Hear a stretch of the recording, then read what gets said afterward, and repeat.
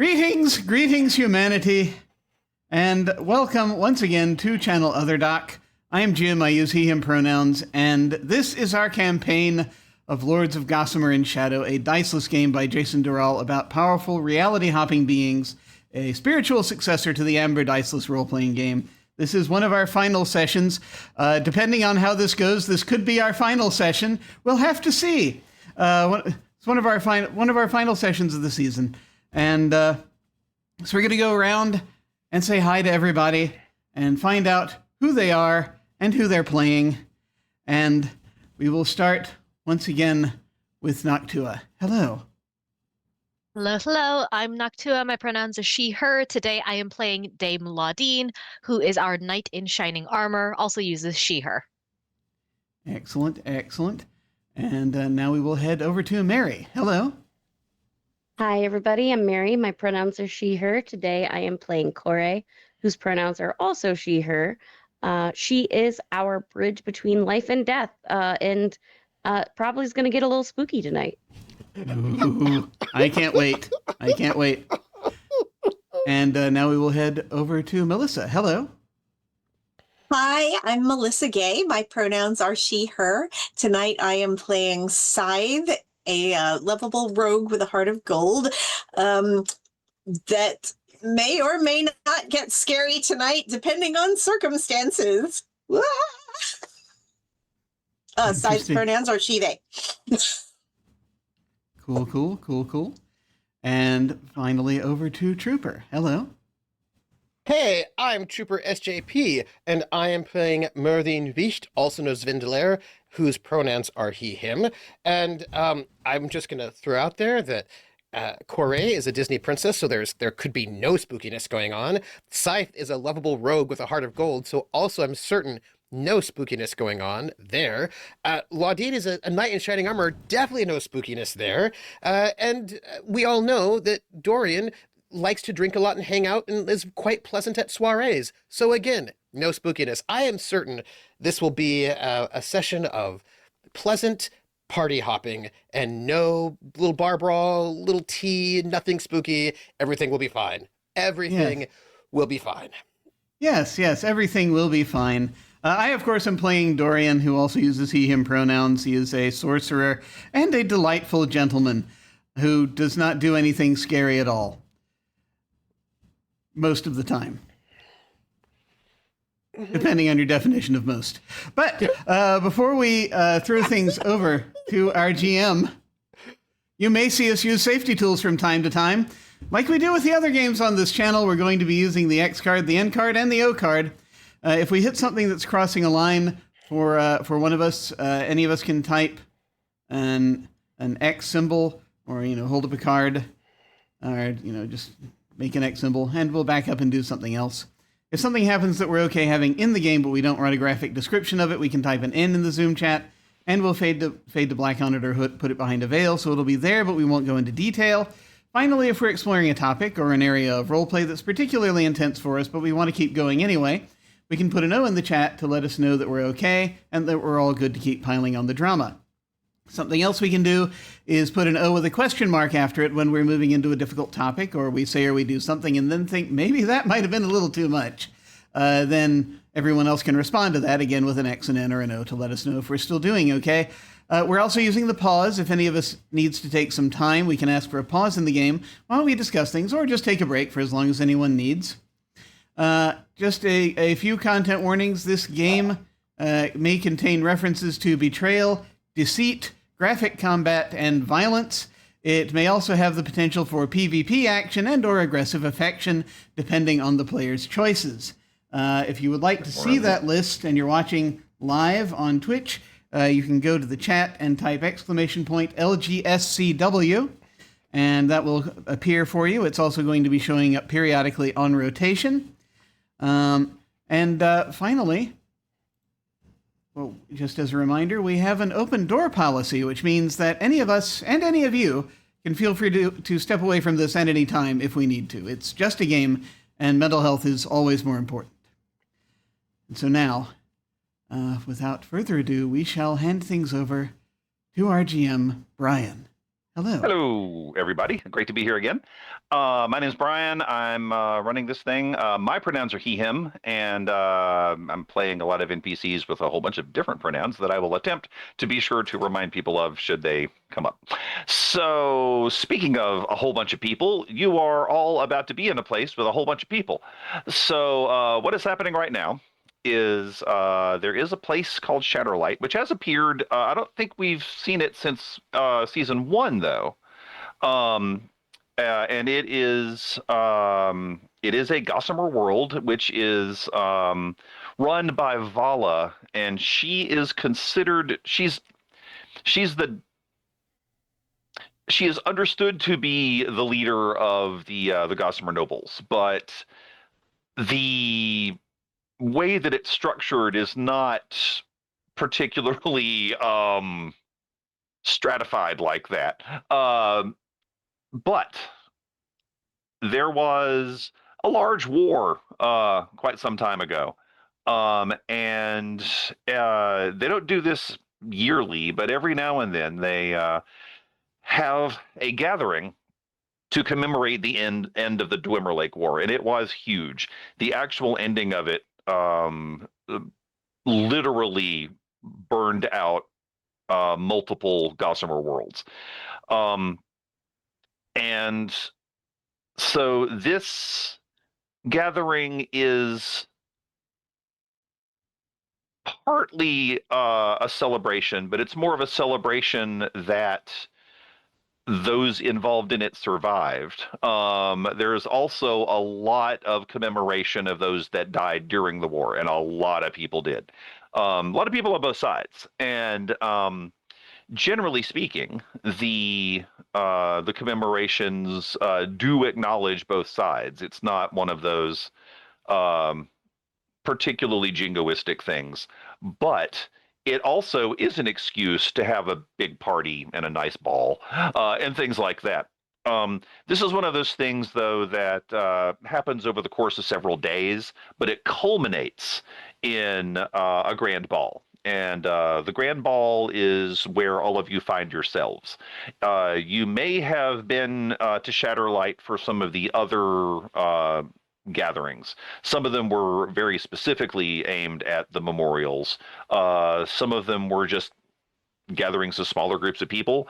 It's also a good time that to catch someone that you might not be able to see in other places. So my first question is, do all of you actually show up at the ball?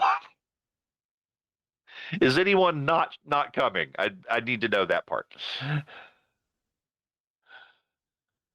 I feel like it would be more suspicious if I didn't come to the Fair. ball. Okay, So right. anything that happens during it is going to happen through my agents.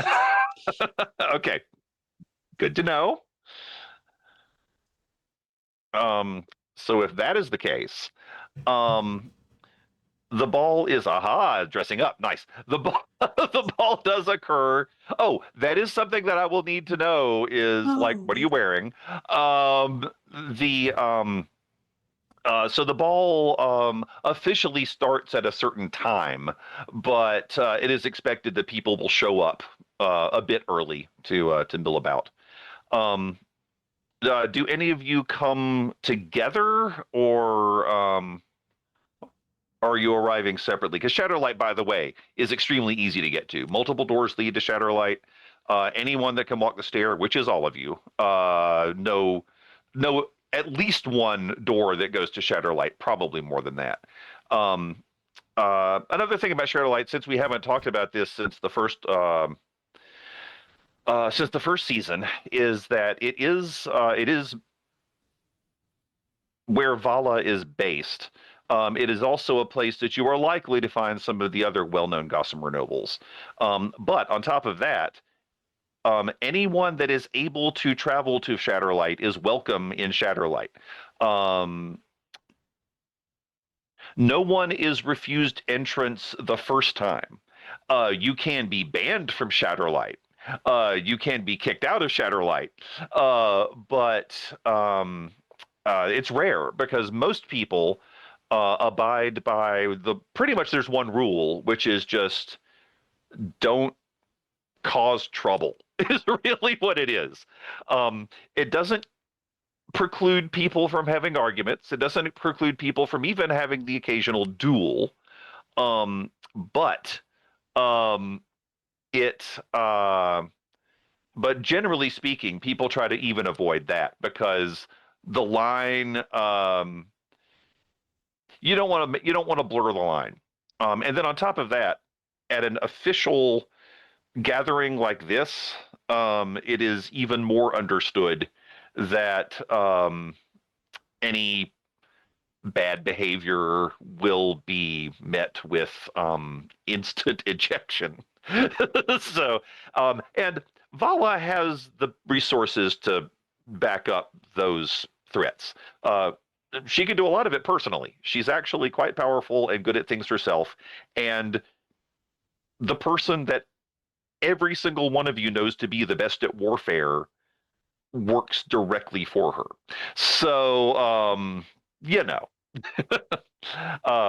So yeah. How is everyone arriving, and what are you wearing? Who wants to start?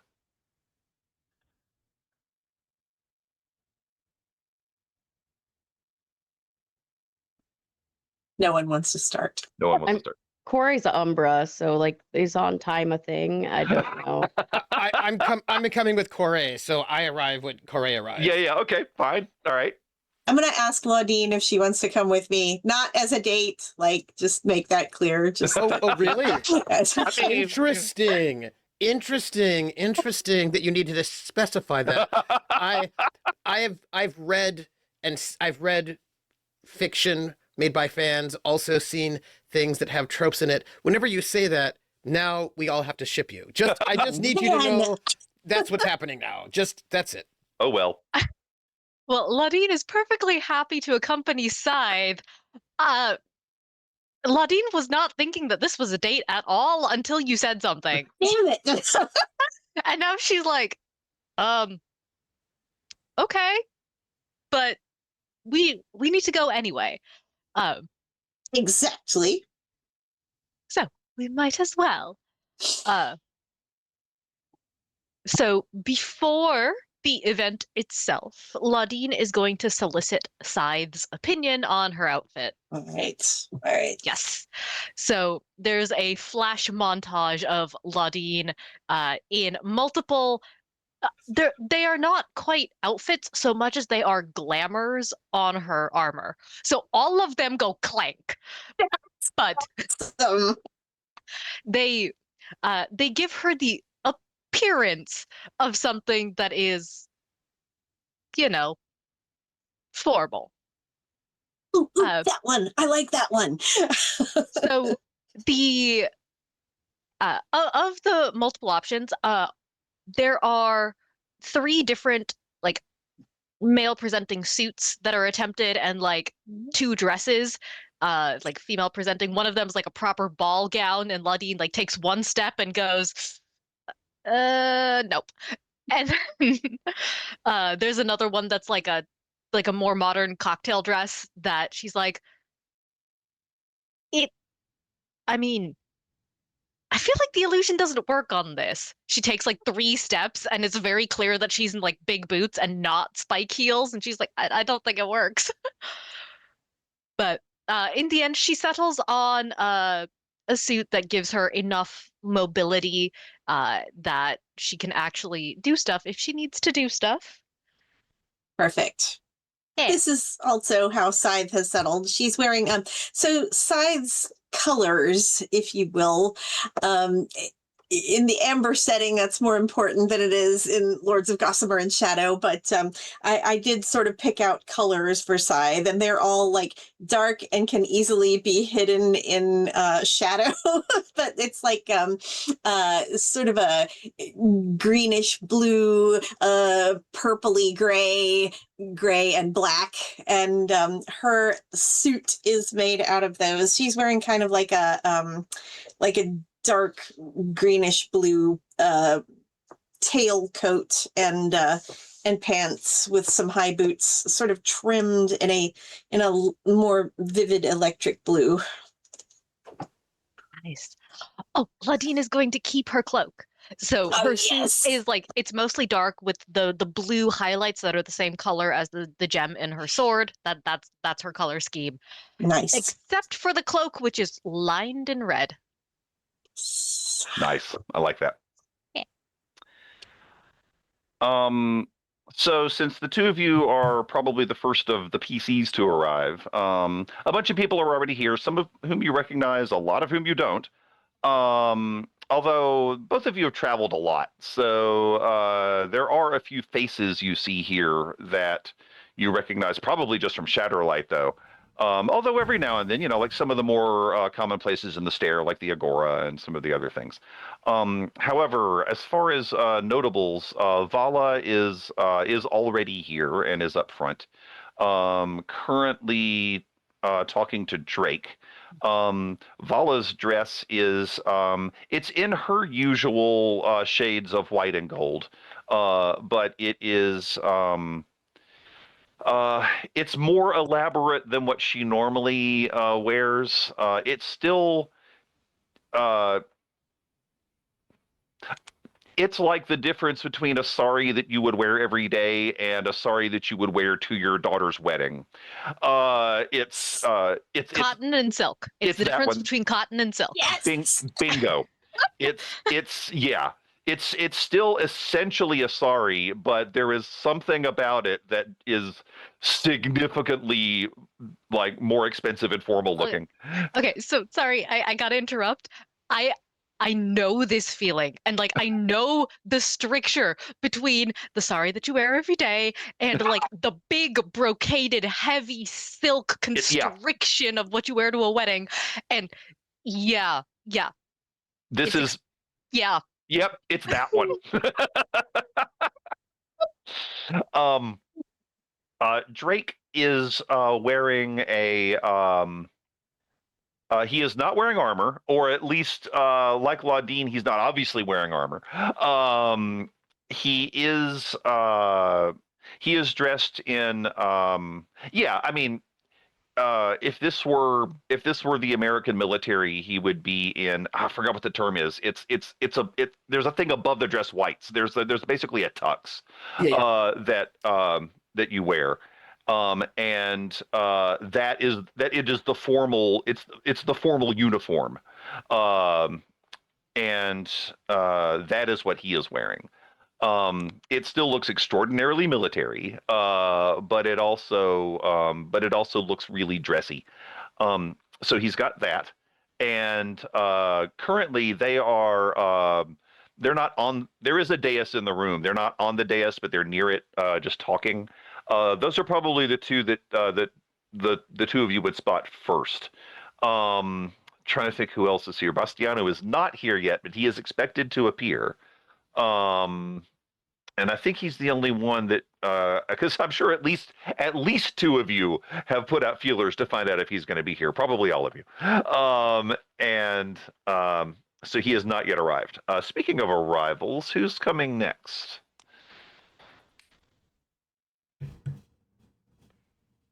When is fashionably late? Yeah, you. Actually, I think that's now. I think like out of everyone, you would be the next one to show up. Okay.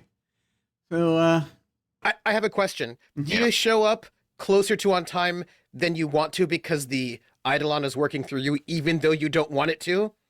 Like, would you prefer to show up way later, but then you end up showing up earlier? It's still late, but not as late as you would like, and it's not your fault. So. It's just the I think Eidolon. it's like going for fashionably late, but it's the trick is that it's the world we're going to has a lot of interaction with other worlds.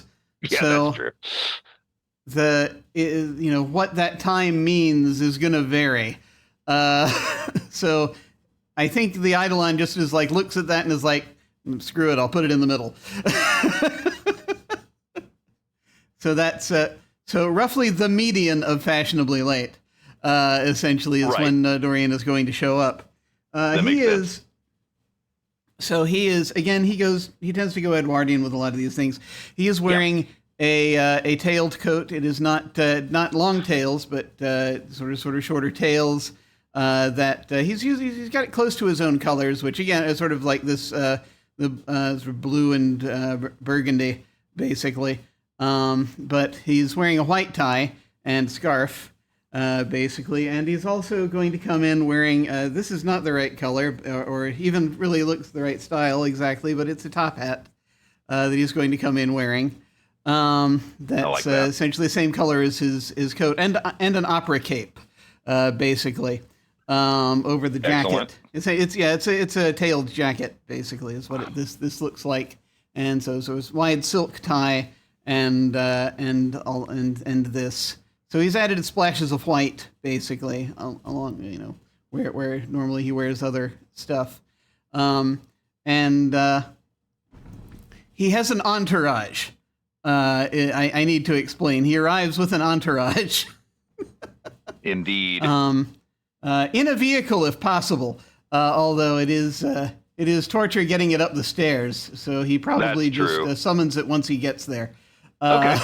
And That's definitely possible in Shatterlight. You can do that. yeah, and so basically, he and a few friends from the Horizon group, basically from his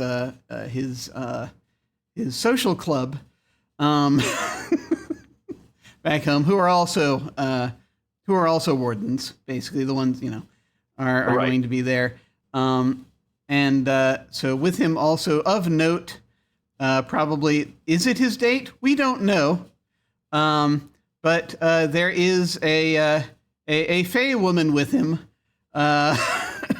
who is, how would she dress for something like this? Okay, this I is wonder. Rin, right? Yes, this is Rin. Okay, Rin. Let's think about this.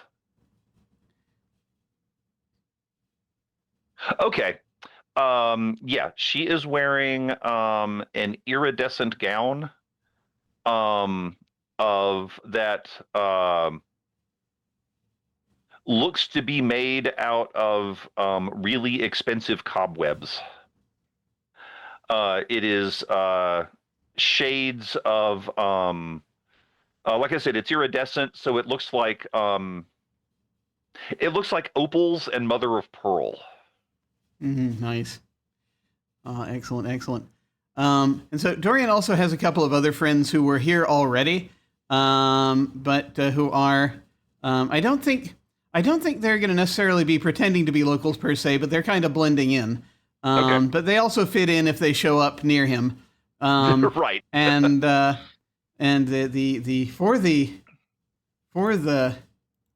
just the edification of those who may or may not need to know, the friends who are with him are, I believe it's it's Sarah and Rosalind. Okay. Rosalind is from Malvor and is a good at leading operations, and or actually no, that's sorry, I got that wrong. I got that backwards. Rosalind is from Malvor and is good with people. Okay. Basically. And Sarah is from Earth. She's from Croatia. She is a former intelligence operative. Gotcha. And she is just getting. She's coming back from a different assignment that he'll probably be talking to her about soon, where she's been looking in on certain things. And of course, usually just a few steps behind Dorian is his faithful manservant Wilkins. Who is a good head taller than Dorian and is probably wearing, is wearing your standard sort of, black with the bowler hat, essentially. Yeah. Wilkins would be wearing formal wear of the previous generation, probably.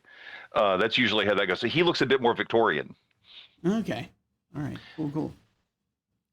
So yeah, so those are I think that's everything. We're the vehicle that we're in, and we probably just parked somewhere ridiculous. Is again something of roughly the 1910s, right? So something a little removed from a Model T, but Yeah, slightly later. Yeah. So there are, and that works.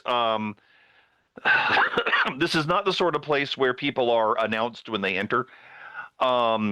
However, the way that the ballroom is set up. Oh, I should describe the ballroom first. I didn't do that. First off, it's huge. It's really, really big. It is mostly open space, as a ballroom should be. There is a chamber orchestra over in one corner. Right now, they are playing what is essentially incidental music. They're not playing anything intended to be danced to. Um, they you Not with recognize that attitude. And so they are right now just doing kind of background music. Unsurprisingly, they are really good. They have almost certainly been handpicked from multiple Gossamer worlds. And the instruments, it is a wide array of instruments as well. Trying to think. Yeah, Dorian, you recognize one of the compositions as it comes up. It was actually written by Lucian at one point. Speaking of which, and you have no way to determine whether or not he timed this. He enters as his music is playing, and he does not have an obvious entourage with him. He is, however, dressed up a bit more formally than usual. He still has the big vambrace that is covering his shoulder and an entire right arm. He has a coat on over it. A long coat, not tails, but a coat, one of those coats that kind of hits you in the like right at the knees. But black pants, clean white shirt, and particularly dark black necktie. And then there is an obvious bandage on his left hand, and he. As he enters, he moves through the crowd and nods to those he knows. And sometime after that, I believe Corey and Vindler should show up. So what does that look like?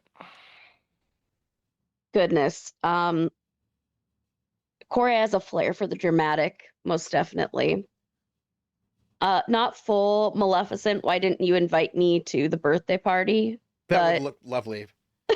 But pretty close. Stand-up collars, very nice, you know. But How I think tall? like, How tall, by the way, is Corey? oh goodness. She's more petite than Atropos was. Atropos was like 6'2", muscle mommy, Yeah. goth lady. Corey's probably like a 5'4", 5'5", much more slender, petite, very much the slender muscular versus the like full muscles. She is wearing a long dress ball gown that is very much that tulle flowy fabric that has these reds, oranges, burgundies, and like dark brown that pools at the bottom of her feet. That it's slightly off the shoulder as well, but it very much looks like an autumn tree would.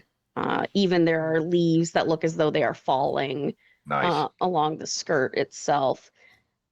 She definitely, the off the shoulder aspect, it has all kinds of little leaves and things, and as she kind of like makes an entrance, you can see that these the seasons of this dress change from like spring, summer, just like as the leaves on a tree would. Not fully hitting winter though.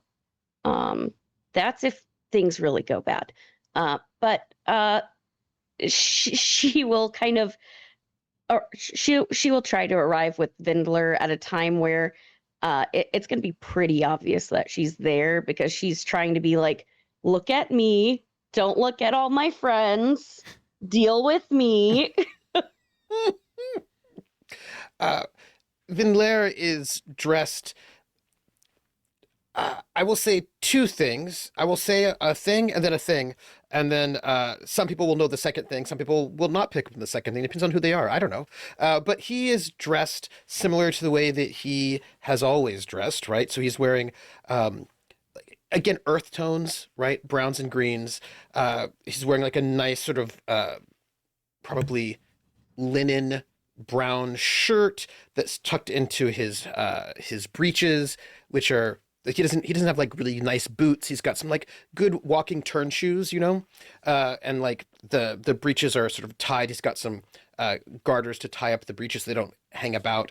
The garters, the cross garters for his breeches, he's gone a little fancy, and normally they're just like twine or whatever he's got, but he's given sort of like a little a white ribbon on his turn shoe to sort of like make sure the breeches don't flap about. And of course his sort of his green, it's not really it's somewhere in between a cloak and a robe, really, right, that he sort of wears as overgarment. And he's wearing a nice white ruff because he is, after all, at a ball, and his hat. I will note the following. That is what he looks like, right? He is there.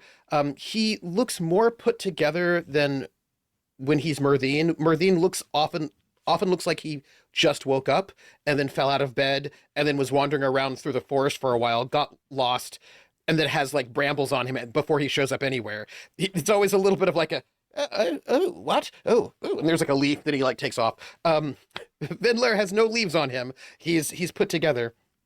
But there is, but he does look a little, Myrthine always looks more rumpled. Vindler does not look more rumpled, but there is something about the way that he looks that makes him look like the help, like an NPC, not like a romantic lead. Right? If you sort of think about it this way. And for those people who are Dorian, I guess, and since Dorian is that way, in terms of like noting things about people, Scythe always looks like she's in the shadows. Don't look at me, I'm in the shadows, right? Vindler, Myrthine look to be uninteresting romantically, and also uninteresting politically, and also uninteresting martially. There's like a kind of a mundaneness about the way that he presents. Vindler is more put together and proper so that he would not be embarrassing to somebody at court, but there's still a kind of a vibe of, I'm not the interesting one, look over there, right? Like that is present with him. And now that you all know that he's married, that might be one of the reasons why. Right now, Myrthine doesn't always remember that he's married, which is why he kind of looks a mess most of the time, because it's a way to not let anybody be interested in him because he's already married, but he may not remember it, right? There's like a kind of like there's like a slightly like multi-layered thing going on, right? About keeping, yes, right? So again, he looks presentable, but also unremarkable, but also that unremarkability looks pretty weird when he's dressed the exact same way, but on a technological world, right? So that's just, so it's he's not wearing camouflage in that way, right? But that's the vibe. Yes. Mm-hmm. I mean, part of the problem with Dorian right now is in the job that he's in is that people who look that mundane, it's like, wait, that would make an excellent spy. So you're on the lookout for those people. That's a good point. And he follows behind, like one step behind and to the right of Corey. who like, oh, I just am now imagining my favorite scene in all of Disney films, in all of the history of all of the Disney, when Maleficent, as a kid even, stabs, jams, hits, strikes her staff on the floor of the big grand ballroom, and like the way that it echoes in that scene, like I remember being a kid and I was like, she is the coolest thing in this entire movie. Like Maleficent did nothing wrong. That's the moral of the story. And she's the coolest thing in the entire movie. And I was like, oh my God, your presence. Ah. Anyway, that moment where she's like, poof, and I was like, that's how you command a room, right there. And just sort of back and to the right, supporting. Well, to that end, yeah, Kore's arrival definitely, you can see the ripple of people noticing her as she moves through the room. I should also note, Vindela, you would definitely see this because you're that close, but the others would also see, she has a variety of tattoos now going around her arms that look like different musical instruments that are just like covering her arms and like up to like her collarbone. That is new.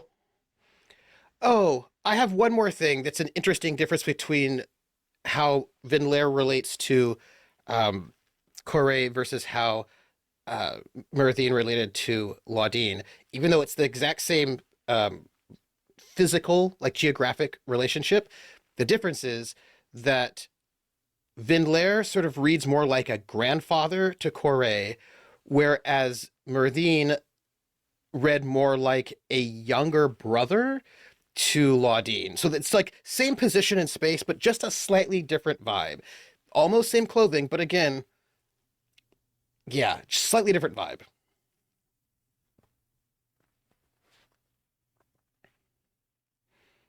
So now that everyone's here, at least all of the PCs, yeah, I mean, there is, right now, it's basically just the people milling about phase of the ball. Some other people, do arrive here and there. No one of particular note to any of you yet. There is one notable absence currently, but before that should happen, and is anyone seeking anyone else out, either other PCs or NPCs?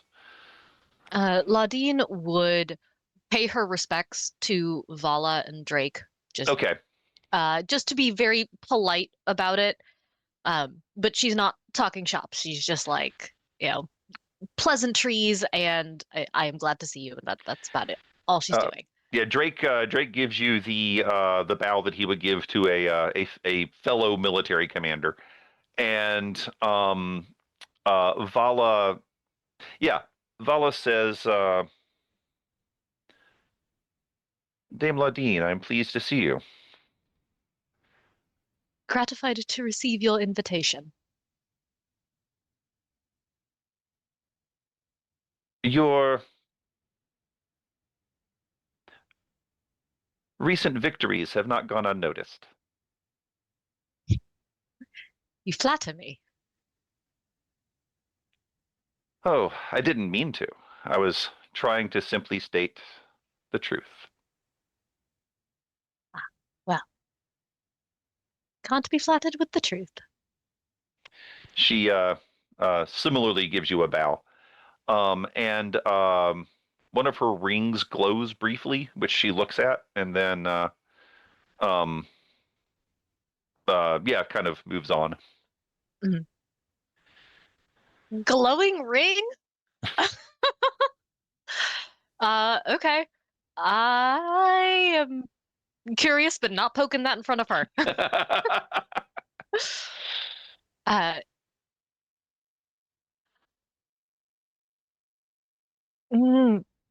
Laudine wants to talk to Lucian very quickly, but I don't know if this is the right time. So I mean, he is available, so it's up to you, but Speaking of Lucian, Vinlair, at whatever point he manages to catch your eye, he doesn't approach you, but raises his glass in greeting. And I think Vinlair realizes he doesn't have a glass, and he's like, oh. Sort of holds up, and then he sort of like wanders off briefly. There are guys with trays, yes. He still wanders off because he wants to get the right ones. Right. Comes back and he sort of gives a glass of tea. We're at a ball, I know, but he gives a glass of tea to Corey, and he has a glass of tea himself, and he sort of raises the glass of tea to Lucian with like a smile that says like, you know, it's like but they're across the room, but says like, hello, old friend. And he sort of takes a sip, and there's just like a little bit of like a wrinkled forehead, like, we do have to talk, but again, we're at the ball, right? But like, and again, they're probably like 60 feet from each other. Oh yeah. He is literally across the room, but you get an acknowledgement from him about the same thing. It's you can see him putting a bookmark in that. And then he just sort of, and he probably at that point in time sees Laudine heading towards Lucian, right on the other side of the ballroom, and takes his sip of his tea. He has no tea to spill, and makes sure that, and just sort of like pats like the probably like the elbow of Corey, just like pats her elbow like in a kind of a you got this, like, here we go, like that kind of like, I'm here for you sort of vibe. So Dorian, Rin, your Fey companion, actually up until this point has remained near you, and she says, "My, everyone's here. I don't usually feel underdressed." You're outshining. You're outshining. Pretty much everyone. Well, you're outshining most of the folks I've seen this evening. Yes, but only most. Do you know? And actually, Dorian is going to. There is going to be. Should I jump into the agenda? I'm sorry. Before I do this, I always do this. I'm sorry. Before I jump into the agenda, was there something you were going to tell me that I need to see or do right now as people are in front of me? Not immediately. No, it's okay. She is. You can tell that Rin is. Every now and then she'll ask you who someone is. She does. I mean, she's not unfamiliar with, world walkers. So she recognizes some of the people. Others she recognizes by their type. But yeah, she does ask a couple of times, for you to clarify who certain people are. But nothing major yet. Well, that's good. Because what's going to happen, in part, is that I'm torn a little bit, but we have a mission. Something that's going to happen. Has the dancing started yet, or is that in a bit? You can sense that it's about to. Okay. There is someone I want to introduce Rin to. Oh, okay. And that is going to actually turn out to be. She might know her already, but I'm going to introduce them. It might be Sarah, who we need to do is kind of a delightful.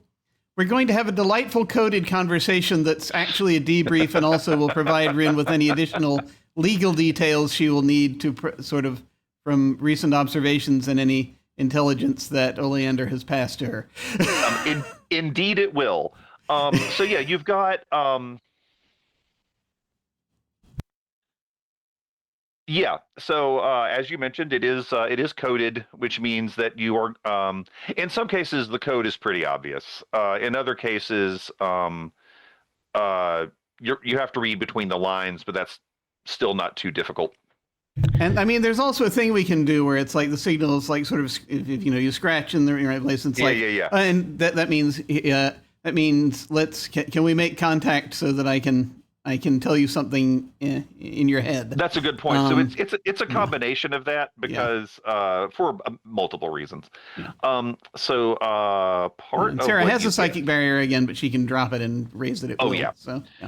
So part of what you get is that Oleander.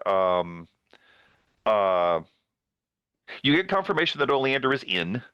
You also the signal that you get is that she is being watched particularly closely. So it is right now. What you're getting is surface level, but she's communicating that she feels like she can get deeper later, but she also doesn't feel like she can get into the core of things, but she was never asked to. Right. Yeah. So, no. Yeah. But she confirms what. Keep in mind that we did this off screen, but one of the ways that she got in was that she had been seen with Corey a great deal. So Corey had actually, which means Corey had, because we talked about this, Corey had done a fair amount to prepare her for this, which helped a lot. She confirms that, yes, he really does like to brag. He has in fact done so. And she gives she mentions 2 recent conquests that may not have that word has probably not spread about yet. Ooh. Okay. Anywhere significant or important, or a type of conquest, and is it a place full of? Is it an underworld? I guess is the question. Are they underworlds? One of them is. Oh, great, great. It's a place called Oralok. And then there's another one. Hang on, I'm giving spellings in a moment. Oh.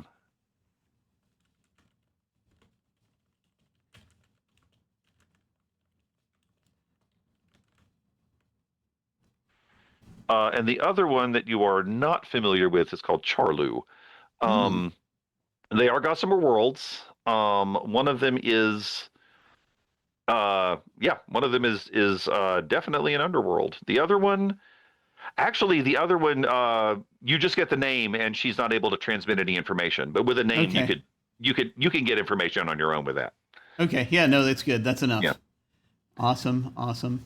So that's what you get from her. Oh, she also mentions that she is transmitting information by other means, and then does not elaborate. Interesting. Okay. All right. Excellent. So yeah, no. Basically, we'll just be chatting pleasantly, and then essentially, if Rin would like to, would like to dance, I will dance with her. If she does not wish to dance, then I will offer to dance with anyone else nearby. The music with discernible rhythm does start, and as Rin is within arm's reach of you, without even looking at you, she just holds out her hand. Yeah. He'll just sort of bow, and he will take it. And if we're indoors, he's taking the top hat off. Good call. And and unsurprisingly, she is a very good dancer. Speaking of which, I'm going to get back around to Laudine and Scythe in a minute, but so yeah, Corey, right now, as I said, you are being noticed. You recognize a couple of Bastiano's agents here. He has an organization that it's largely military, but they also do a fair amount of diplomatic work for him. They are um, known as the Conciliatore. And you see a couple of guys here wearing uniforms that show them to be particularly high-ranked members of the Conciliatore. They are not disguising this fact, by the way. They are like anyone that knows anything about Bastiano's organization will recognize these guys as directly working for him. However, you also spot a couple of people that are not wearing discernible uniforms that you have distinct memories of being his agents. They are also here, and they are just blending into the crowd. Are any of them here ones that I would have been closer to or had some sort of sway with?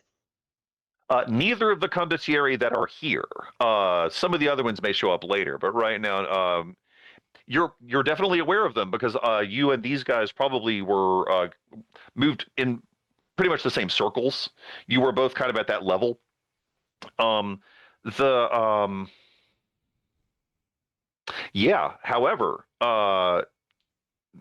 you spent a great deal of time in one of Bastiano's worlds. He does not have a specific headquarters. Wherever he is the headquarters. But he had several Gossamer worlds that he preferred. And one of them was... I mean, it had a castle, but it was honestly a bit more like a palace than a castle. It being Bastiano, it was still defended well. But it didn't feel as... it didn't feel as castle-like. Is really what it is. It didn't feel. It felt a little bit more like a resort, like a place he might go to relax. Although, again, being Bastiano, most of his relaxing was still like hunting and doing a lot of war games and people on chessboards and crap like that. But you ended up being there a fair amount. And one of the people you see here, at least when you were there, was the major domo of that residence. As far as you know, she still is. And she is, you know that she is not a world walker, but you know that she has the keys to several doors. Meaning that she is able to move to a limited number of places. Again, most of which are Bastiano's places. So she would have ended up here. She could have gotten here on her own because once you're on the stair, you can get to Shatterlight. And you have every reason to believe she probably is able to do that on her own. Her name is Sibylle. I'll get the spelling out since there are multiple ways to spell that name.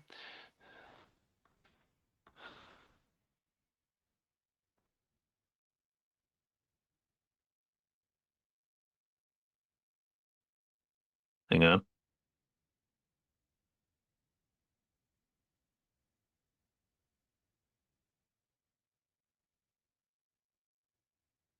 While he's writing that down, I really love it when you you decide something about your character. You're like, this is how my character is, and then 2 seasons later, you're like, oh, that's why I made that decision, and now I know the why. And I always said that Murthy never really hung out in the Stair places, like not particularly well known with the lords of Gossamer and Shadow. Doesn't really hang out in those spaces. And I'm like, and neither really does Vendler. And now I know why. Because he's more than one person. And there's a reason why he doesn't actually hang out and to be visible. So it is a very rare moment where he tends to hang out on worlds or in the deep recesses of the Stair. But he doesn't tend to socialize. So he's not as well known amongst the lords of Gossamer and Shadow. And I know why now. That's because he has more than one identity, and he doesn't like to have those things cross. Yeah. But it's just a thing. I was like, oh yeah, I was like, he doesn't know any of these people. I was like, Right. And they don't know him. This is why. Got it. Yeah. I just love when it comes together. That's all. I like that too. It's all coming together. It is. I had a thingy about Ladine that Scythe will definitely pick up on and Dorian will definitely pick up on, partly because there's other people listening for it, but the spies will definitely hear this. Do you guys know about Drake's history? The man was a king on his own world before he started expanding his army across worlds, and his aptitude has only grown. So, like, you see it in the way he carries himself. There's a confidence to that he's like, I am clearly the most threatening on the warfare scale person here. And he knows that.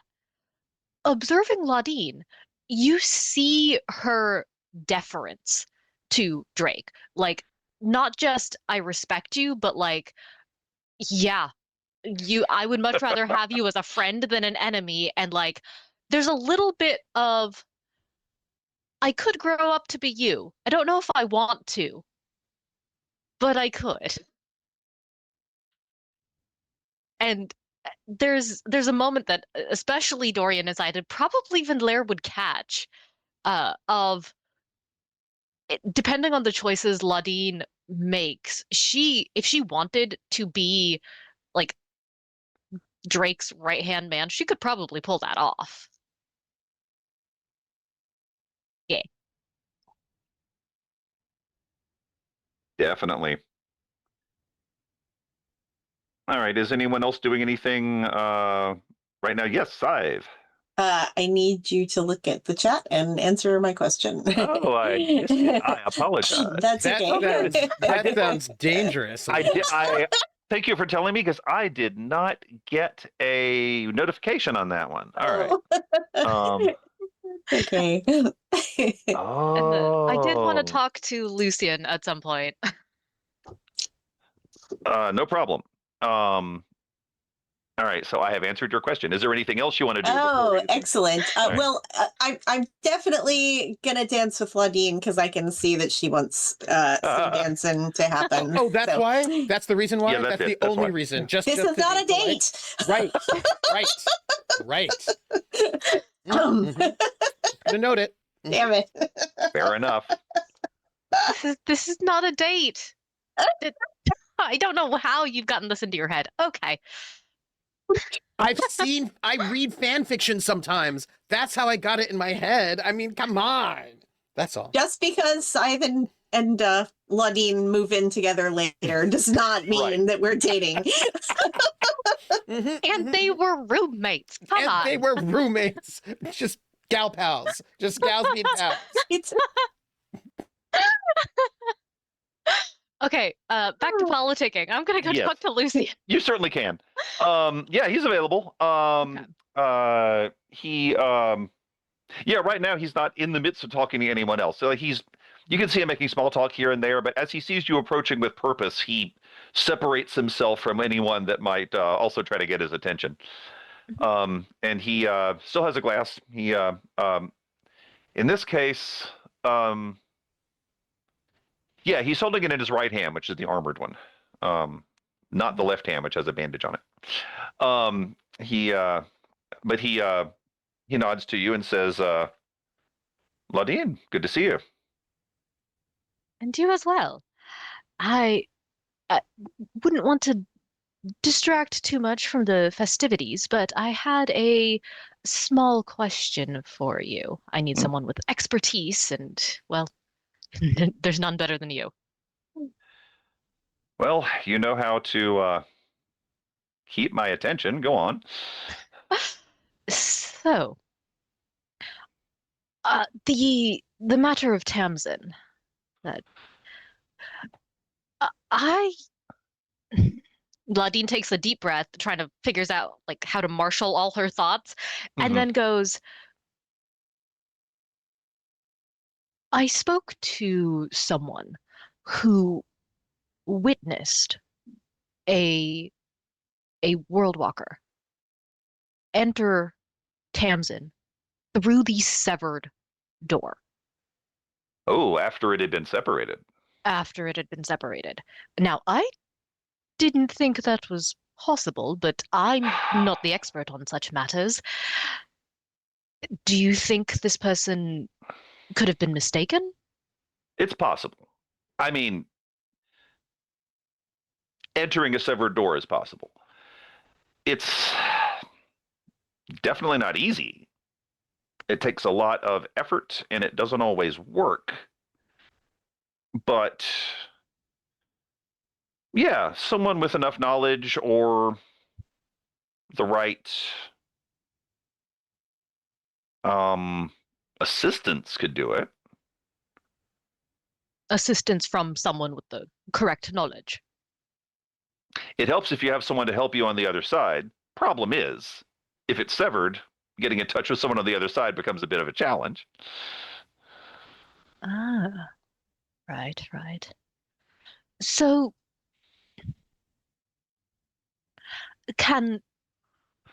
presuming you have that assistance from the other side, however it comes about, can any world walker do this? Theoretically, yes. It's the better you are at it, the more proficient you are. Or no, I think honestly, the more experienced you are. Might be the best way to put it. The easier it would be to achieve it. It's really just a matter of, oh, well, no, now that I think about it, there's more than one way. You could do it, you could brute force it. You could just simply, through sheer force of will and stubbornness, do it. You can also, like I said, if you have help, that's a big one. If it's a door that had been connected to a place. Oh, also there's the possibility of technological assistance. Wait, from Ludine's memories of what Kadar told her, does it seem like technology was used? Not that he saw, but if it was on the other side of the door, you wouldn't. He wouldn't have observed it. Okay. Okay. Potential hypothesis for maybe that's what the difference engine was for. Yeah. So it goes here. Yes. One thing I will note that would be within Laudine's experience. Murthine is a master of the stair, so he can go from door to door without going through the stair. That's true too. So in the vision that Laudine saw, just because somebody came through that door doesn't mean they came through the stair. Someone could have gone from a door to that door, bypassing the stair completely, if they were a master at such a thing. So even if the door is severed from the stair, it's just severed from the stair, but there's still a door there.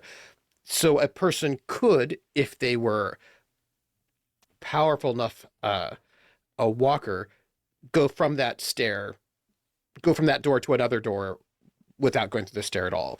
That would be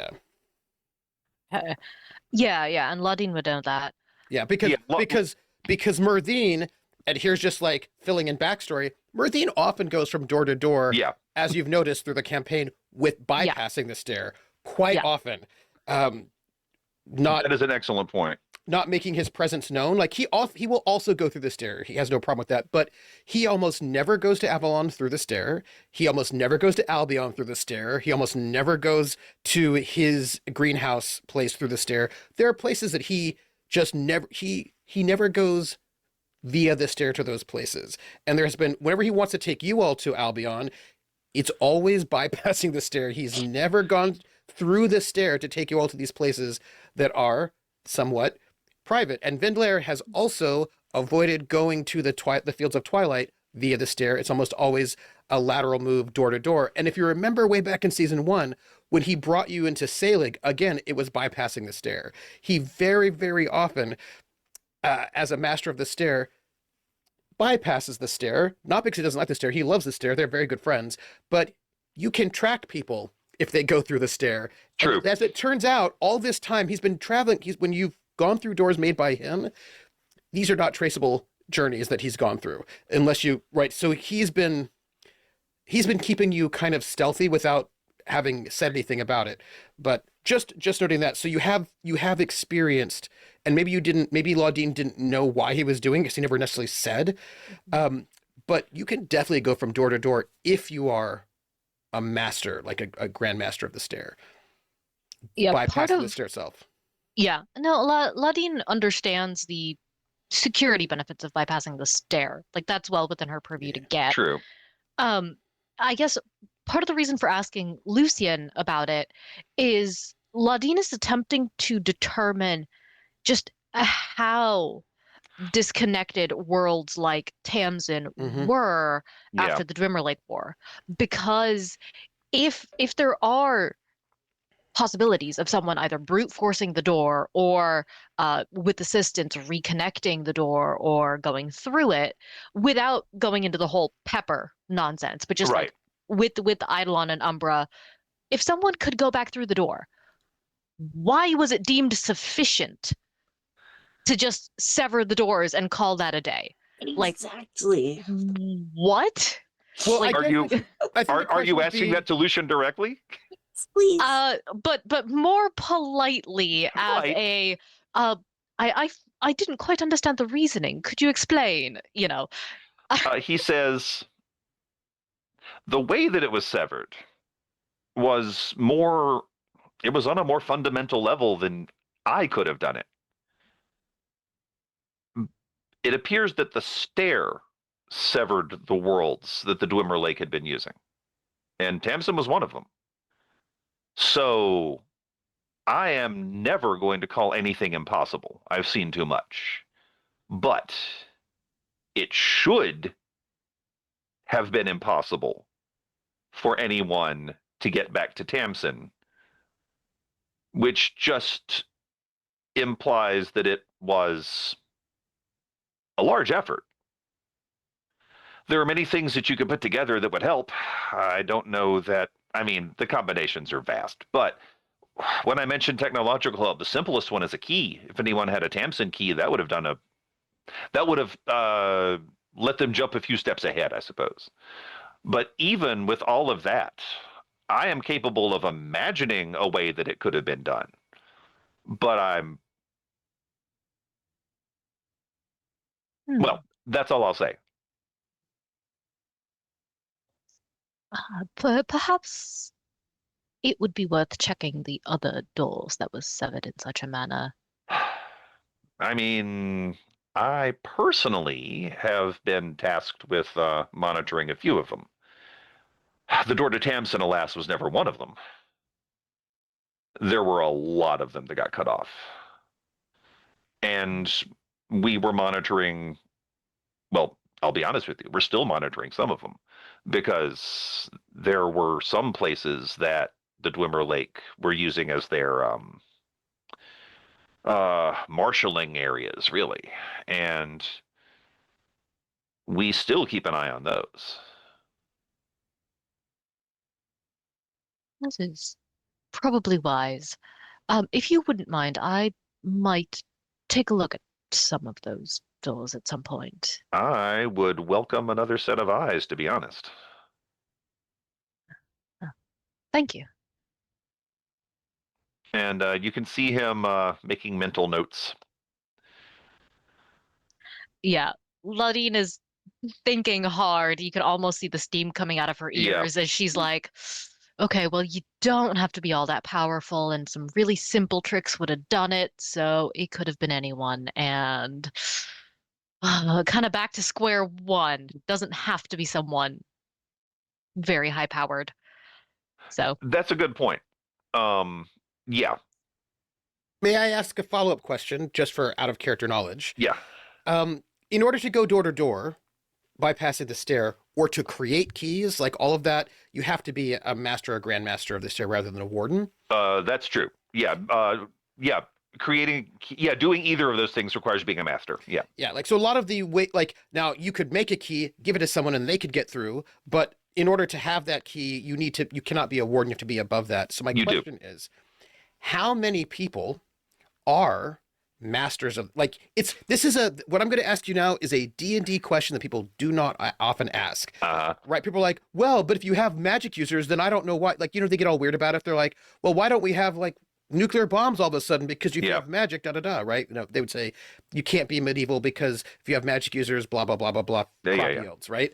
And I was like, well, that you're assuming that there are like lots and lots of magic users everywhere. If there aren't that many clerics, especially not that many high level clerics who can just cast resurrection, then no, actually people still die of diseases all the time, right? Like, so I think sometimes people assume that they're just like 20th level clerics everywhere all the time. Which is, there are not that many masters of the Stair. I will tell you though, because you, over the course of your career, two of you, however, do know that Bastiano is one of them. The Corey, for obvious reasons, just having been around him, and Vindler, because you have done a significant amount of just investigating doors. And at some point you would have run across Bastiano having gone through a door, at which point you know he's a master. Because you've probably run across some doors that he's diverted or created. You may possess one or more keys he's made. Any number of reasons you would know that his level is roughly equal to yours. And also I was probably chatting to the Stair about it. You know what I mean? Like, that too.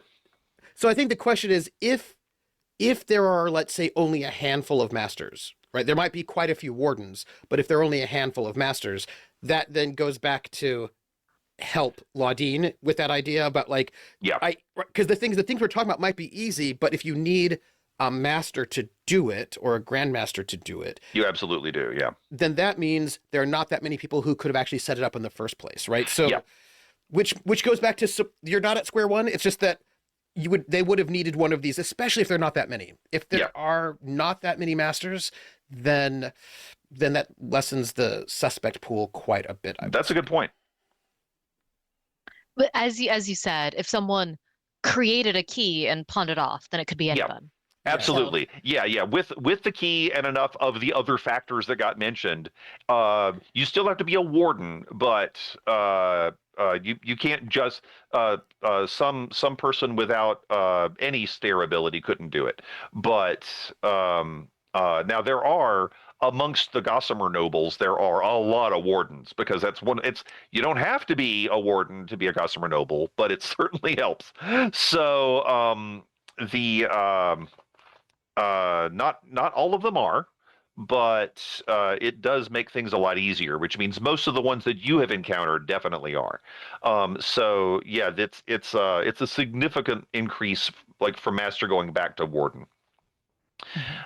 Which unfortunately, does not help you with the suspect pool on that one. It could be so many people you've met, but it does narrow down the people who, if that person is one of the powerful people, that narrows it down. Or if that person who's a rando walked through was under the employ of somebody who's a master above. Absolutely. That does lower the pool of who the puppet master could be. Definitely, Sure. Yeah. So we don't have to play this out, but Laudine's next step is to collate all this and present it to Drake as, you have a security leak. And Yes. as I have this evidence, it could be these people. I would like to investigate. And she just kind of presents her case like, this is weird. Seems like a potential hole. I'm gonna go poke it with a stick. He's rather philosophical about the presence of a security leak, but he first off, he thanks you for the information, but secondly, he leaves you with the understanding that should you discover anything else along these lines, by all means let him know. But you also are well aware that he's gonna, like, now that he's been told this, he'll put some people on it. So no problem on that one. So at this point, more dancing is happening. It's nothing organized, but people are definitely doing some dancing. The dancing is occurring closer to the chamber orchestra. The rest of the area is, oh, and I forgot to mention, there's food, obviously. There's like, it's not just people walking around with trays. There's also a big sideboard. What? Yeah, there's tables on a whole other section. And all of that is basically at the opposite end of the hall from the orchestra. The orchestra is off to the side, and there is a dais. The dais doesn't currently have any tables or chairs or anything on it. It's just a dais. And currently no one's on it or doing anything. Yeah, so that's what's happening on that one. And this is the point that Bastiano does show up. He Okay, so here's what happens. He comes in, honestly, relatively casually, but there is just something about him that still attracts everyone's attention. It's very much like when Corey came in, that people are just looking. And he is, first off, he's dressed, he also has a cloak. His is in shades of the outside is black, the inside is a dove gray. The outfit that he's wearing looks actually a bit more Elizabethan as far as that goes. It doesn't have a ruff, but it does have sort of the heavy brocade look. And the colors in that one are blood red and black. And he has the torque that you've always seen him wear. His head is bare. His hair is artfully mussed, and he's working his way through the crowd, smiling and shaking hands and patting backs and greeting some people like old friends, and just making his way through. Just acting like he didn't steal a bunch of souls. Stuff like that, yeah. Mm-hmm. Classic. Yeah. And also, he gets the nod from some of the people,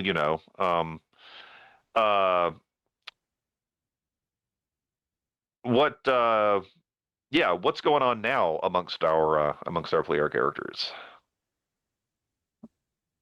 Well, I think Corey would want to let she's trying to be very careful of who she points out is with her. Uh-huh. So I think that either, I don't know if Vindler would be up for this or something, but to let the people know, let Dorian know probably is best because you've got agents and things like that. Maybe if Vindler, if you could, I think she would be asking and would say, if possible, it would help me quite a bit if you could let them know of the agents that we know of here. Oh, of course. If you don't mind, I shall. And I look, and I'm looking to see who's dancing with whom. And if I recall correctly, it was stated officially and therefore in canon that Laudine and Scythe are dancing with each other. Is that not correct? That is canonical, yes. Yes. And so Vindler would wait until you're passing by, because I'm sure it's a nice, good traveling dance. And then when you get close, would separate himself a little bit from where Corey is. And then when you come by, he would come up and you would tap Scythe you on the shoulder. It would say, if you don't mind, would you mind if I cut in and have this dance with you? With me? Sure. Yes. As if she was expecting him to say Laudine.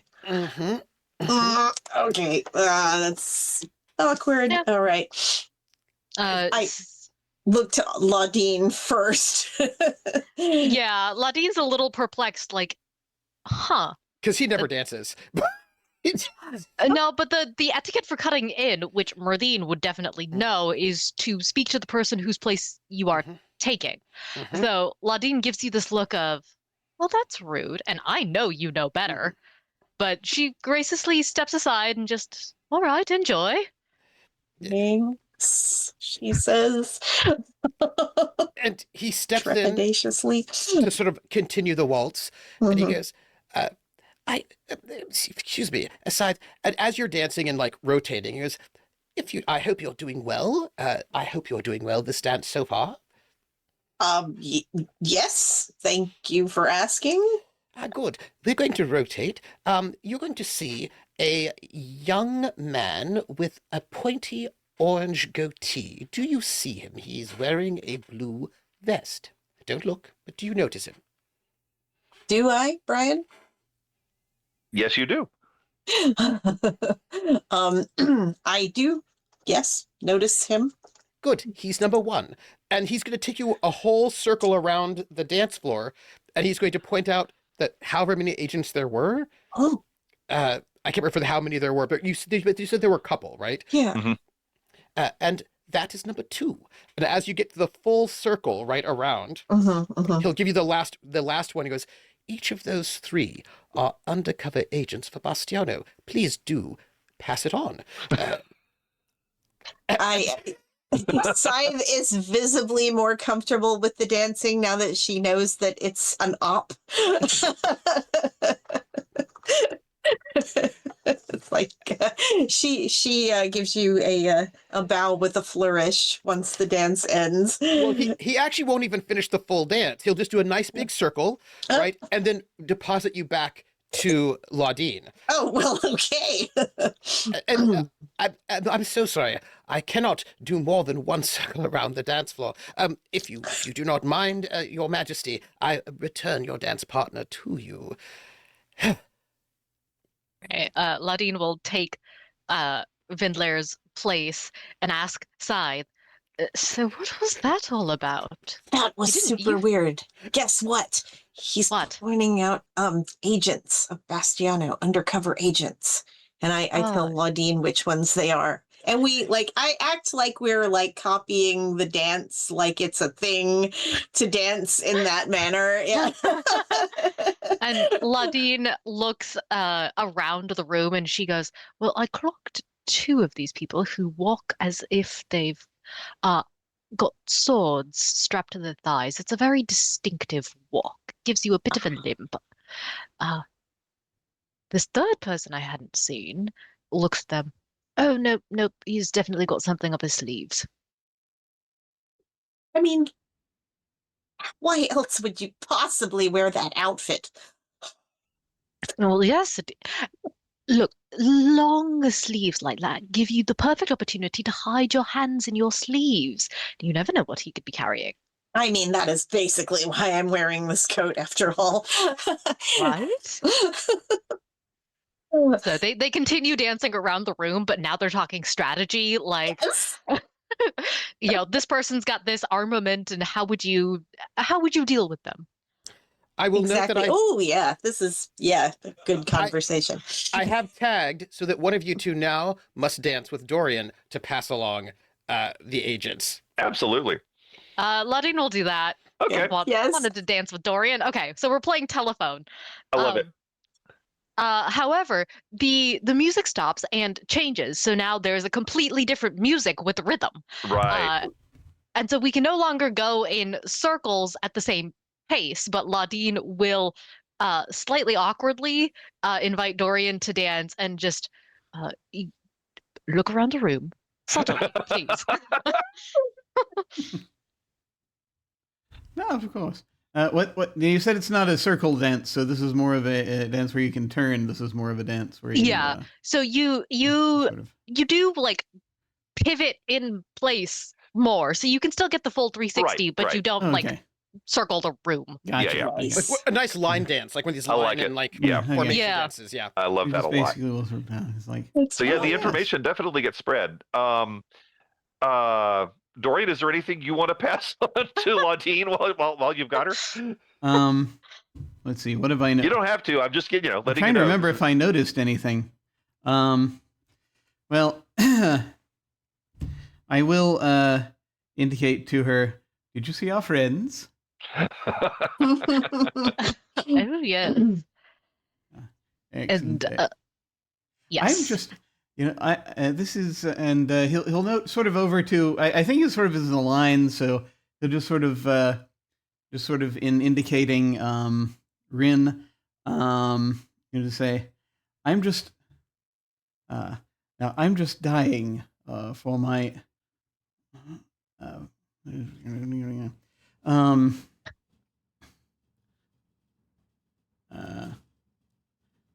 yeah, he's not gonna be evasive because of course he freaking is.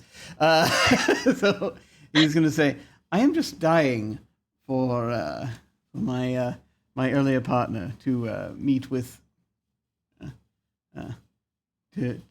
our bright lady. Yes. And yes. he's basically indicating that he'd like that Rin wants to meet with Corey. I think is basically the thing. Jim is realizing, yes, that's probably a very good idea. In which case, that's pretty easily solved.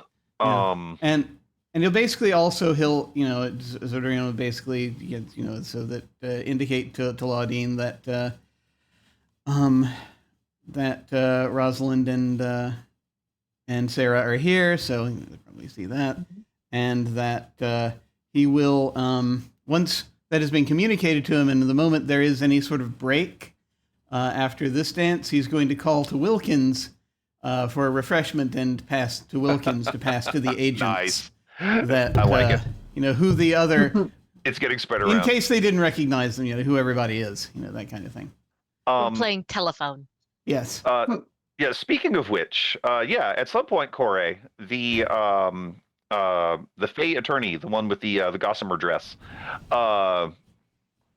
approaches you, and you have met her before because you know that she has been working with Dorian, and that has happened since you were Corey, so you know about her, she just eventually makes her way around the room to you and asks if she may have the next dance. Gladly. And she says, once the music starts, she says, I'm not certain we've been formally introduced. I'm Rin Sunderly, late of the Shadow Court. Oh. My goodness. Well, I've been looking into certain matters. Yes, those. I hope they've been illuminating. I believe we have a good case. But there are some legal hoops to jump through, some of which I can handle. I'm very good. But it turns out that the entities to which this needs to be presented will not hear me make the argument. I don't have standing in their court. Who? What do I need to do? Well, I believe you could do it, but as you are one of the parties, I suppose that could be a conflict of interest. Dorian is qualified. And, well, let's just say I'm certain he'd be willing to. And he's almost as good at rhetoric as I am. Well, no one could be as good as someone from the Shadow Court. And I'm only the third best I know. But for that matter, interestingly, your friend Scythe could present the case. I don't hear any Interesting. of this. No, but you don't. As a player, I'm stunned.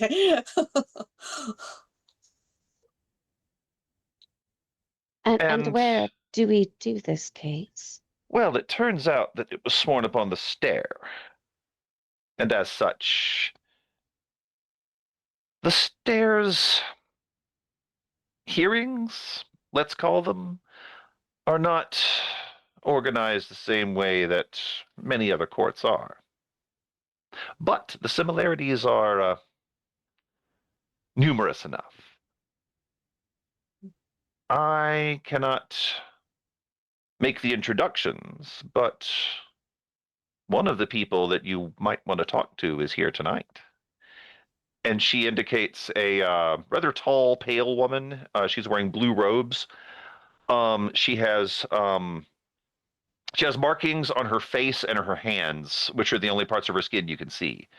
And they are actually they look like tattoos in silver ink. They are series. It's a series of lines that end in circles, each of different lengths. Almost looking a bit like a barcode on one side. Um, and the robes that she's wearing have similar patterns on them, but much more subtle. And she says, I don't have standing and I can't make the introduction, but. And at this point, she nods to Lucian. I believe he can. Well, this is a strange occurrence of events. Thank you. I am not convinced that this particular confluence of individuals is a coincidence. And what do you believe? I wouldn't know the details, but I do feel like something has nudged events in a certain direction. I will say some of my investigations became remarkably easier after whatever that was that happened in Avalon.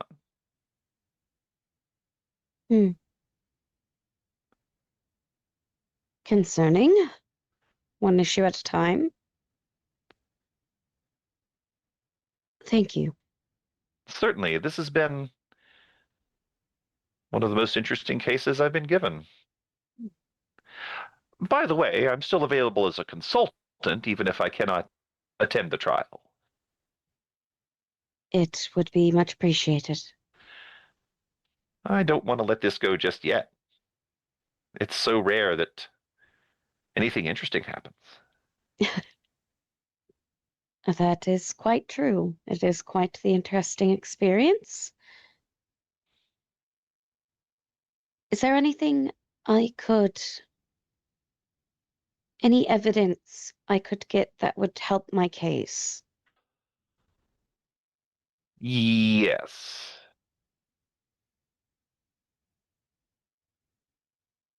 I'm still looking into one of them, but there is the matter of. Well, the strongest thing we have right now is the problem of the multiple harbingers. It's less of a problem for you than it is for him. But a skilled interlocutor could spin that as a breach of contract. However, it might only be considered a minor breach. I'm not certain. My problem is I keep wanting to interpret this the way that the courts that I know would interpret it. And that's the best I can do. But there's not much precedent here.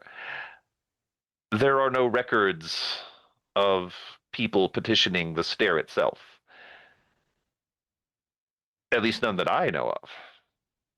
However, that is Evidence you already have. Yes. Multiple eyewitnesses and, shall we say, encounters. Though, also,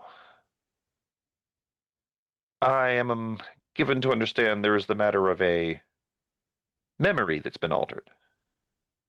Yes. I obviously don't have the details, but Dorian mentioned something about it.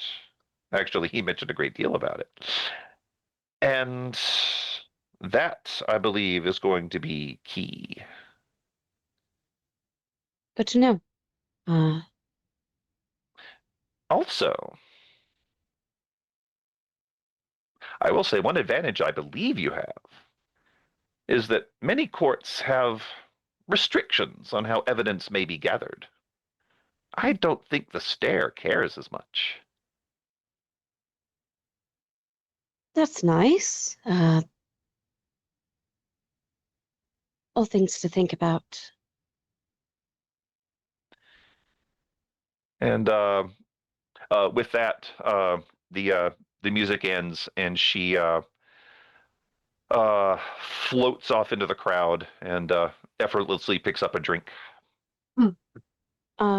After the dance, I'm gonna kind of give a glance, a very I'm sorry glance at Dorian, and I'm gonna go talk to Lucian. Fair enough. I'll circle back around to you once you reach him. But let's see. We haven't checked in on Vinlair for a bit. What's going on with you? I have mostly been to the side, drinking tea, watching people dance, keeping my eyes on Corey just a bit to make sure that she'd be safe. You are seeing a lot of people watching her, but so far none of them have made any moves to interfere with what she's doing. I'm one of many who might wish to watch her this day. Indeed. And also I sort of looked at that dais, pondered it a bit. I thought back about my conversations with the Stair that I had recently, trying to locate the 5 Draugr generals, where they might be located now. Mm-hmm. And if I recall correctly, 3 of them are dead, are they not? I think 2 of them were dead. I think you were able to find Yes, 3. That's correct. Yeah. 2 were dead, but I was looking for the location of the other 3, and I assume I've gotten it this far. You do, yeah. You know. I mean, you literally know where they were the last time you checked on them. Not just where they've been, but where they were at that moment. So, because I imagine I had, being up here for this ball, I must have taken it, slipped aside to go and have a conversation with the Stair. So I now know their locations. Are there just before I go further? Are there locations anywhere that might be alarming at this moment, or are they like, it's good to know they're here, here, and here? Excellent question. Yeah, nothing they're like in my bedroom. Yeah, exactly. The answer is not like Avalon. No, it's not that. So, yeah, nothing particularly alarming. I think I sent you locations before, and if not, I will. You gave me the names and the 3 worlds they came from, but I was just wondering. I haven't told you where they are now. So, and which of the 5, Sana, Malkith, Drogue, Magia, and Samael, which are the 3 that are alive, or which are the 2 that are dead? I've got that. Hang on. I know I sent it in a message at some point. I hope I sent it on Discord and not here, because I don't think we saved the last one. So let me check. Because I think it's right here. So, yes, but I don't know. You've given me the names. You've given me the names of the existing. Oh, here we go. Yes, the ones that still exist. Yeah, Sarna, Malkith, and Samael are the 3 that still exist. So Drogue and Magia are no longer present. You cannot find any indication of them having been on the Stair for for a very long time. So, if the location of Sana, Malkith, and Samael is not desperately important, we'll say that I know where they are, and you can tell me later, as long as it's not like, they're all gathering together, each of them is in a different place, and none of those places is particularly alarming. Thank you. But I have that information in my mind, and I'm looking at the dais. And I wonder, what sort of thing will happen there? A stage play or a trial? No, don't know. And I just sort of watch. I'm people watching, you see. And I'm watching Lucian as well to see, who is gathered about him. And I imagine, I can imagine in one way that he's on the other end of the ballroom that I'm on, that we're like, Okay, yeah. that we're on the exact opposite ends and we're both watching. I think that's true. Yeah, Right, I like the that. ballroom and like in a bit of a mirror of each other and this sort of slightly separated but watching sort of Yeah, actually. thing, just sort of tapping my foot lightly and drinking tea, but sort of I get like a wallflower or an observer, as the case may be, watching Laudine and Scythe dance together and watching Dorian gather tea and watching, and then watching Corey dance with this, seems to be some sort of fae. Interesting. And just watching all of that happening, and then I have a bit of something's a bit off. Like sort of grab my hand a little bit. It's a little bit painful. And I just sort of go back to watching. My breathing's a little bit heavier. But I sort of steady myself and I anchor myself here. I just sort of touch like the table, perhaps where some of the food is, to just keep myself grounded in this space just a Gotcha. little longer. Yeah. I think we'll head towards a break in just a minute. And I think when we come back, I believe Corey will have caught up to Lucian. But does anyone have anything before we do that? Yeah. Does Laudine notice this about Vidler? Because I would like to talk to him if she does. Sure. He just looks old. Do you know what I mean? Like, he just looks old. Yeah, old and tired.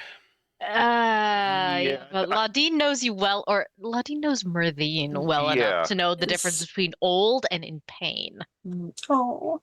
Yeah, I feel like if this were Myrthine, and it effectively is, It is. Yeah, he's probably the person that you can read best out of anyone. So I suspect, I think you definitely pick up on something's not right. Yeah. Yeah, and something hasn't been right for a bit. So Laudine's gonna go on over there and just, how are you? Ah, Your Majesty, I trust your time here at this event is going well. Well, yes, but I do not think the same could be said of you. Are you well? Well, I have never enjoyed events like this. Not my cup of tea. He says, right, because he has this cup of tea still, right? And I imagine he does, right? Because I also imagine, in my mind, having a cup of tea at a grand ball is like going into the old Western saloon and asking for a cup of milk. You know what I mean? A glass of milk. It's just like it's a little bit weird. And like there's this kind of like little meta, he's sort of acknowledging to himself that like, oh, having tea at this thing is a little bit weird. But of course, that's what he always sort of drinks, right? And he sort of kind of a bit of a chuckle at that. Yes. Myrthine. And this is the first time Laudine has actually called you that since, the whole switch. If you are indeed Myrthine, then I know you. And perhaps you don't remember it. But I used to know you quite well. And I know the face you make when you are in pain. I have seen it once too often.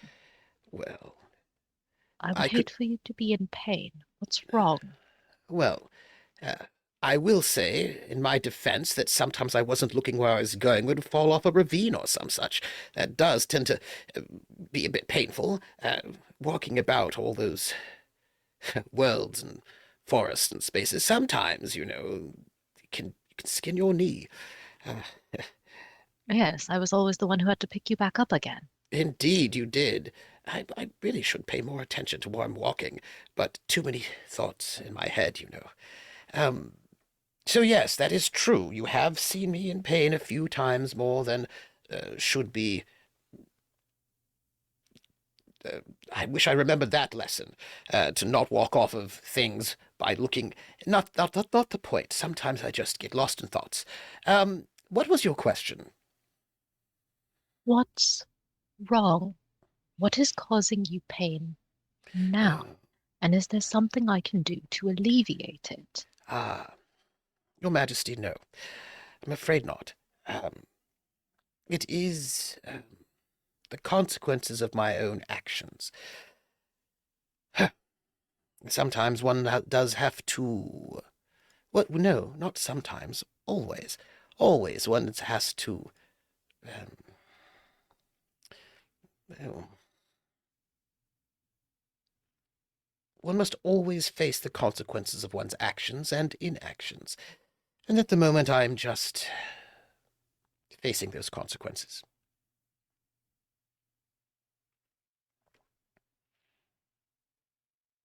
All right. Ludin is kind of like so-so on do I believe him? Kinda. Like, clearly this is not the whole story. It is an overview of the story without any specific details. But it is the story. It's just there are just no details in that story. Yes, it's a précis. Yep. It is also, again, not lying, right? It's one of the things where it's very clear that he is not telling any untruth, but it is also very clear to you, because also you know him, and also, hello, you were right there, that he is saying a larger thing without saying the specifics, right? Yep. Yeah. Ladine is conflicted about this, and you can see this on her face because you in turn know her. Yeah. Of she's like, I couldn't have expected him to actually say anymore, but I had to try. And I will note, if you go backwards, it doesn't happen often in your life with him because he tends to be very much an open book. But whenever he does want to be evasive, this is how he gets, right? He just gets a little prophet giving you weird oracles that don't make a lot of sense, right? Like, this is how he always is when he's in the same way that he was being weirdly evasive right before you got to Avalon for the first time. Then you didn't quite know what it was about, right? And it's the exact same thing where he's being evasive without being dishonest. And it is just how whenever he almost never is evasive, but when he is evasive, this is exactly how he's evasive. So every single time.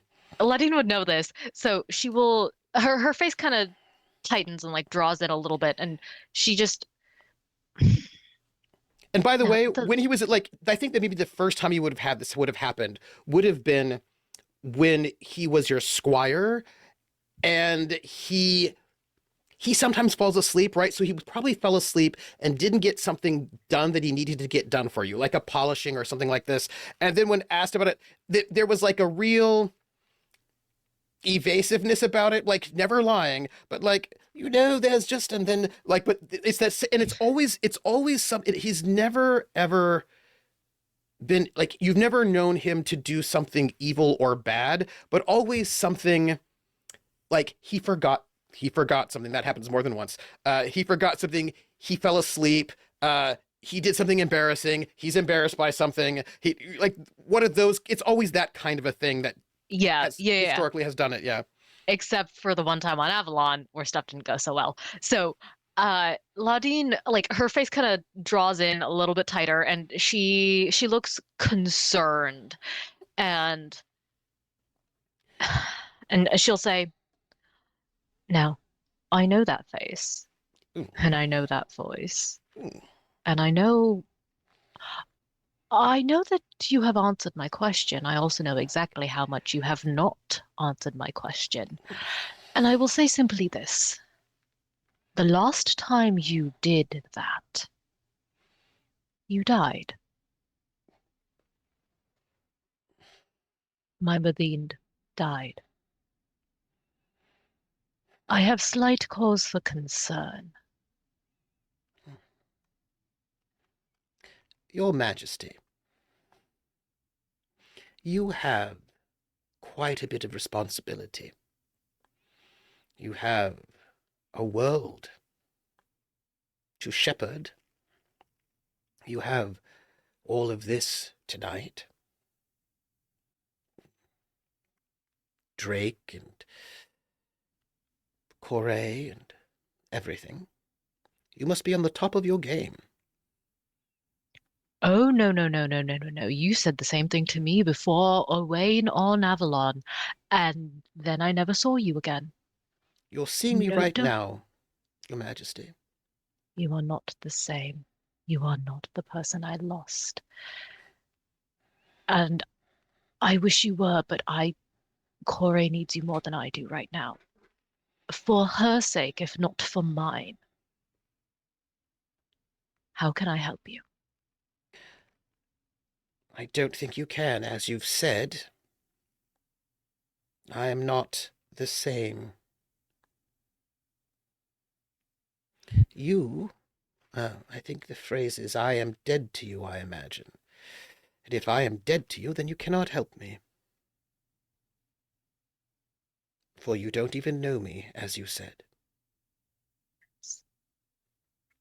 And at this, you can tell he's hurt, right? Like, he's not saying this with anger. He's saying this with hurt.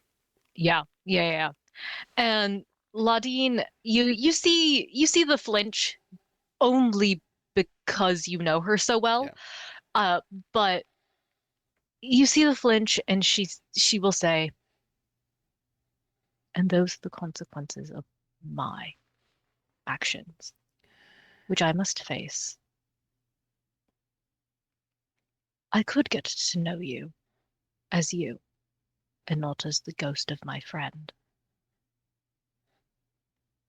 But I would not see you suffer, whomever you decide to be, whether you are Merthine or someone else. Corey needs you. There are And cycles in life, and everything is a wheel. And we cannot, no matter how much we try, control the ebb and flow of time.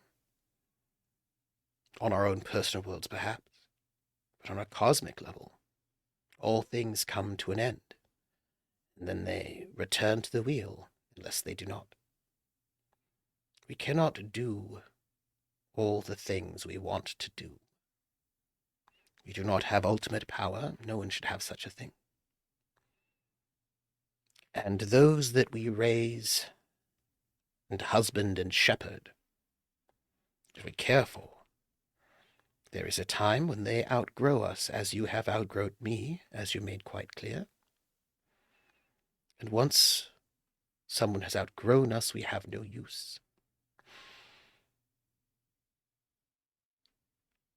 That is the way of the universe.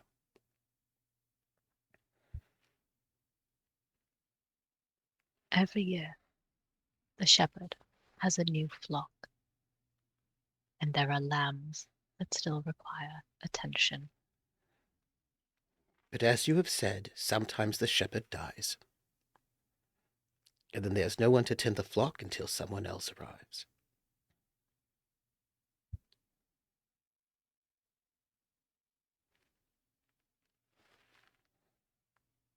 Ladine has an internal monologue going that Vinlair can he cannot see this well, but outside observers could probably pick up.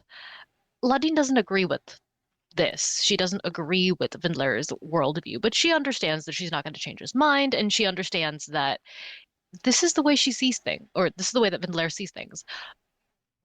That does mean Vinlair is resigned to his death. Ladine believes that Vinlair could have a choice and that he is choosing to let himself fade. But Vinlair does not see it like that. And so Vinlair does see the grief on her face. It is It is you stabbed at a scab. It wasn't quite done healing, but it didn't hurt anymore, and yeah, stuck the needle right in there. And she just, if your cycle has come to an end, and you wish to close the book, a new shepherd will arise, as you said. And if one doesn't, it's because no one needs a shepherd anymore. Oh. Oh no, someone will always need a shepherd. But perhaps a new shepherd need not look quite the same as the old one. Indeed. I will need to speak with you sometime after this event, whenever you are so inclined, if you have time. I would ask that you not wait too long after this event, when there is a moment of pause and respite. That is a request that I make of you. You may, of course, not grant it, but I do For request old it. time's sake, of course I will speak with you.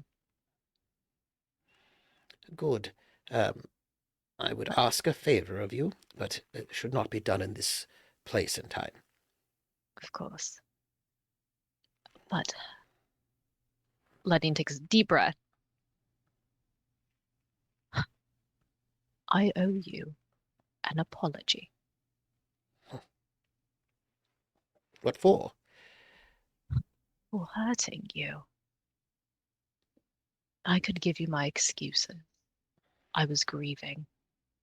I was angry. And I knew better, and I hurt you anyway. And for that I am sorry. It was my error. I do not think so. You are only living in your feelings and in your truth.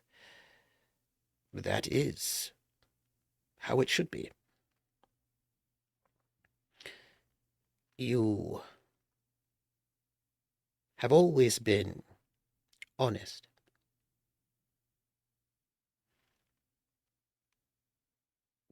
Stubborn, but honest.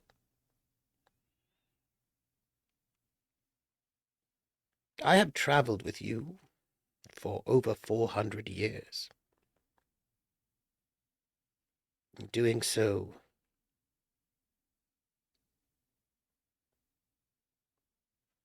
was complicated, I imagine.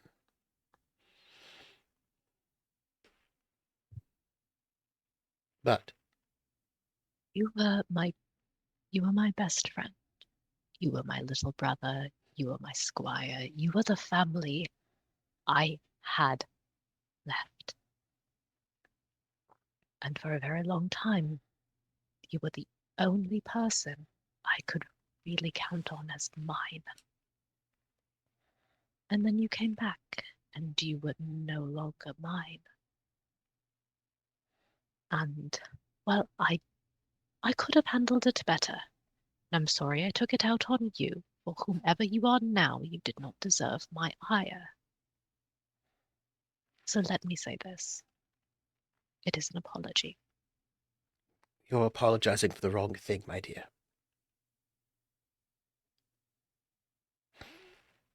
You should not apologize for taking out your ire on whoever I might be.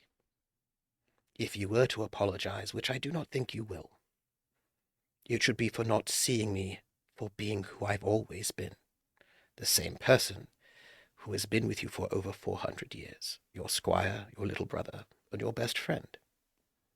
That is what you should apologize for. That said, Your Majesty, I will say this here, since it has happened and the conversation is happening this moment. It is not normal for me to stay so long. The cycle is normally much shorter than it was. Never before have I seen so many pages written in my hand as Merlin. So many years. Normally it does not last so long. A few decades at most, not a few centuries. I should have read the parts of my book that were more focused on these Bastiano and Selig and all of these, what's the word, intrigues. But I didn't. I read about the time when I was being bullied, and you stepped in, and you, who also was being bullied, but by a slightly older class of people, stepped in and picked me up. I read as much as I could about all those times, those moments that we shared together. There were quite a few of them, quite more than normal. But I will say that I never regretted spending all those centuries with you. It might have been unusual, but nonetheless, it was an honor to spend all of that time with you. And I would not give up even one of those 427 years, I think it was, something like that. Not one of them. Even now, in this moment,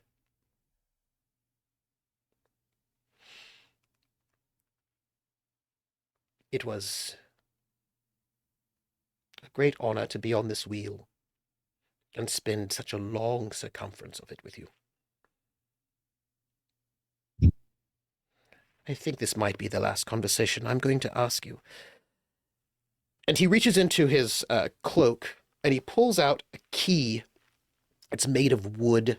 It's not like a polished wood, but like a nice rough-hewn wood, twisted, and there are sort of vines that are woven into it, like you can really see the grain of the wood. And he sort of says, I would ask you to take this key. You may refuse me if you wish, and so I would accept it. But this key is the key to my home, my refuge, that holds within it a sample of every single plant that I have collected for more than 400 years, for thousands of years, and animals, everything that I have gathered and catalogued in my time. And I would like to hand this over to you and ask you to be its guardian when I'm no longer able to be its guardian, because there is no one else that I would trust to keep safe one of the most precious things than you. Ladine starts crying silently, but you see her start crying.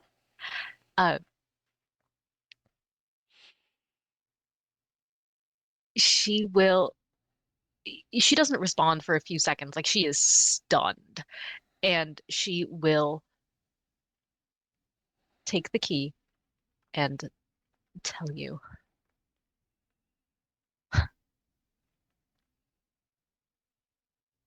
I will do my best to be worthy of the trust you have placed in me. You are worthy.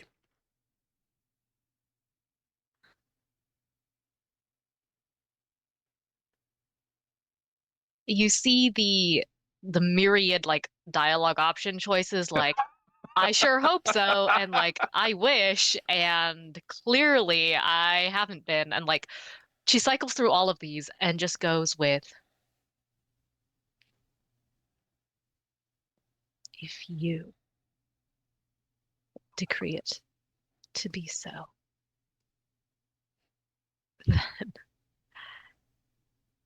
then I must be. It is so. You have never disappointed me. Ever.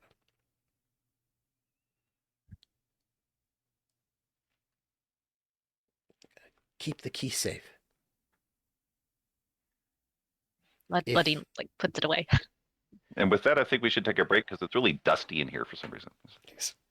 Something in my eye. Oh, I'm gonna go into the corner and weep for a while. Me too. So, Noctua, with this, I transfer to you my domain, the Greenhouse Refuge. oh, Got it. ah, ah. Okay, more screaming ensues because ah. we're gonna take a little break now Yep. and try to find our the pieces of our brains. In the meantime, Ah. I'm going to put on an interview with Awesome. a couple of someone you may recognize. As we, I think I played this interview last season, but it's relevant. We're gonna have a little chat about Amber Diceless, the game that on which one. this Yeah. game is based. So we're going to see you soon. Yeah, I'm not sure how you got that guy to be on your show, but he's great. Yeah, he's pretty good. He's pretty good. Yeah. So take a look. We'll be back as soon as we have reassembled ourselves. See you soon. Welcome to the break. I am here with Brian. Hello. Hello, Jim. How you doing? I am doing. I don't know what I'm doing, but I'm doing something. I rarely know what I'm doing either. Tell me about it. But today, we're doing a thing. We're going to breach a very dangerous topic now. We're going to talk about the Amber Diceless role-playing game. I mean, I pretty much just walk around talking about the Amber Diceless role-playing game anyway. So Yes. I appreciate you giving me the opportunity to also do it here. Thank you. Excellent. This folks, this may take a while. We'll see what we can do. I'll do my best to keep it short. It's not just him. You'll Right, see. no. You'll see. But that is a game that I have run on this channel. I did a mini campaign. So folks may recognize it if you've watched this channel for a while. Folks may recognize it from Life. But in case folks may not know what it is we're talking about, tell us, what is the Amber Diceless role-playing game? As the title implies, it is based on the Amber novels that were written by Roger Zelazny, largely in the 70s and 80s. And the game itself was published in 1991 by Erick Wujcik. And there's a interesting story about that I'm not going to go into, but feel free to go to the Wikipedia page for the Amber Diceless game because it's got a lot of great information. But the game itself, also, it's diceless. It's right there in the title. And it was, if not the first diceless game, easily one of the first diceless games.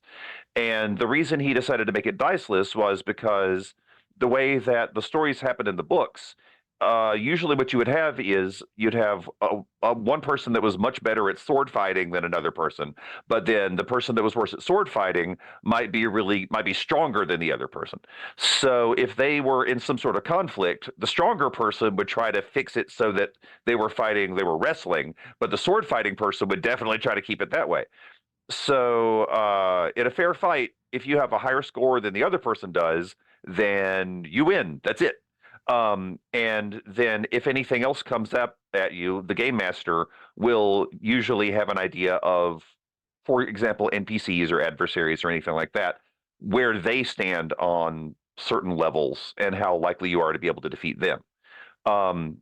And honestly, that's mostly it. The rest of the rules are about how to do the different powers in the books, which is one of my favorite things, because the point of the novels is that you've got this group of people that are able to travel from world to world. And what world to world means in this case is sort of alternate realities. Yeah. So our Earth is just one of those. And then anything that you can imagine, you can travel to. And then so that makes it a lot of fun as a player and a huge challenge as a game master.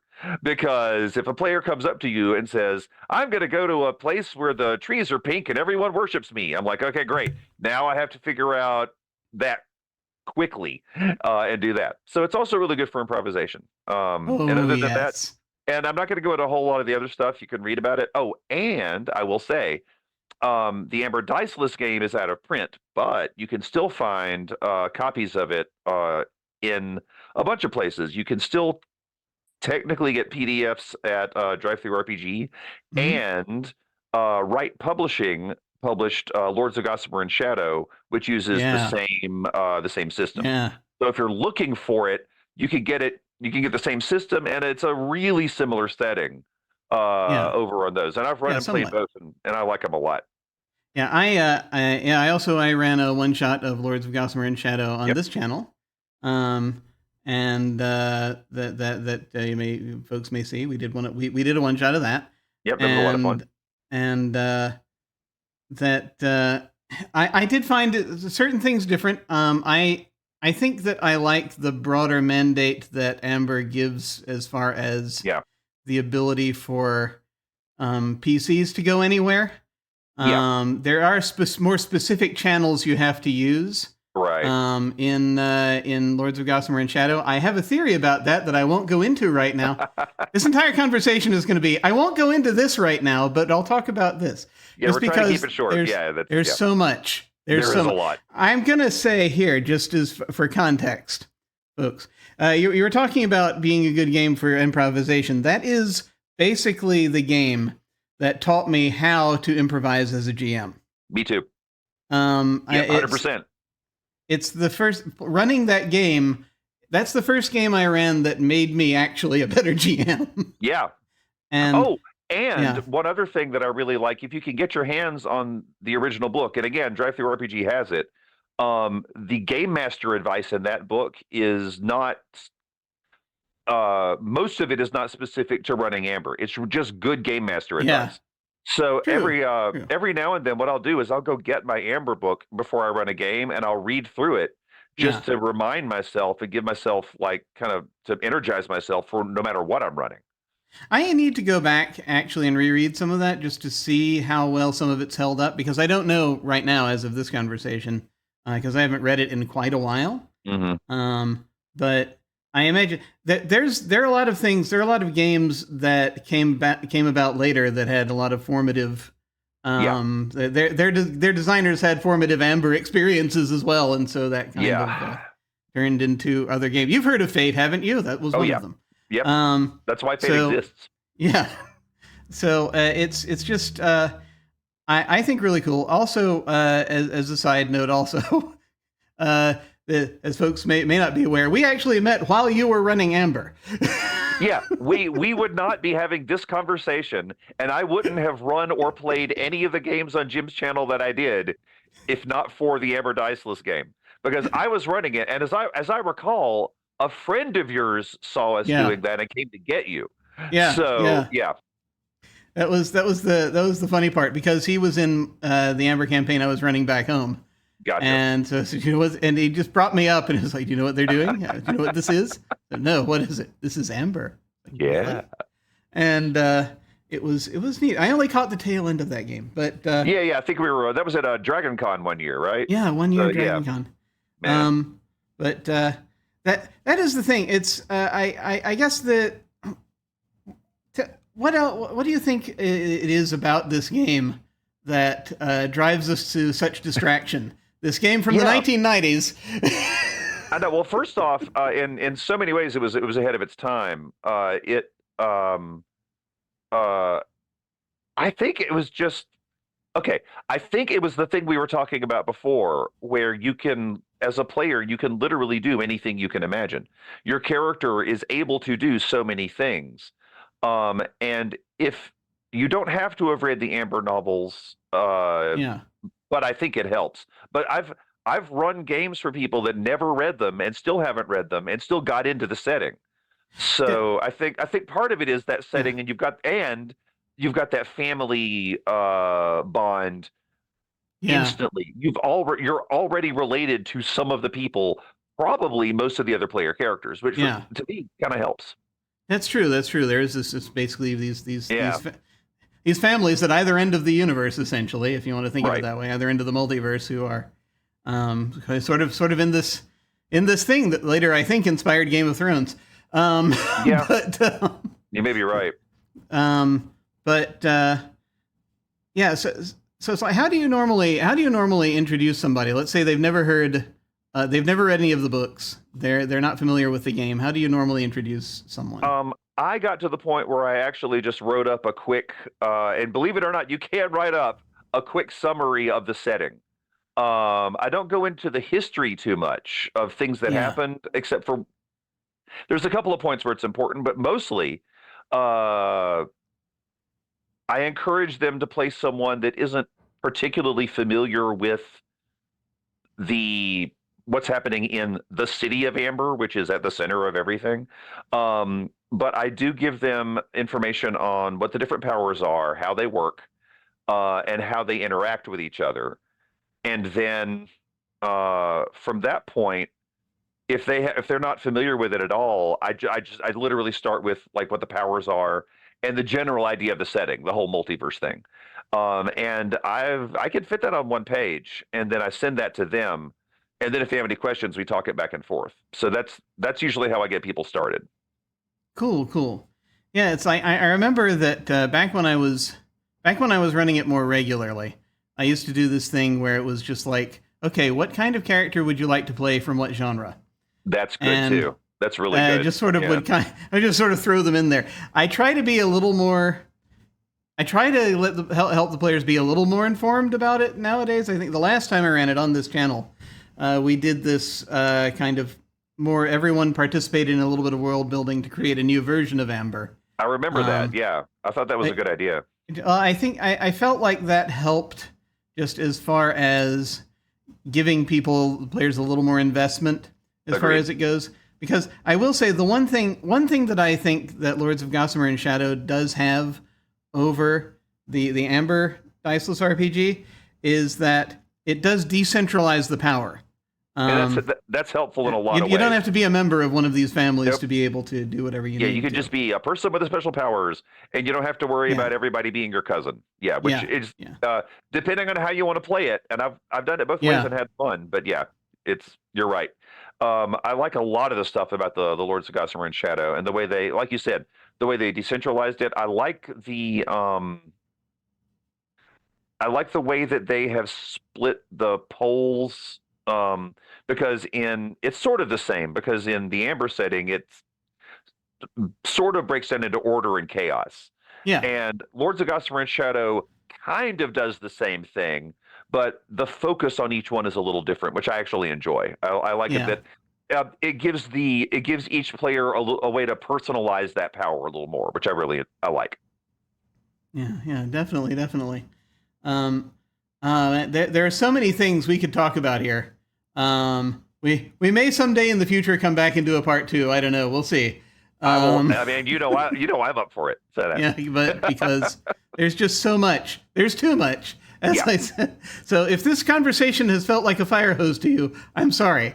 That is, alas, the nature of this particular thing with us. But unfortunately, I regret to inform you that we have barely scratched the surface. We have. There's too much. So hopefully this is maybe we'll do a part 2. I like that idea. Maybe hopefully this has been the least bit intelligible. I recommend checking it out. It's not it wasn't necessarily the be all end all, as there have been other games since then that I have played that have also affected how I play and run games in kind of fundamental ways.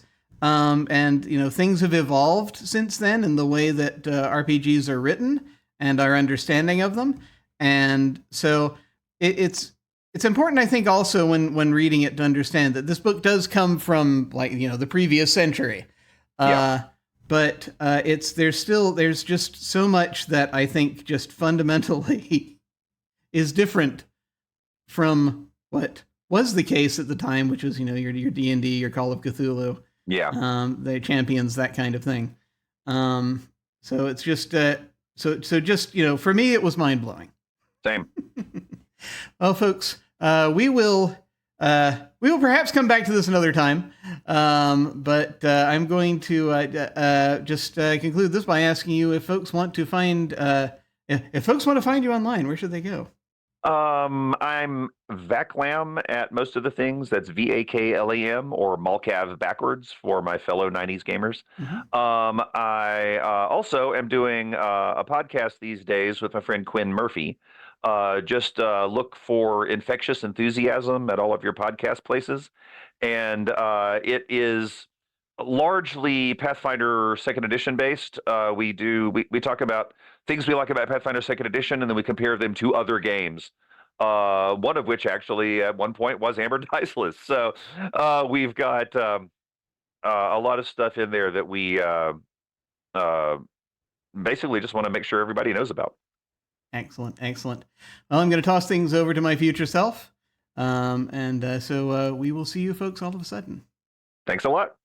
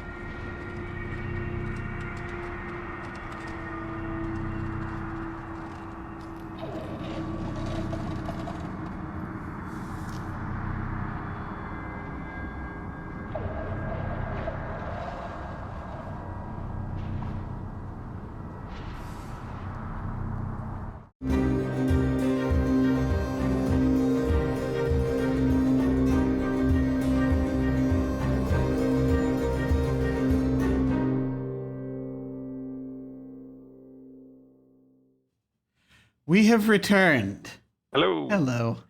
So the next thing we were doing is, I believe, Corey was approaching Lucian. So,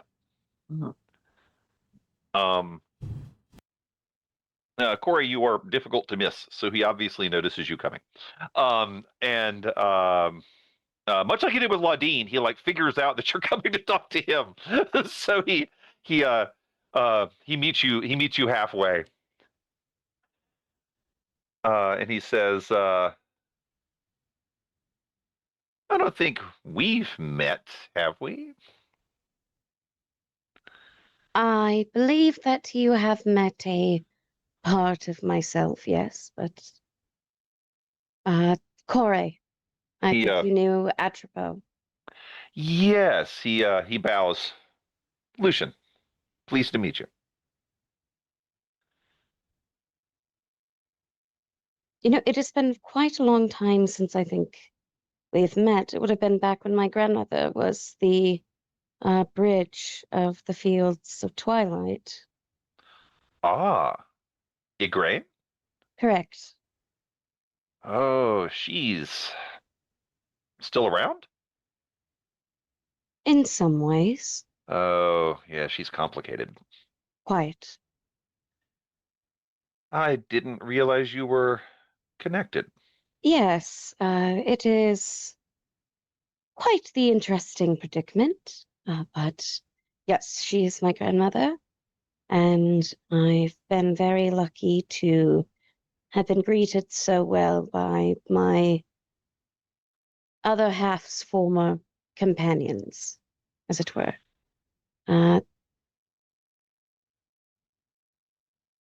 The problem is, and she'll kind of like say this in a way where she'll like block her face from like being turned out. I have certain, what should you say, memory losses due to a deal gone wrong. He doesn't even try to mask the look of just horror on his face when you say that. And he says, "Is there something I can do to help?"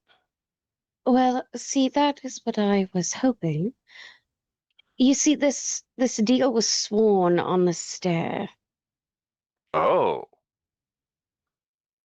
that's Un rare.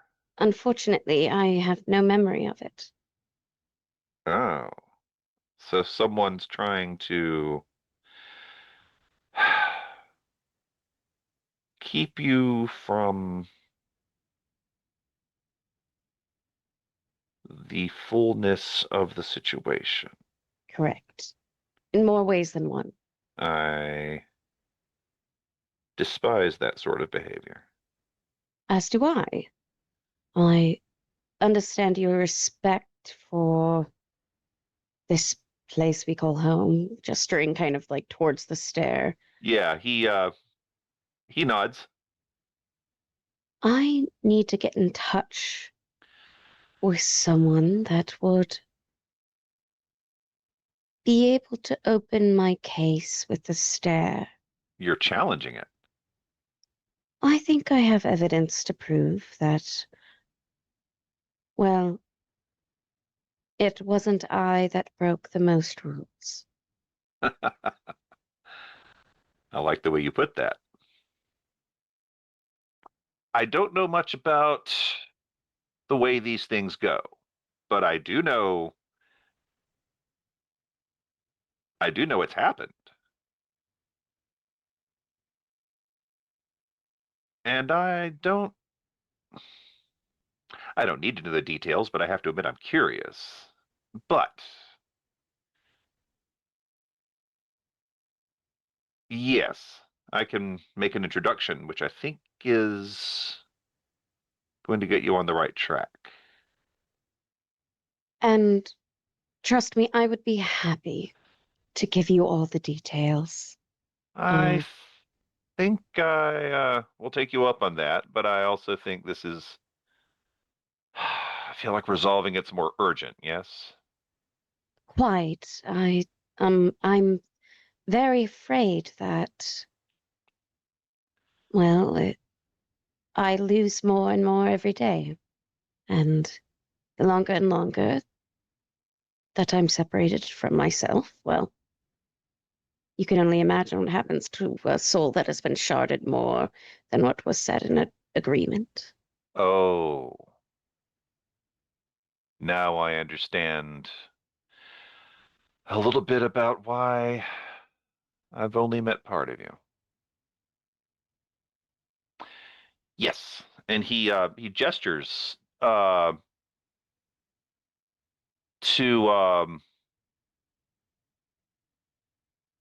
yeah, he gestures just to like what appears to be just be a random person. They come over and he says, "Could you ask Akaziel to join us?" And they nod. And he says, "If she can't help, she'll know who can." It is. I'm very grateful. And unsurprisingly, the person that Rin pointed out uh, in the blue robes comes over, uh, managing to have a look on her face that is both curious and also kind of neutral. And Lucian says, Corey, may I introduce Akaziel, Hierophant of the Stair. Corey does a full curtsy. And Akaziel nods to you, and he says, Akaziel is one of the Calderi. They are old. And Akaziel says, I'm not that old. Their species is old. Though, It's a milady, pleasure. you've been around longer than I have. And he says, Hierophant, my friend here has an unusual situation. At which point Akaziel says, I'm all ears. What may the Calderi do? Well, you see, about 500 years ago, I made a deal on the stair. However, I have no memory of it. I was only supposed to have my soul severed halfway. And yet it is now that half that has been sundered 3 times. I see. I'm have more memory loss than every day, and quite frankly, the person I made a deal with, I don't think has any intention of making things right. Who are the parties in this contract? It was myself and the Gossamer Lord Bastiano. And she says, and you were listed as Kore, yes?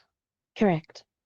She places her hands together, and then when she brings them up, there is a book in her hands, appearing not unlike Herbie used to. And she, it's open to a page, and she says, I see. A challenge can be made. You will need 2 things. Someone to advocate for you.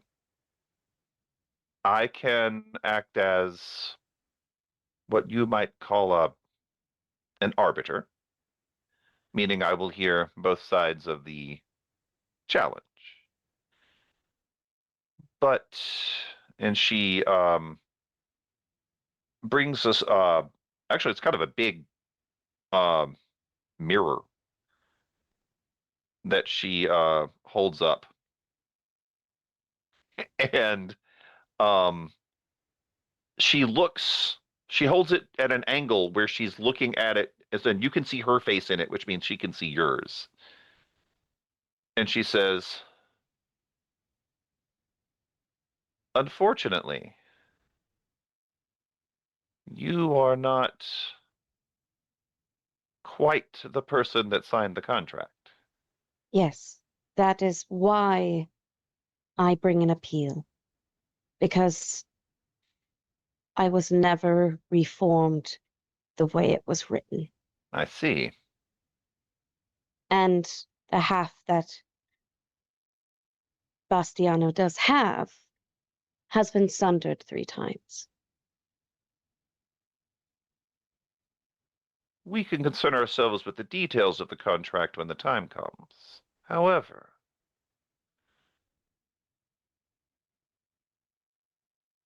in order to fully state your case, you will also have to be full.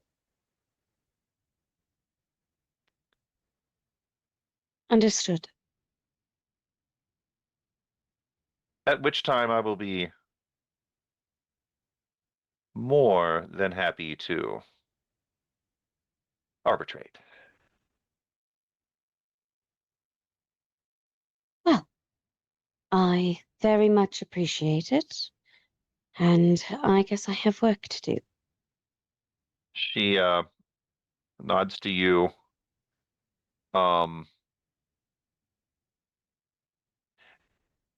Makes eye contact with Lucian for a little longer than makes sense for just saying goodbye to him, and then walks off. And he says, believe it or not, that went well. Well, I didn't get smited on the spot. I'd say that's pretty wise. That's the sort of thing she's capable of, but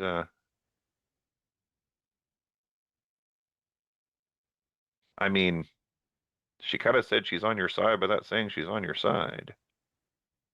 I'll take it. She's supposed to be impartial. That was interesting. Quite. Like I said, I don't know much about what happened. Apparently, there's more than I understand. So you're going up against Bastiano. I do like unbeatable odds. Yeah. He holds up the hand with the bandage. Me too. You too? Yeah, sometimes they bite back. In my case, I backed the wrong horse. I understand that. But in your case, yeah, feels like a long shot. But I wouldn't mind seeing him taken down a peg. If I may say one thing, honestly, I had to wait over 500 years to make an attack. I am patient. I am waiting, and I always have a plan. I like it.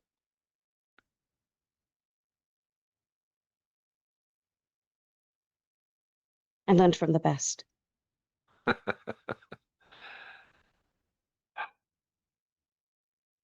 So a grain, which means you're tied up with Vindler too. Correct. Yes. He's leaving us, isn't he? His story has changed, unfortunately. Yeah, he's always come back up to now. For now, I'm trying to keep everything as normal as possible. I don't want anyone using him, so. Well, normality's overrated, but I appreciate his outlook on things. And yeah, let's keep him at whatever state looks best. Good call. All right. Well, this party got a lot more interesting. It absolutely did, and it seems as though I might have to go hunting. Well, in that case, good hunting to you. Sounds like you got some backup. Luckily, yes. It's always useful. I can't do anything with that part, but if you think of some other way I can stick my nose in this, I'm available. I will keep the mental wheels turning, so to speak. I appreciate that. If nothing else, let me know how it turns out. Of course. Kick his ass. I'll do my best. Done it before. And she will walk away. I'm going to go find Dorian Okay. because we're in a bit of a pickle. Dorian's easy to find.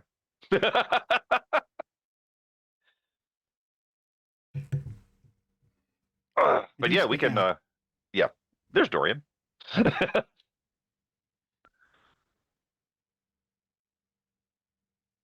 So you want the good news, the bad news? So I think that by this point, I don't know if is there still at this point dancing going on, or has the evening moved on to a different thing? No, there's still general dancing. Okay. Yeah. So he might be doing that. He's probably been talking to one or two more people. Sure. He's not avoiding Bastiano, but he's not exactly seeking him out either right now, because it's just one of those things with it's been a while. So like, yeah, it's there's gonna, he knows that he may have to talk to him, and that's fine. He has thoughts about that. So yeah, no, so he's probably just standing and just sort of spin around. Well, unless you've got a particular, have you got a particular order? You'd be interested in making it most dramatic. Well, surprisingly, we have one Gossamer Lord that seems interested in helping. Ah. I didn't say you'd like who, but I think I can probably guess then. Which hand was injured? the left hand, the one without the armor on it. Yeah. Is he left-handed or is he right-handed? Yeah, you've known him long enough. You know him to be right-handed. Okay. Is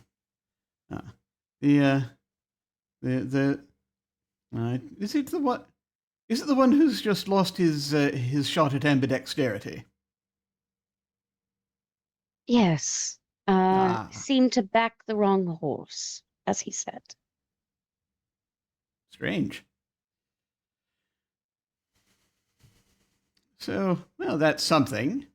I'd say be That was the cautious, good but you always news. are. That was the good news. Excellent. I am riveted. I talked to the Hierophant, the Arbiter of the Stair, so to speak. I cannot meet until I am fully formed, as I am not the original contractee. Yes, I had wondered about that.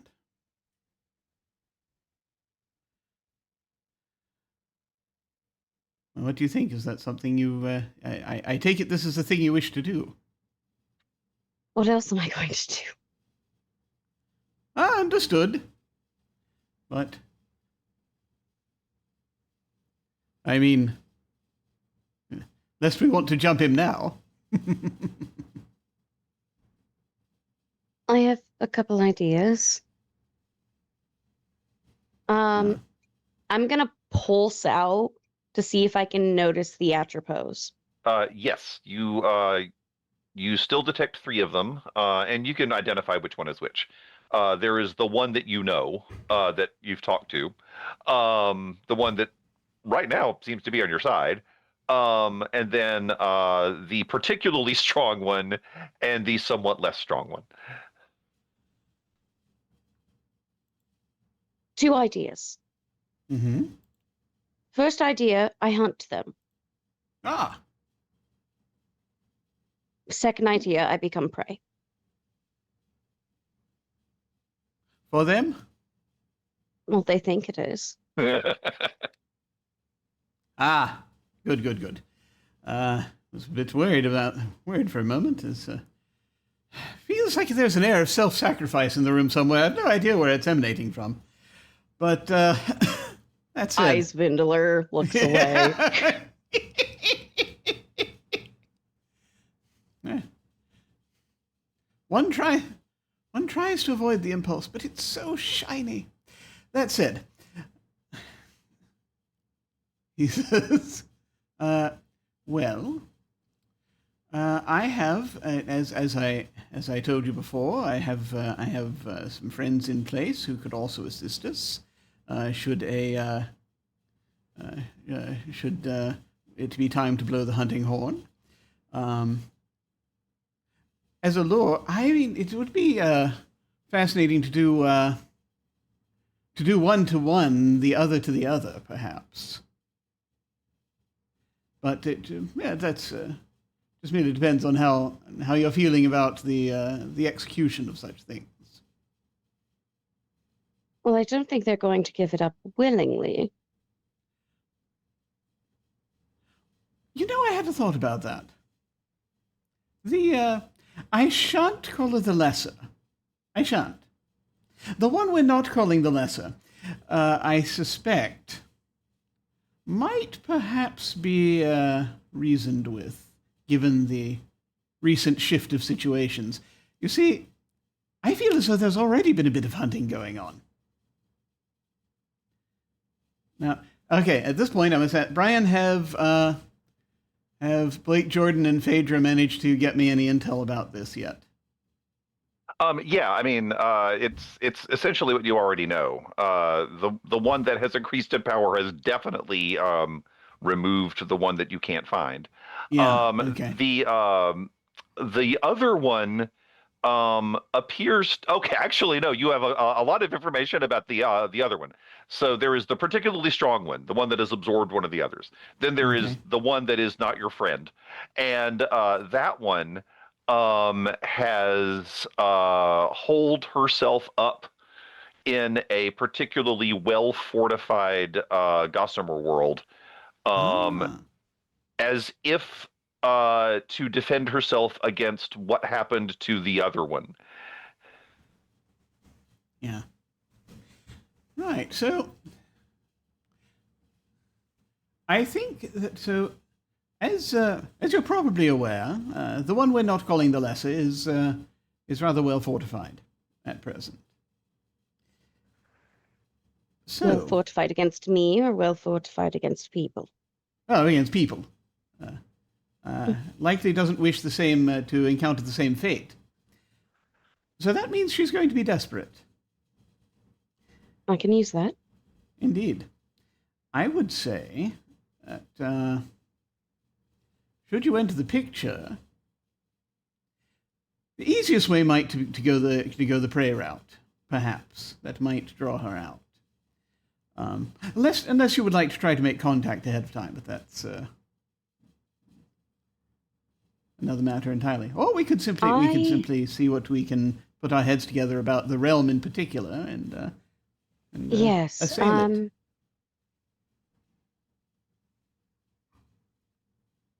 I need to figure out a way to not tip him off. So I'm really sorry about this. And she's going to say, "How dare you?" and slaps him. And is then going to storm off, give Vindler a little look of like, "Come on, we gotta go." And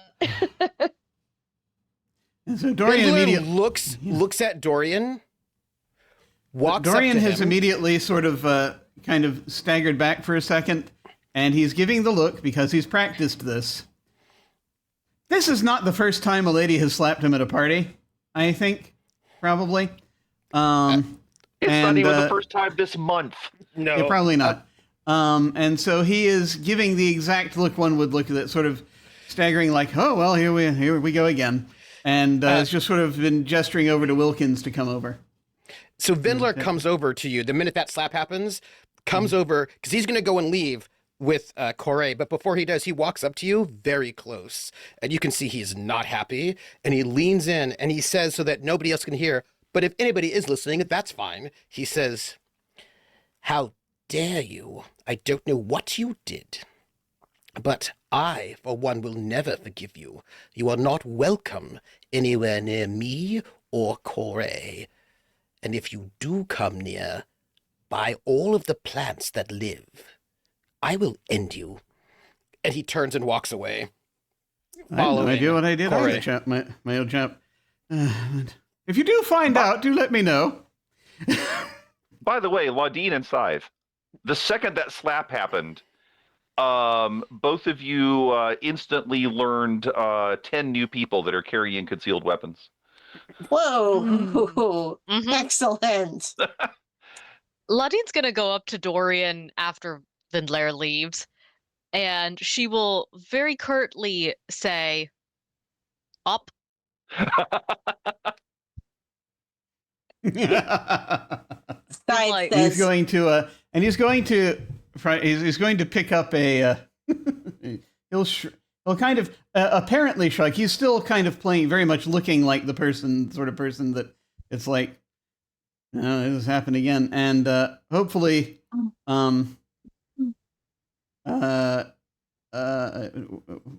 Wilkins might be arriving with brandy or something, and his. Oh yeah, he was right there. He's gonna, and so he'll kind of like take one of the drinks and just sort of offer it to Laudine and kind of wink, and Laudine- nod as he does. Yeah. Ladine will take it and then say, she kind of theatrically pats your shoulder and says, "Dear, you have got to learn to be better with women." Like, knowing full well that this is entirely Mhm. farcical. He Mhm. sort of nods and sort of gestures over his shoulder to Wilkins. That's what this one keeps telling me. You should listen to him. He's right. I mean, No, he so invariably is, and isn't that just so dull? Still haven't forgiven you for my sister. Oh, no, don't bring that up again. Otherwise, we'll be here all day. I know I've I'm yet not to- supposed to cause trouble in Shatterlight, but a stabbing is still, on the table here.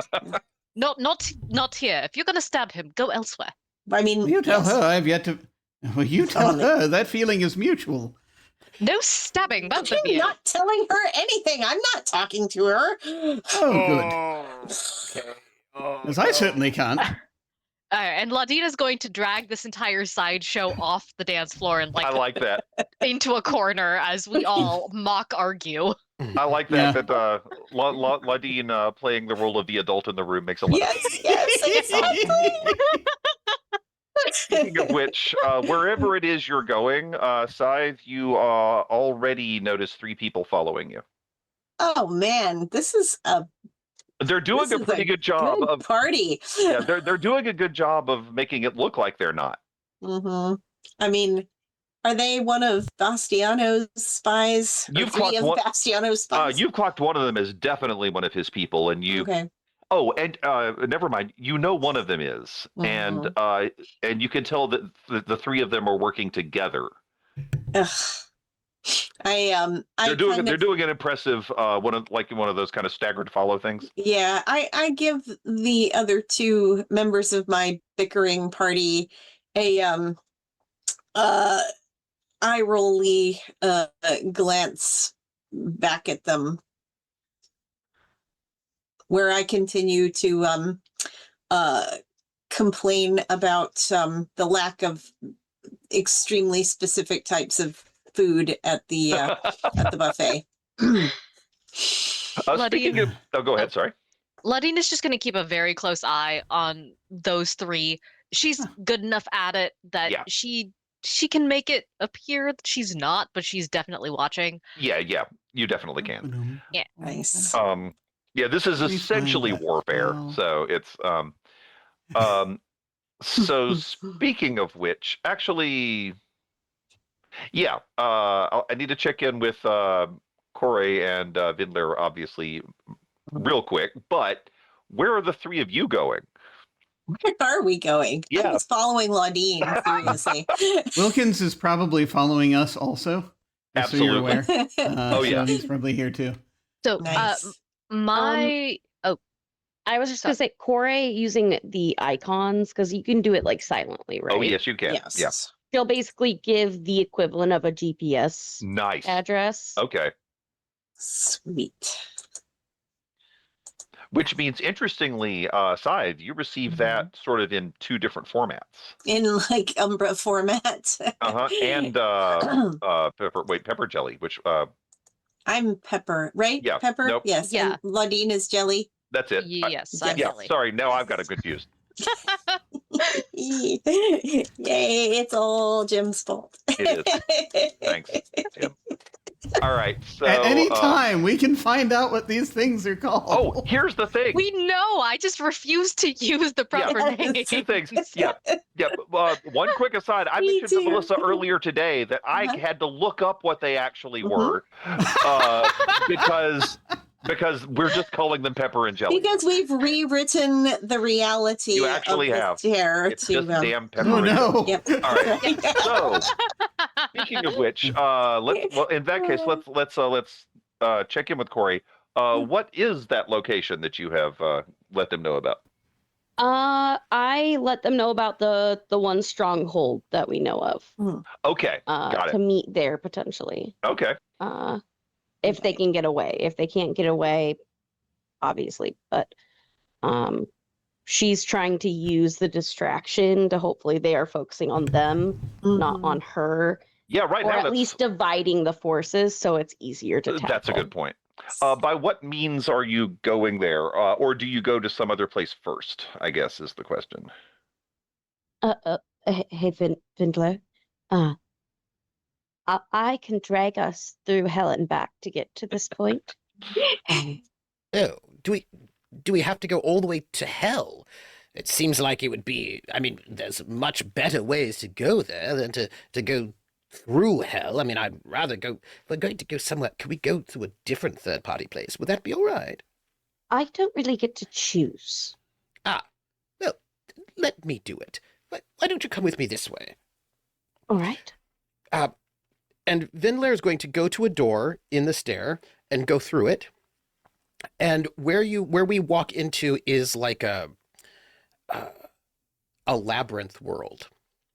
That's just corridor, corridor, corridor, corridor, corridor, archway, archway, archway, archway, door, door, door, door, door. It's like just one of these of like if you like pulled back the big pan camera, it's just like doors and corridors. And he's like, if you don't mind, this way. And he walks around a little bit, and it's very much like a labyrinth, like, you know, not Pan's labyrinth, but perhaps like a Minotaur's labyrinth. And he gets to a door, and he's like, he taps it, thinks about it. It's like, where are we going, by the way? Yes, we're going to go take one of my soul pieces, either willingly or not. Right, but where are we going? Oh, and yes, she will give you the coordinates of the one that is fortified. Excellent. By the way, is this one of your places, or is it a different place? Oh, it's her place. Yeah. Got it. He's like, oh, hold on. Oh, all right. And he is going to make a door that will go from here to there, because again, he does not like going places through the stair. Yep. In those places, You can do that. when you can be tracked. Absolutely. And he's like, one moment, and you can see it. He like pulls out it's like a key, and he's like messing with the lock, trying to make sure that he can get to where he wants to go. And he kind of like knocks on the door, and he listens. It's like, no, not yet. Rattle, rattle, rattle, rattle, rattle. He's like, all right. And then he opens the door, and he will walk you into the place that you have, whose coordinates you've given him to. But again, not directly through the stair. That's not necessary. So that works perfectly. Just before, I'm assuming that Corey goes in first. You probably go in and close the door behind her. So, and then you know, oh, and detach. yeah, and then that door is no longer where it goes, and Yeah. that's a good thing because just before you go through, the door that you entered to get in here opens, and someone has come through. Two things that are going to. By the way, there are hundreds of doors here, so if anyone wants, they're gonna have to start checking doors. Yeah, but first off, Labyrinth, well chosen. It's going to take them forever to even find this door, and if they happen to, it's not going to go where it is. But just letting you know, they've successfully followed you. Interesting. Interesting. It's cool. Not worried about it. But in case anybody was wondering, that's what I do. Why? Because I don't trust anything. So you find yourself in a world of rolling green hills. There is a fortified building pretty far in the distance. But you are perhaps instinctively or perhaps intentionally, you can decide which one it is. You have chosen a door that comes out of basically just a small shed that is part of an abandoned farmhouse that is particularly far away from the fortified location. Also, now that you're here, if you had come through the stair in a regular manner, every single one of those doors is being watched. Yeah,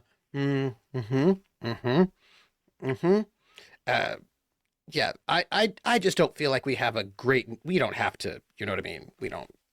We could just. And as you step through, he says, "I have the. We have to talk later. I'm feeling a bit winded. Oh, do you need to rest? No. I can do this. No. But you can do this. We will have to speak later. I have something important to share with you, but for the moment, we're still... What are we doing here? He says as he looks around like, what is this place? Right? Like... It is a refuge for one of the soul pieces. Are we having a conversation, then? I hope it ends that conversation. I hope so, too. Are the others joining us? If they can get here. Speaking of the others, what are you up to? You have been given coordinates. Shall we lead them in a number of different directions? I think we should, given the manner of our egress. Right. Let's now, if I recall this place, now I've been to parties in this location before, have I not? Oh, many. When we round a corner, I'm going to cast a spell that will hopefully help. Actually, I want to cast a couple of spells. Wait a moment. I confuse spells together. I keep forgetting. Oh, yeah. Wait, let me see. You got that pretty recently. Let me find it. Yes. No, it's a basic spell. Okay. Are we ready? And I will remind you, magic works particularly well in Shatterlight. So the spells I am combining together are invisibility and illusory selves. That's what I thought. Nice. Okay. I figured it was something along those lines. And I can specify a number of copies of mirror images. Nice. As written initially, it's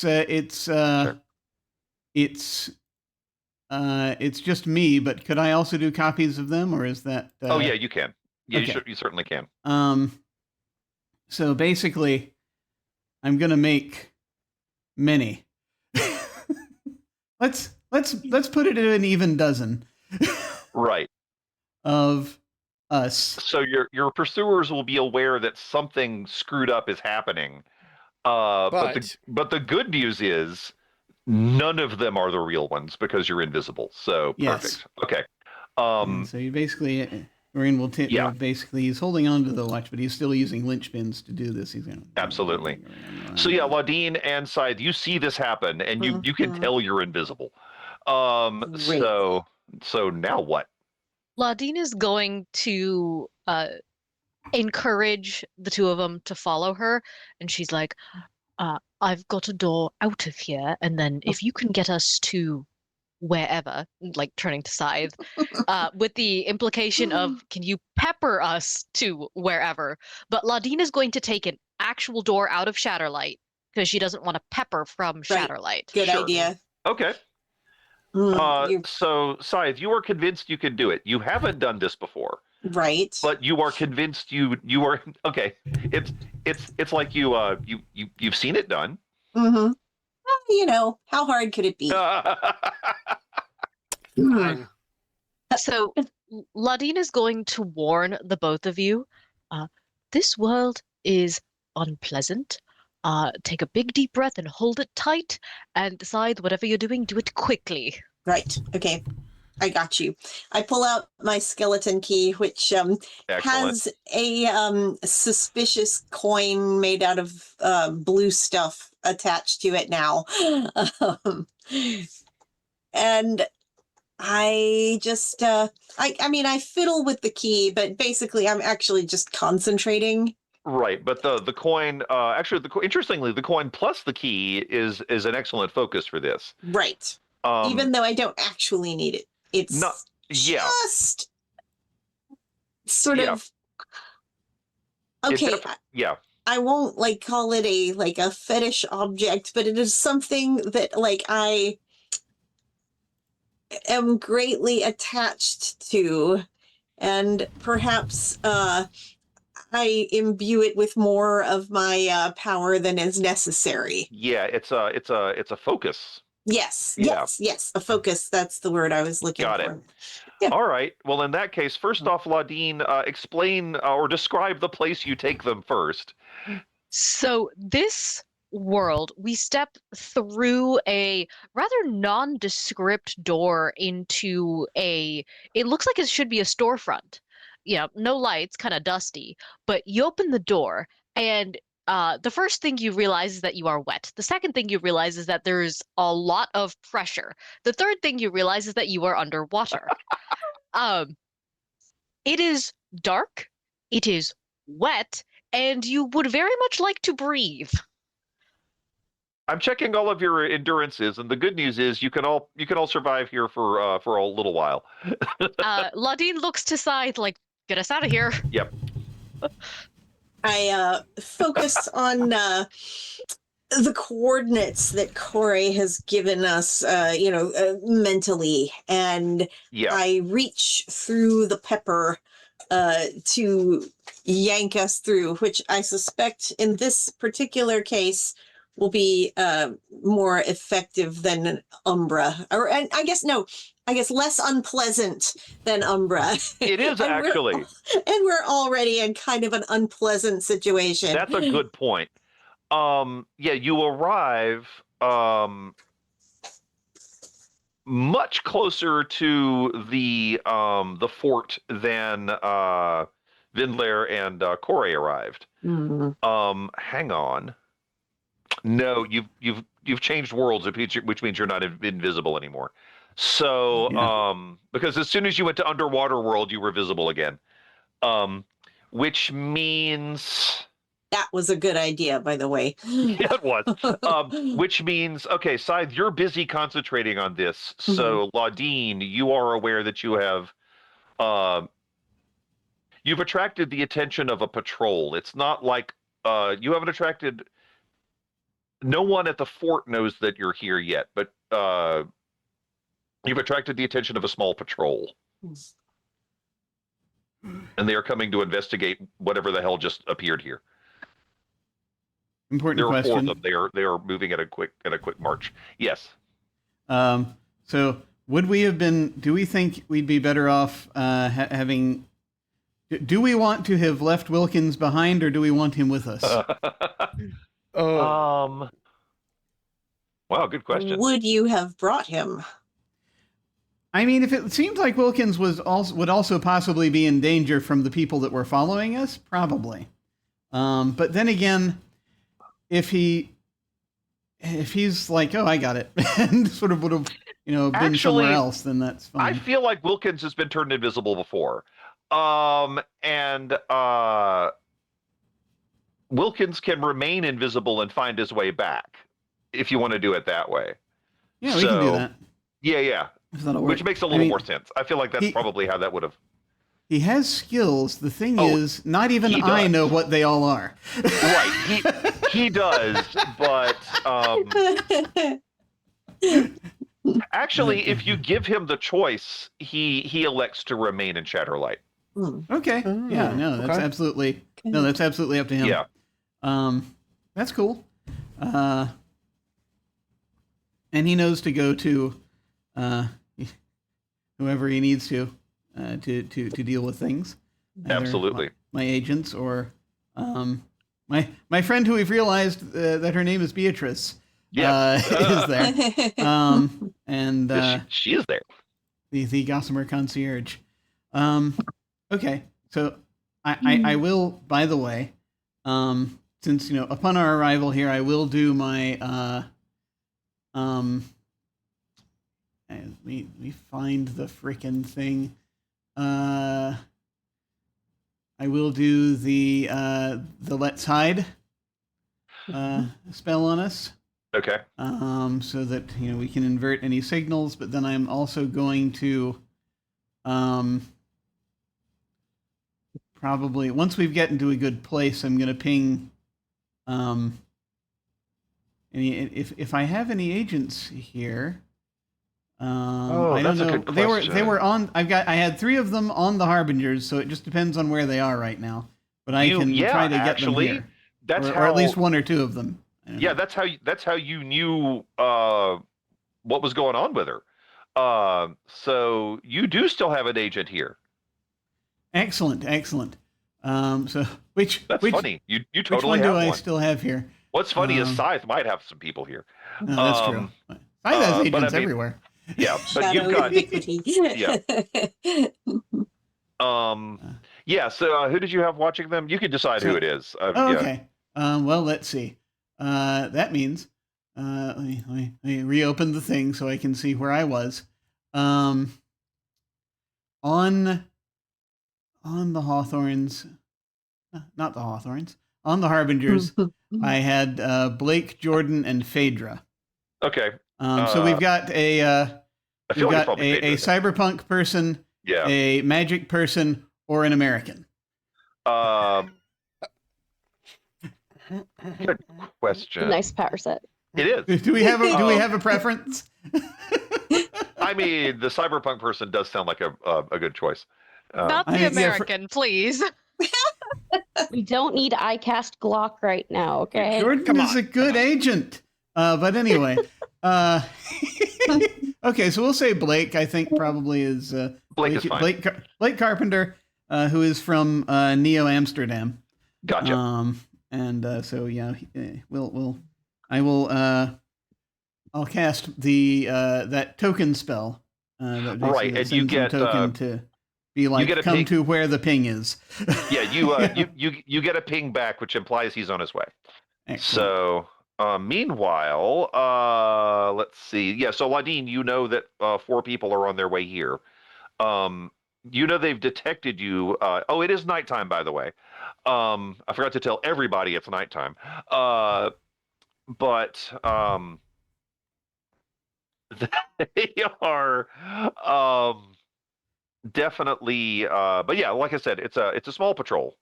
But they.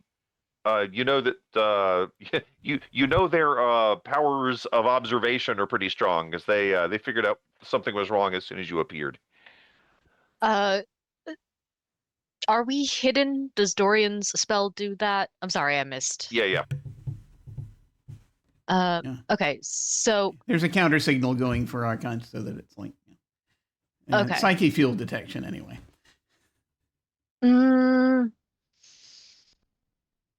Sorry, I as a player am pondering violence. Oh. I'm wondering if this is a talk our way out of it, or just maybe let the patrol be for the time being, or I mean, Scythe could hide, Dorian can hide, but Laudine is very bad at hiding. So This is true. If Laudine were to choose violence, I mean, Scythe would back her up. I'm just saying. yeah, this is I just need you to not interfere for like the next however long so Corey can do her thing. We could knock them out. Yeah. Yeah, Yeah. I mean, I will tell you, your assessment of the situation is that it's not going to be an instant knockout, but it's also but the two of you are in no danger.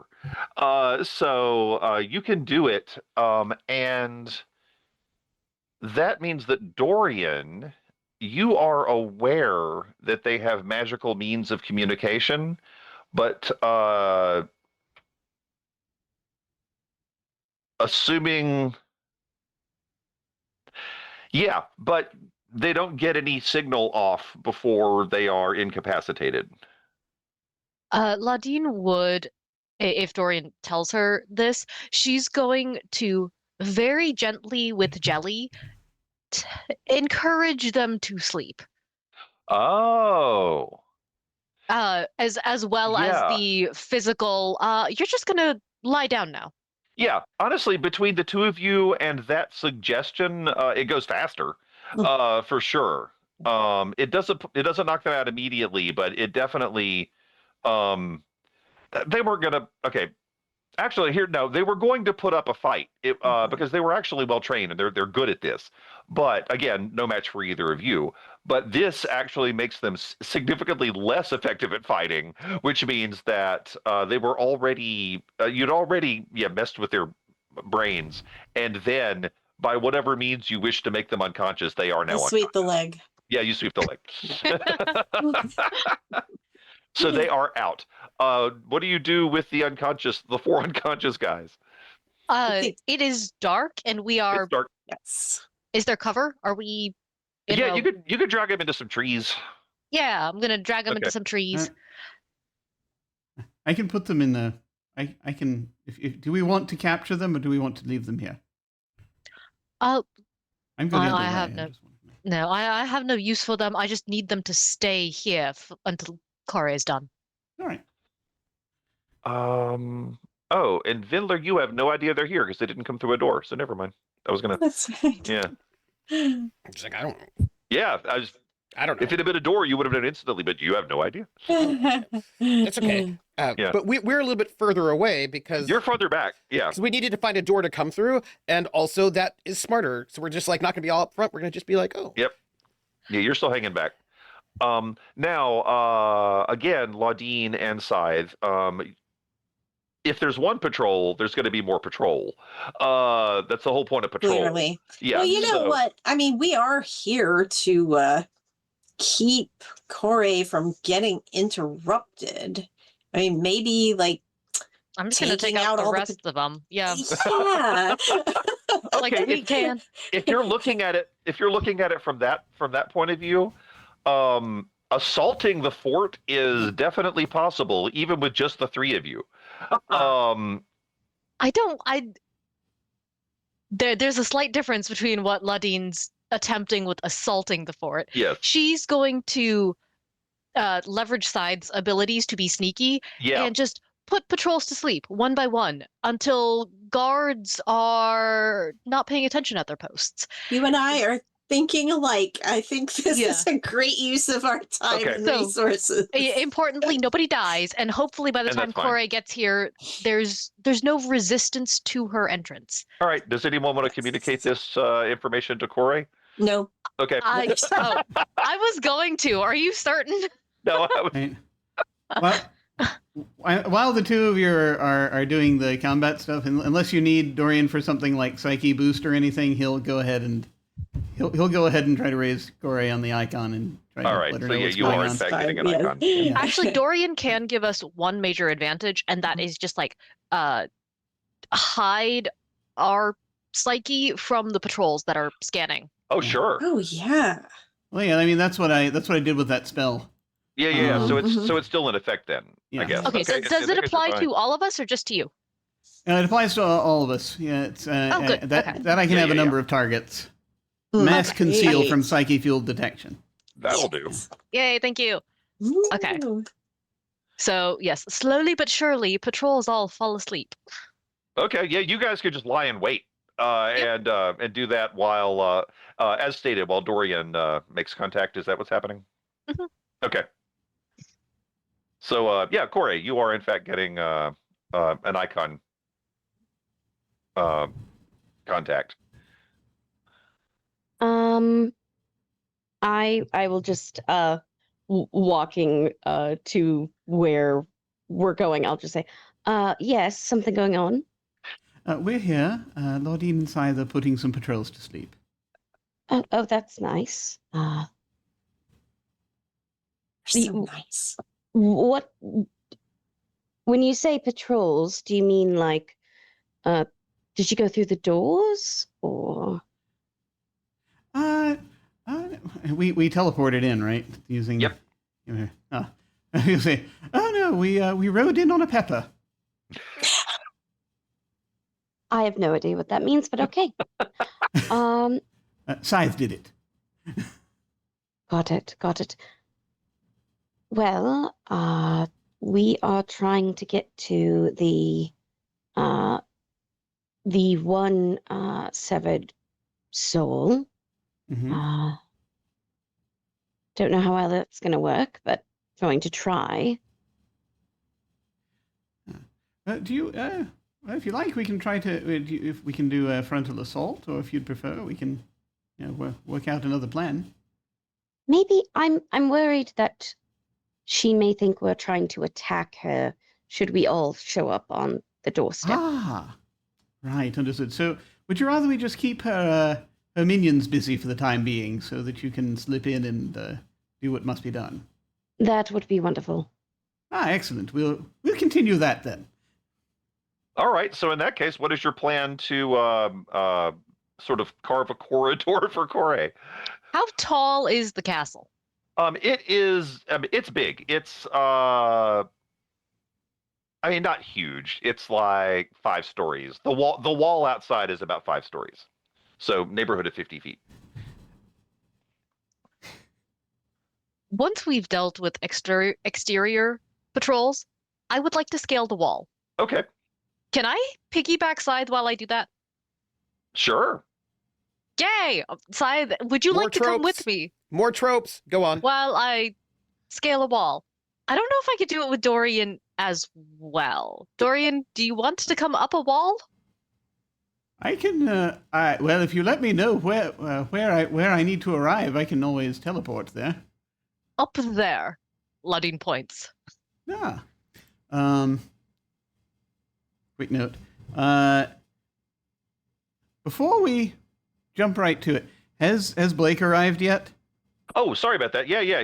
He would have shown up during Sleep Fest. Has he? How much has he scouted this out? Does he have any insight as to where to be to get in? Where we He need to get definitely in? does. In fact, yeah. Once you ask him that, he says, "How are you trying to get in?" No, I don't need to know that. What's your objective?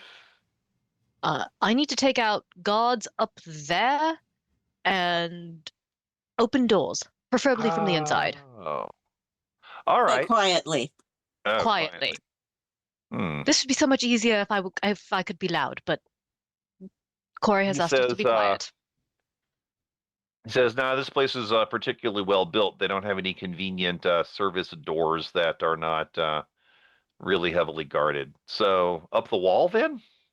Yes, that's not a problem. All right. Yeah. Honestly, the way that they're looking out and it's dark. Oh. Do you want a distraction? I think we are the distraction. We just want to be very quiet. Oh, wait, I think, well, no, I don't know that. Never mind. We don't want to send them on high alert because we cannot risk them finding Kore before she's ready. Exactly. He nods. Yeah, I haven't been in yet, but from what I've seen out here, up the wall's probably your best bet. All right, I could do that. So yes, piggybacking side, pointing Dorian to where we should arrive. Laudine's just gonna spider climb up this wall. Okay. And so Blake, Dorian, he asks you, what do you need me to do? Right. Well, what's the tech level of this world? It's well, actually, it's Renaissance, which means it'd be like flintlock level. Okay. Cool. I think basically, this is a question of like, if we want to use him as lookout, or if we want him to come along to help out with things inside. You can tell from the fact that his left eye is glowing that his visual enhancements still work here. Okay, that's good. Ooh. That's good. So yeah, actually, I think probably Blake. I'm going to say, because like all of my agents, he's geared more toward information gathering. Sure. He can fight. All of my agents can fight, but it's more Right. defensive. But it's more like you've got him on Overwatch, I guess. Yeah. Yeah. So I think Yes, that's that's good. yeah. So I can Lookout position him. is good. Yeah, if he can be lookout, that would be great. And so he can just sort of like, he has a way that he can. I'm trying to figure out a way that he can ping us without necessarily having to be caught with an icon. Is the only thing. Yeah. No, he can because Oh, I can reach yes. him. I You forgot. can. He That's absolutely right. can. That's right. So Yep. he just has to think really hard in my direction, and I'll scan for it. Yeah. Once you explain that to him, it takes you guys 30 seconds to figure that out, to basically sync up. Yeah. And then it takes him another, say, minute to kind of get used to how to communicate that way. And then once that happens, he's like, got it. Yay! All right, so we have him on lookout. When Laudine and Zayed reach the top of the wall, we're going to do our put guards to sleep routine. So climbing the wall is actually pretty quick. And then I'd like Dorian, to point out that Scythe is perfectly capable of climbing a wall, but which when I think is Laudine said hilarious, but piggyback, yeah. she instantly said yes. So Now, on the plus side, Interesting. yeah, no, interesting it's is- not interesting. Absolutely, Not no. interesting. Yeah, To be fair, Laudine asked if either of you wanted Absolutely. to join her. You could have said no. It's true. Uh-huh. This is not assuaging my No. shipping over here. Just gonna note it. right. On the plus side, it does mean you've saved your energy for like knocking people out. That's what it was all about. Yeah. Yeah. I also just realized that once you're done knocking people out, you could just icon me and pull me up there that way. Oh, That's Yeah. true. you could just do that. Actually, why not do that? So the patrol, or not the patrol, in this case, it's guards. Yeah, you are in fact, honestly, between the two of you, it takes several minutes. You don't do it immediately by any means, but, and you do get,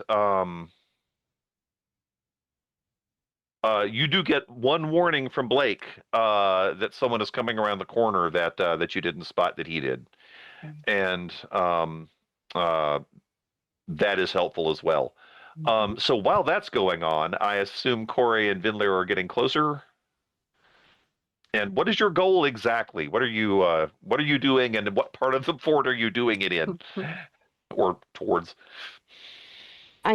For Kore, she's just trying to make it to wherever her soul counterpart is. Okay, and it's particularly easy to detect here. You barely have to try, because you're on the same world. And not only are you in the same world, you are at this point like half a mile from her. So she's unsurprisingly almost dead center in this fort. You don't get a lot of other information other than that she is here, and you pick up some emotions, most of which are fear and paranoia. So like yeah, she's ready to lash out at whatever she sees that isn't one of her people. But other than that, that's what you got. My goal for Ladina and Syed and Dorian, I would like to leave Blake up on the roof as a lookout, You can bring him, and yeah, with the or you three can of icon us, him, I guess, yeah. yeah, we'll icon him up. Yeah. Three of us get Yeah, as into long the as we come up castle at the and same time. Yeah. That makes Yeah. sense. Of course it does. yeah, and get into the castle and like knock out any guards between us and the front door. Just Okay. everybody go to sleep so that when Corey makes it to the front door, her path is unobstructed. Okay, that works up until you get to the doors of the room that your target is in, and there are too many guards out there. If you want to try to do anything with them, it's going to be a fight, and it'll get heard. There's no way around that. Okay, I'll stop there Okay. then, and leave Corey the option of we can make it a big fight, or Corey can go in and Okay. talk however she wants to do it. But yeah, Ladine's trying to keep this quiet, and they're just asleep. They're all alive. In case she needs them later. Always good to have extra, I guess. And it's less paperwork on the, the other side. Fair. Hopefully this won't be too messy. I really do hope it's just meeting of the minds, so to speak, and we'll be on our way. But if push comes to shove, then we'll deal with that. By the way, so we are in a place, there's a fort to keep. What is the landscape around us outside of this place? Okay, a whole lot of cleared space, meaning that if you hadn't approached this exactly the way that you are approaching it, you would have been seen by the guards up on the roof. But other than that, gently rolling hills and eventually some forest. Follow-up question. Is this a magical world or a non-magical world? Magic is moderately powerful here. It's not the biggest thing, but magic works. Okay, that's all I wanted to know. Thank you very much. All right. So yeah, basically this gets to the point where all of you can be in sight of the doors. But again, this is set up so that she's got a lot of people between her and anyone that might try to get in. So at this point, what happens? And all of you can be within sight of that area by now. You've definitely cleared a path for Corey. Do we want to get in closer? Is that what we need to do? I think so. I don't think she's going to come out willingly. Yeah. Do you have eyes on where she is? After a fashion. I can... Yeah. Which means Scythe. You might be able to get it. Yeah, you might be able to get her in. Okay. All right. Can I've got her current position. Oh, I'm so sorry. Just one thing out of character. Wait. So Scythe, you're Pepper. Yes. And Ladine is Jelly. Yes. Oh, interesting. Oh, Go on.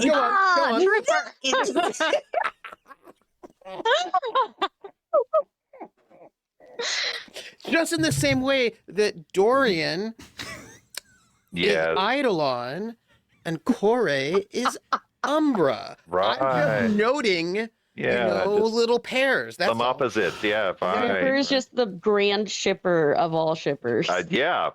Oh, and Trooper this season is like, nope, Merthine's married. He's just off the table. Right, right. Can't do any of that. Oh no. Mary, off the table. Oh, you know what? We're not at the ball anymore. I should probably take off my ruff. Excuse me. I don't want to seem inappropriate in public. Oh. Ooh, all right.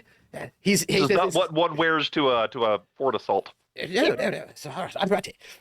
So, well, if we have eyes on, I mean, I might be able to take some time. I might be able to get us there through a door, but if Scythe is able to do such a thing, then that would be quite practical.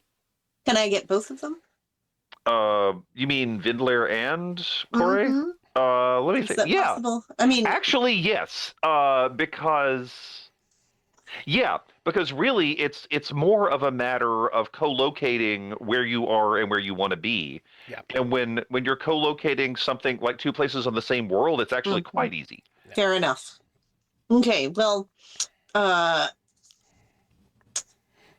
I put them like right in Do let front us of the know if you- door, and I say, let us know if you you need want to us- be. Yep. Go ahead. You let us know if you want us to make some noise out here at any point. Be in Right. touch. I am very good at noise, so please. That is true. That is true. What are they saying? Are they Did saying you- anything? Wait, let me out of character. They want to be on the other side of the big door, right? Right. Yes. Okay. I mean, Um, preferably in her room. You know what I yeah. mean? It's like, Can I do that though? You can. Is it possible? Okay. If I can do that, if I can correspondence our way out of here. Largely Yes. because Corey knows exactly where the Harbinger is. Oh, that's right. Yeah. That's So, right. Okay. and like once that happens, Mm, because you are on the same world as the place you're going, you can sense the space that you're going into. okay. If this were on another world, you wouldn't be able to do it. But from here, it's easy for you. But you just have to literally sense the space. And once In you that do that, case. you learn that she's in a pretty big room, and you know, thanks to Corey, you know exactly where she is. Right, and I'm not going to teleport them halfway into a wall or anything. Absolutely not. No, Okay. this It's very important.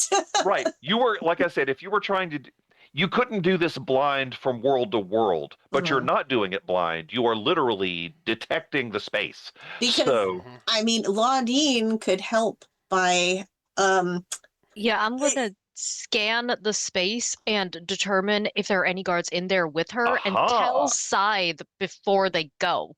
that is good. There are 5 other mines in there. Yeah. Well, this is a question for Corey.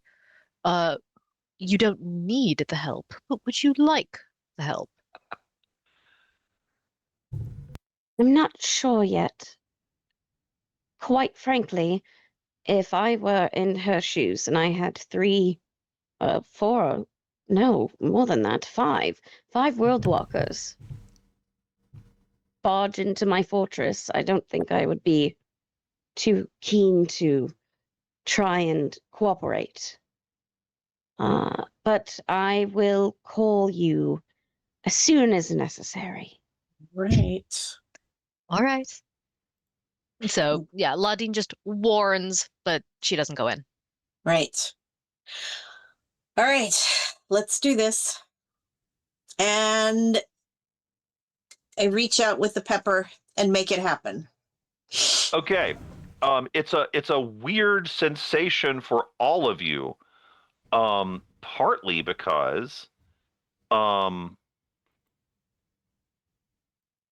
largely because like Scythe, you haven't done this before. Not like this. Not like this. Yeah.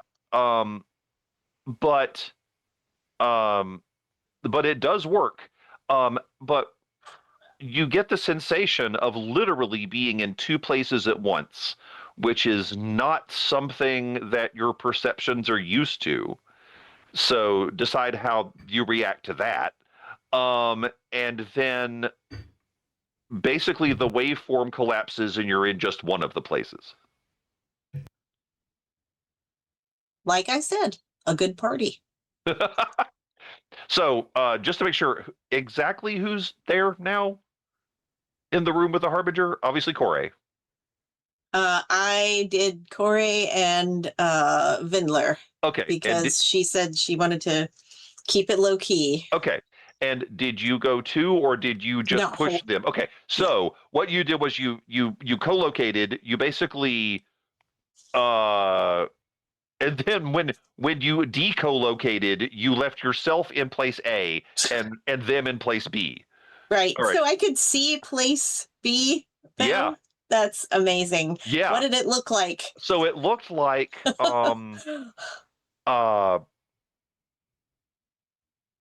it looked like a throne room. The Harbinger was not sitting on the throne, though. The Harbinger was actually standing like back in a corner near a door.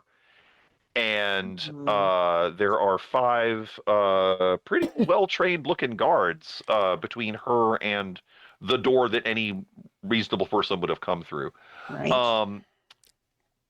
Which Very means unreasonable. It makes sense. Yeah, that's true. However, they are still between Corey. They're still between you and Vindler and the Harbinger, because of just the way that the room is set up. But Scythe did drop you off facing them. So right now, that's what you've got. There are 3 of you. The 3 of you are still like kind of out of sight of the guards that are in the hallway. And they are still right now unaware that anything has happened. However, there is shouting from inside the room, which means the guards in the hallway are now opening the door to the room. So it's about to have a lot more guards in it. I roll initiative. Okay, in that case, now the guards have something new to worry about. And Laudine is unsurprisingly first on the scene with that. So now they're we'll get back to that in a minute, but I assume Scythe and Dorian, you're probably jumping in a minute as well. But first, obviously, the 5 guys with swords are advancing on the 2 of you. Ooh. So what is happening?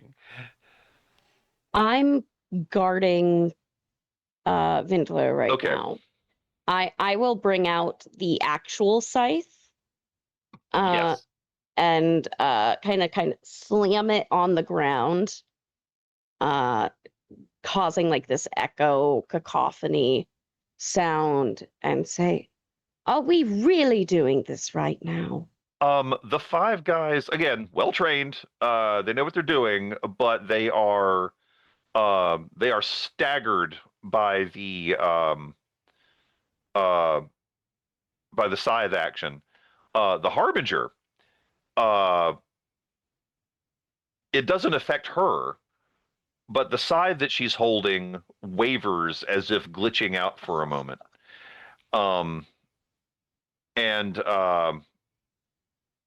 She, with a sweep of her hand, she doesn't touch them.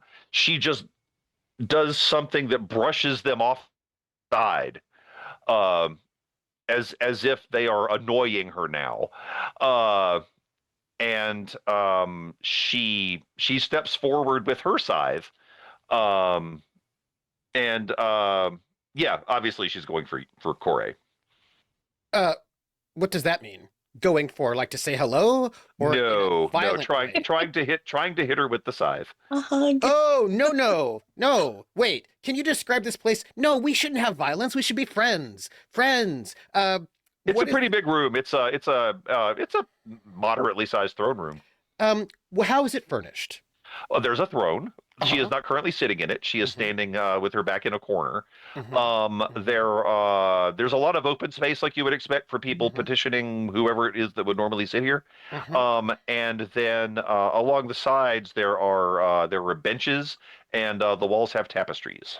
Lovely. Are there candles? Are there flowers? Are there goblets? Like, just give me a little bit more in terms of what sort of background items are here. There are torches in wall sconces, and a fairly large oil lamp in what would be a chandelier position that is doing most of the illuminating. Are there... so we have some tapestries. That's lovely. Is there any food? Are there any plants? Is cutlery, is tables, not tables, sideboards, drinks? Nothing like that. She Cushions? Yeah, there's 5 swords that those guys are no longer holding. But yeah, no food or drink or cutlery or anything like that. She was set up for repelling invaders, not for having a snack. First off, that's rude. Yeah. I just want to point out that she's not a very good hostess, but Absolutely. That's cool. Cool. Thank you. That's all I wanted to know. Let's get out to the hallway real quick. What are the 3 of you doing to keep those guys from going in the room? Okay, so Laudine got there first. So what's happening there? I'm taking advantage of Laudine's being awesome and full of plate mail in order to sneak up on the others from behind, in a classic invisible flanking motion from the shadows. Okay, not a problem. Yes, go ahead. Laudine's glamour has dropped, so she's very clearly in plate mail. 100%. Yeah. And she's using her weapon, Fontes, as a polearm. So this time it's a naginata. It's like big. It's got the pointy end on it. Lots of reach. Okay. Lots of reach. And what she's really doing is she is sweeping guards away from the door. She's going to attempt, if possible, to use the butt end of the weapon to incapacitate. So, single shots, especially to toes, so they are rendered combat ineffective without, being dead. In that case, Dorian, it looks like your 2 companions have the hallway pretty much taken care of, but they are probably not able to hear the other people running from elsewhere in the fort towards this position. There's another hallway, the hallway that you guys are hiding in, basically. They're coming from deeper into the fort, approaching this position. Well, there are several things I could do here. I realize this is the folly of my character. I've made now, in all of my obsessive spell creation, I have made too many ways to deal with these guards. Too many options. Right, okay. So the thing I think would be most effective right now, though, since we are a distraction, yes, I'm realizing I don't necessarily want to end the fight immediately. Okay. So I'm going to cast Tempest in a Teapot, which allows me to... Yes. I haven't had a chance to cast this one yet. You haven't, actually. I can shape a storm. I can cause a storm to appear and shape it in whatever shape I like. Generally around targets. It can be used to confine. Sure. It can also be used to repel. And so what I'm going to do is just basically conjure up. Let's see, storm size, storm shape. And I'm basically going to make this series of this tornadic whirlwind of sorts, or a series of them. Here's the thing. The wall is whirlwinds, right? Right. I'm building walls. There's quickly walls of whirlwinds around where we are to keep... And doing the walls in specific ways to keep others out. Yep. But that's going to work. Yeah. To keep the ones in front of us in, or to whip them away outside. If they get caught in it, they're going to be whipped in all manner of directions, possibly outside it. That could happen too. Yeah, but okay, I got you. To keep them from the door. That's going to work. Yeah. Okay. And also me, to keep them away physically from me would be nice too. I mean, it's a bonus. With enough gaps that I can still see what's going on. Absolutely. Okay, so I'll come back to you 3 later. Meanwhile, so there's a hell of a lot of noise outside raises the hallway. His arms. I don't even have to use a linchpin on this one because it's that one was quick, right? I love that. So Dorian just basically raises a hand. It's like he does a quick calculation. And he opens the watch. Nice. And this storm just pours out and immediately forms up all around them. Guardian is so cool. Like, ah! All right, so back to the throne room. Like I said, there's a hell of a lot of noise in the hallway now. But none of the people in the hallway are making it into the throne room, and it's basically just the two of you and the Harbinger that keeps trying to kill you with a scythe. Rude. I'm going to say, Vindela, can you go hide for a moment? Looking at the 5 guards who are also in this room, I'm like, I don't think there's a lot of space. He says, he's like, oh, this looks bad. And he's trying to make it so that the guards have to get through Corey before they can get to him. Yeah. As he is a somewhat unarmed person, Right. just hanging out in clothing. And like thinking like, is there a table? Is like, where can I be? You could crouch behind the throne, actually. Are we on the throne side of it all? You're in front of the throne, so you could actually get behind the throne and put something between you and Corey and other people if you wanted to do that. Yeah. There's space. Are there windows in this place? This room has no windows. Good. It's dead center in the fort. Wow. Other question. The walls, are they like stone, like large stone bricks? Are they like? Yeah. Give me like they're Yeah, big stone bricks, and very thick. Great, thank you. So, Okay. And like mortar. Yeah, it's made out of quite large pieces of stone, but they are mortared together. Last question. When Corey did her big Maleficent moment, did she crack the floor? Oh, yes, she did. That's all I wanted to know. Thank you very much. Thank you. I'm gonna head behind this throne because she sits hide, and like, all right. Sure. But I have very low warfare, so I think I go last out of everybody. It kind of makes sense. Yeah. Corey is going to like basically fluff out one of her sleeves to show one of these tattoos. And with a clawed finger, she just slices the tattoo. And this black ichor begins to spill from her veins, like glooping onto the ground and just growing out these souls. Very much, and I think like even outside there begins to be little gloops that fall. Okay. It just kind of spreads out to give them some help as well. Okay. But they are like the like almost like a tar pit soul is like what she's summoning right now. And what once they begin to form, what do they do? What is their goal? Their goal is to defend, to protect and defend.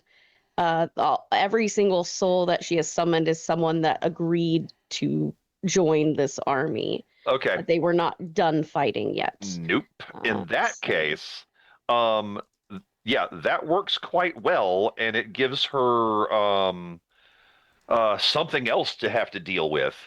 And she holds her own against the first two, but then she starts to get overwhelmed. What are the guards doing? The guards are unconscious at this point. The ones in the throne room? Nice. They are not moving. Corey will just slowly walk forward. And she's going to say, we could have done this easily. We could have just had a conversation. You made it difficult. She says, I had no choice. Really? And why's that? Because I got the anger. Oh. Well, that makes sense. Tell me, are you ready to not be angry? I don't think I'm ever going to quit being, but are you ready to start? Might help me with what I need to do. Be careful, I also got the fear. I will take it. Give you some relief. And she, at no point does she make a move to let you do it. She fights you the whole way. And all of you. Can I help? In what way? In what way? I cannot conjure like that. Right. Because that was not mine. However, there are a few little small cantrips that I can do on my own without Herbie. Not many, but a few. And I am going to as I'm hiding behind the throne, actually feeling very tired. I'm going to concentrate and I'm going to create flora in the crack in the floor. Oh. And I'm going to create one of the sorts of flowers that Corey has always loved, that gave Corey peace and comfort. And I'm going to allow this what sort of plant would it be, Corey? It would probably be.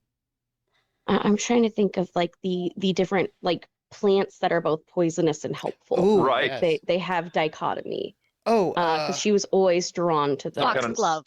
Yeah. ooh, Perfect. Foxglove. She always kept getting into it as a child, like drawn to these plants, Nice. much to her grandmother's chagrin. But And she could tend to them better than other people could.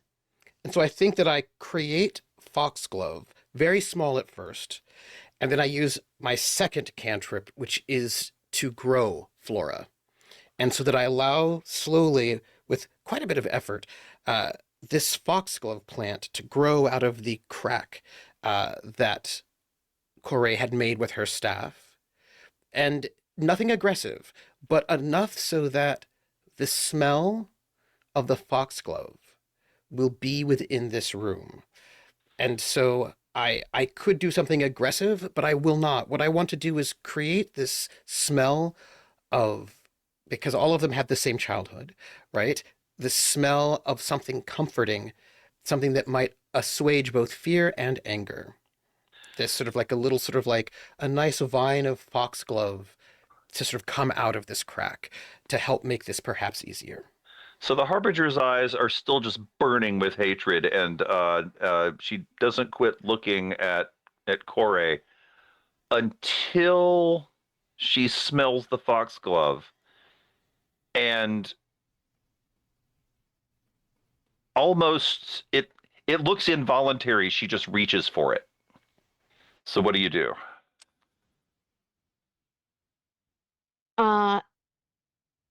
I,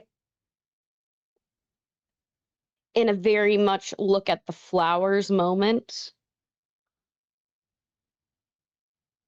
it is a few seconds, but the scythe Chronos does its job, and there is a foxglove flower very similar to the one that was given, like different. The other one was a rose with like the Yeah. prickly thorns.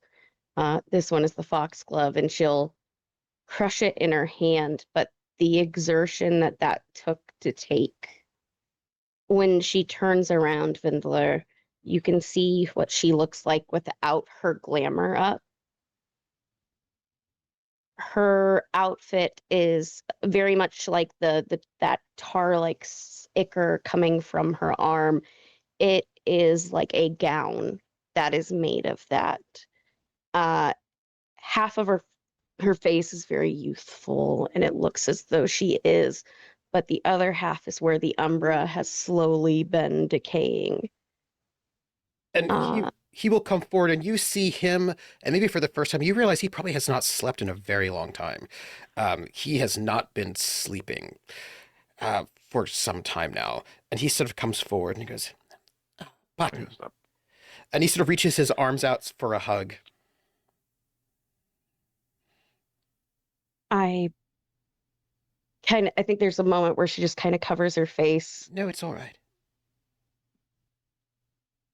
I didn't want anyone to see this.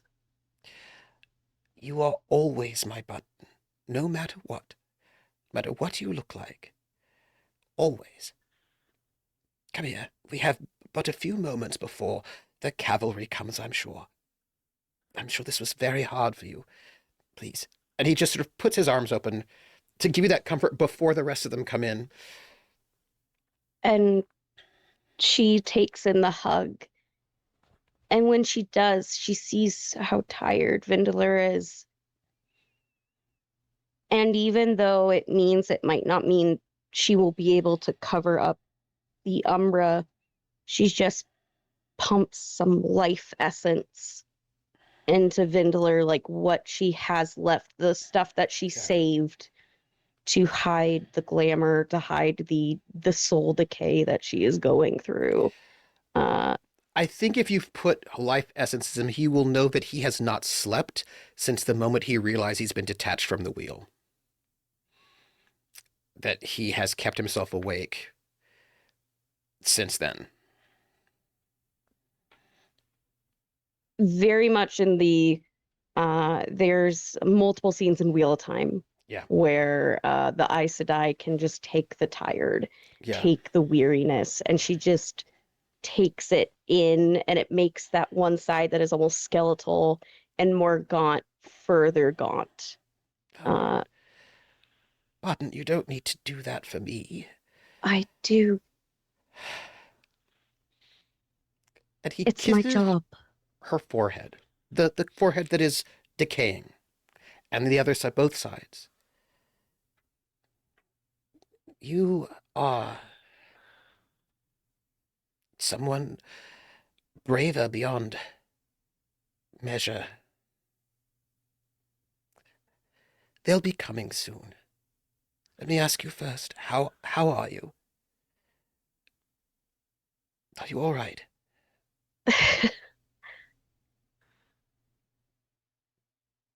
I don't know what that is. He reaches down and he pulls one of the foxglove flowers and he tucks it behind your ear. Remember, you have got this. Thank you for much. I think I can stay awake for a little bit longer with that, thank you. Whatever you need. All right, are you... And he like tucks like a bit of the hair like behind your ear. Are you ready for them? I don't think there's any second chances here. All right. And he sort of looks, and he looks at his hands and he goes, I wish I had the power to glamour you myself. But, and that sort of foxglove, he concentrates and it sort of grows on the side like a beautiful bed of ivy and flower, so that half side that is decayed, that she cannot currently glamour, is now sort of covered in beautiful, like a curtain of beautiful foxglove. Perhaps that will help. But you look beautiful even without the foxglove. I appreciate that. And,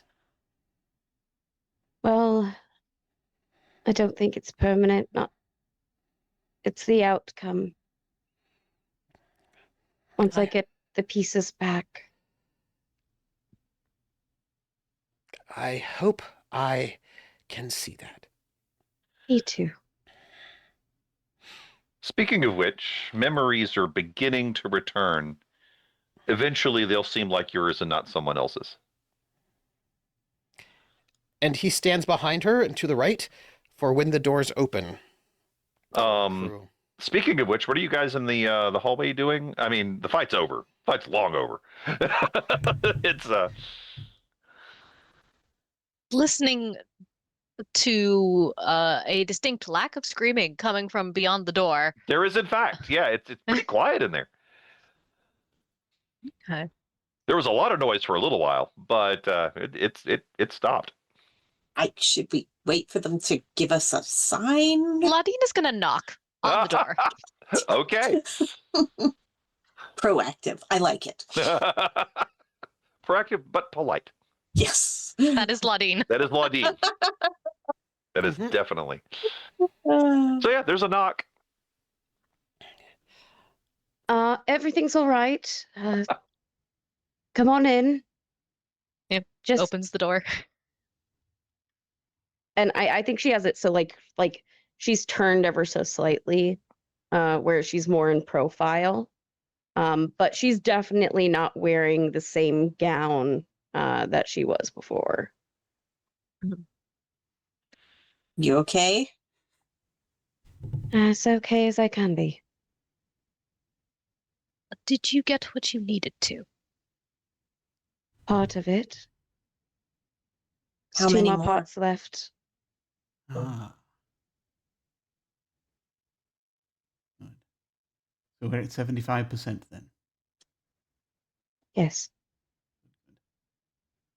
Memories are clear, at least. Wait, isn't there only one left? Because one consumed the other? Yeah, there's just one left. Yeah. Oh, Actually, that's no. right. Technically, there are two because there's the Atropos that hasn't tried to kill you. Oh, that's right. Because we don't know how much. That's right. She didn't give There's her one entire self. antagonistic one left. She gave I'll tell you that. part of herself. Yeah, she did. Yeah. That's gonna be rough. Our team is at 75%. Yeah. Mhm. Mm. I'm sure Jordan will really love that. I'm sure that'll be really good for him. Oh, that's going to be great. That's going to be Fun, awesome. Yeah. Yeah, it's the best. Yeah. Yeah. Ladine is going to look at Kore's flowers and just looks from Vindler to Kore. And you see her face get kind of sad. And kind of quietly to Kore, she'll just say, "You do what you have to do."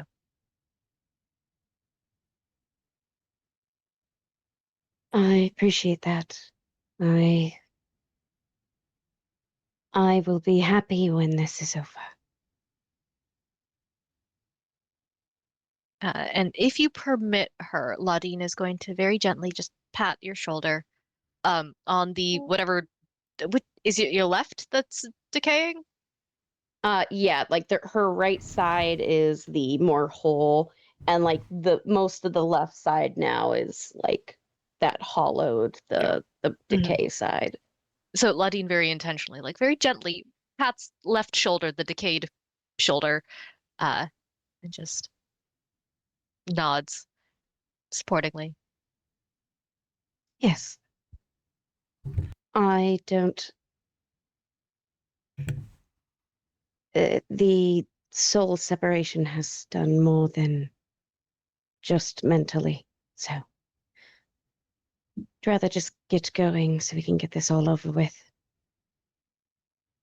Right. We're here for you. Seriously. It's okay. I appreciate that. I'm sorry for whatever you're going to see going into the next one.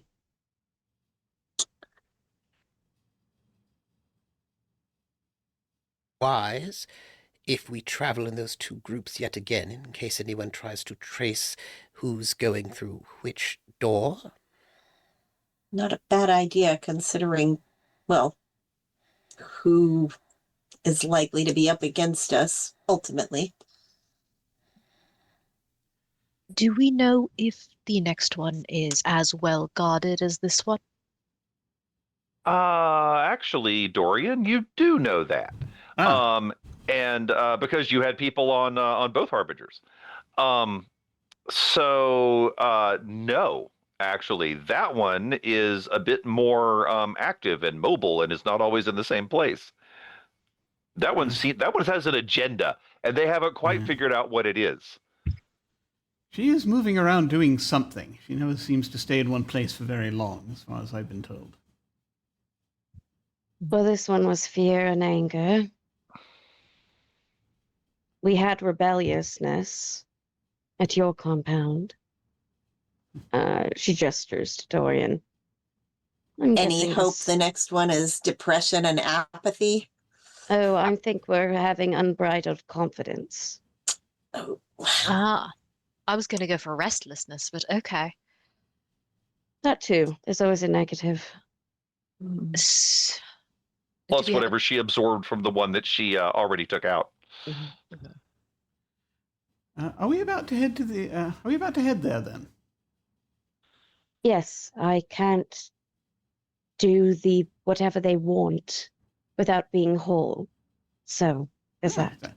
Very good. Now, I wasn't Excuse expecting me, it to be so instantaneous, but I do rather like a surprise.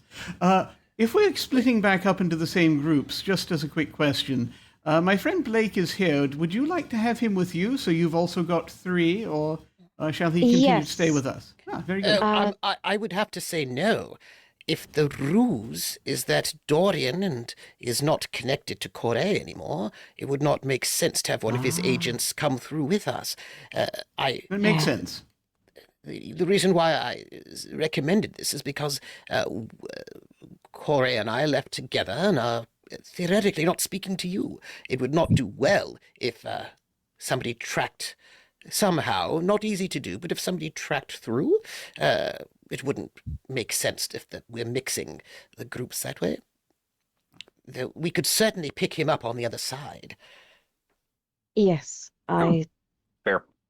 I'm all right at defending, but I would much rather have someone to be there to protect you, if I'm being honest. Well, do you think I'm not a great fighter? I have squired under one of the best generals and warriors there's ever been. He looks around, he realizes he has no weapons on him, and he's like, well, Ladine, she looks like she's gonna say something as if in jest and doesn't. What she almost says is, you're a knight. Did you forget I knighted you? And it was supposed to be a joke, but she catches herself like just before and kind of subsides because he did forget. well, he did doesn't say, I squired under. That doesn't mean that you're no longer a knight, but you know. The statement's still true, Yeah, but like, no, he proved himself. And yeah. Yeah. So she doesn't say it. Corey raises an eyebrow. What? I mean, Are haven't you combining? What? Are your consciousness combining? I've only had one consciousness, just that one of them doesn't remember things. Yes, but it seems like you're remembering things Vendela did not know. No, I did not. I read it. And Herbie, I know that I was a squire and was knighted. I read it. I'm not gaining memories back. Right. If anything changes, please. And there's this kind of sad look, which is the kind of like,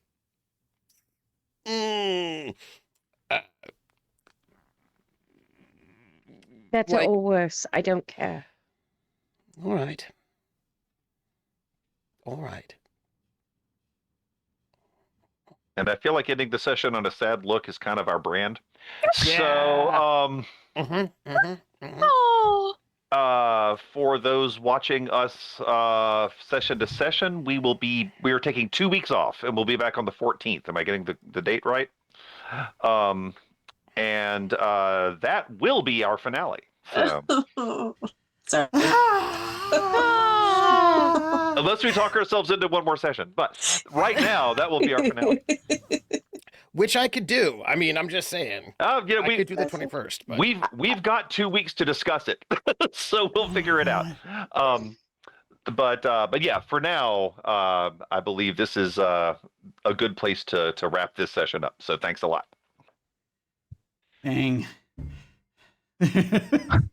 There's just so much. There's always so much, but there's so much again. Can I just say, for the record, Corey saying that makes it very clear to, I'm sure, Ladine, that something is actually quite wrong. Because when she said, if you get better or worse, let me know. And you're like, oh, no, wait. If that's not one of the things you say when somebody is like Hey, how you doing? Yeah. Laudine is now well aware that, there's something quite wrong with Vindler. You're gonna have much more pointed questions coming up soon, but that's believe the so. future.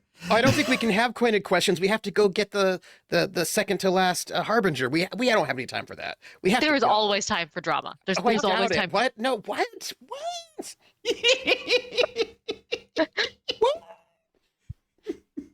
Death arrives at the speed of drama. Yes. Actually. Yes. If there's anything I've learned from this session, yes. From this entire, from both campaigns, actually. That's right. All right, folks. Well, we're going to go ahead and do our outros. Feel free to tell folks where they can find you and give any final thoughts you plug whatever you like. Give any final thoughts you may have about this session and favorite moments or love or what have you. And as always, we will be starting with our GM Brian.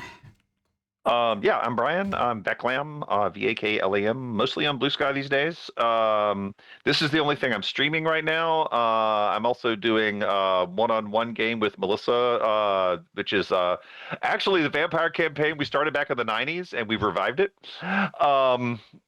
But let's see. Okay, Me once too. again, yeah, I know. So, man, yeah, I liked all the stuff on this one. I liked everyone's conversations with everyone else. I loved the way that my favorite thing, this was again an everyone else thing. I loved the way that everyone was bouncing the information back during the dancing. That was so fun. And those are just the two things that come to mind, but like, again, it was everything. The interactions are great. And I loved watching just everybody both coming together and having, like, some conflicts, but also kind of bringing it full circle in a lot of ways, which I'm really fascinated to watch. That's it. So again, thank you all, and it was once again, it was so much fun. Oh, yeah, so good, so good. And now we will head over to Trooper. Hello, I'm TrooperSJP. Hi. Thank you for letting me be here. It has been lovely. Let's see. Today is Sunday. The next RPG you can find me at will be next Friday on my channel, 7 p.m. Eastern, TrooperSJP, for part 2 of The Sandman, which was a 1985 RPG that was way ahead of its time. The big finale of the whole thing. One of my white whales of GMing, and I'm finishing up now, so come and see us then. And let me give some love. So, gosh, first off, my goodness, I would like to give some love to my ships, and I want to say to Melissa, thank you so much for just giving me all the ship. And then you're just like, it's not a date. And I was like, oh, it is a date. Thank you so much. Now I'm going to sit here and I wish I had popcorn because it's the best thing ever. It was, and the thing is, it's just so Scythe. Do you know what I mean? And I was just like, right, you guys have been hanging out recently, haven't you? Interesting. So I want to give my love to that. And then I want to give my love to Noctua for when Laudine is like, what should I wear to this thing? And that moment of just hanging out, gal pals hanging out with Scythe, trying to figure out what in the heck she's going to wear to this thing. I was like, oh, this moment is like my life. I'm having all of the life right now. I'm getting all of it. It's right here. I'm so happy. I just think, I'm just so happy. I'm going to bounce for a while. And then, of course, I want to go and give love to Mary for Corey's withering. For beautiful. Dorian. I know this is a really super tiny thing, but for me, it's like one of these indications of I could go on about how I love how you have all of your agents and how you've got all of those pieces put together. I could give that love, but that's too obvious. No, the tiny love I want to give to is how you noted that little look between Corey and you when Corey went to go and talk to Lucien, right? And that look that you gave, it's one of these moments of continued characterization of this really complicated relationship you have with Lucien, that it was that moment I was like, oh, there's there it is. That's you can open up and there's the depth inside Dorian. And I was like, oh man, little details. You just always give us those little details that are just they speak volumes, and they're so amazing. And to our GM, I would like to give you love for the amazing ball scene. How great was that?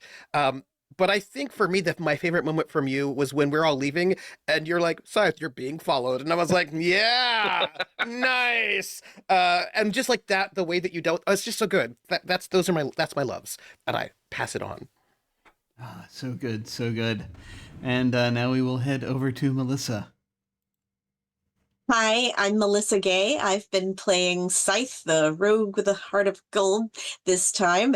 And I have to say, I'm going to be at Con Carolinas this coming weekend. So if you're in the neighborhood of Charlotte, North Carolina, come say hi. I'll be in the vendor hall and also on various panels, including the K-pop Demon Hunters sing along. Yes. Oh, nice. And love to everyone in this room. Oh my God. Okay. First of all, Dorian, I love how you came into the ball with like 3 hot ladies on your arm. And I'm like, oh, his lawyer, his spy master, and his accountant. Cause like, we know him. And but to all outside observers, he's just got 3 hot babes on his arm. It's brilliant. It was like such a great choice of spies to accompany him. I mean, he makes all these little decisions that both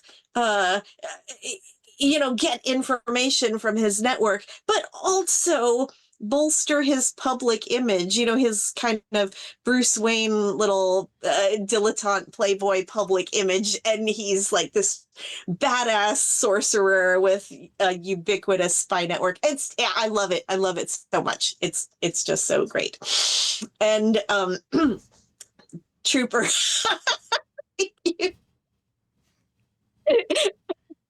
all I said was, it's not a date. And then you've completely like changed the course of that entire interaction.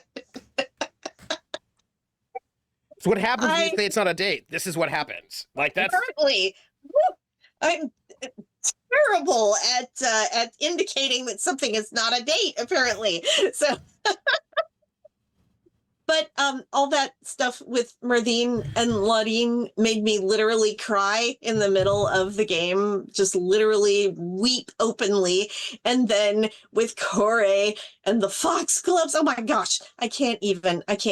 Plus, also, I'm obsessed with foxgloves because they look like each one, you can tuck a little tiny paw into them and the foxes are gonna go to the market in their little gloves. Anyway, I can't. Anyway. You, Laudine, Noctua, I appreciate you so much. You were amazing. Just sort of like rolling with it. And I don't know. Now I'm confused about their relationship. How about that? It's so great.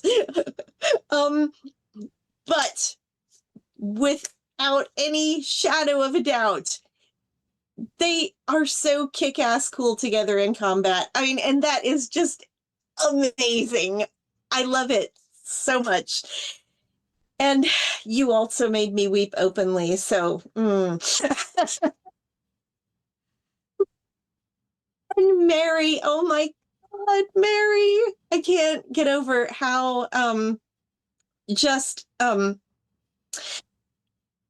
how intricate the sort of backstage behind the scenes stuff with Corey is, that we've been afforded these little glimpses of, and then finally we sort of see more of it. And I don't know, it all just makes sense. It all makes so much perfect narrative sense. And it's heartrending. And we don't even know her character that well.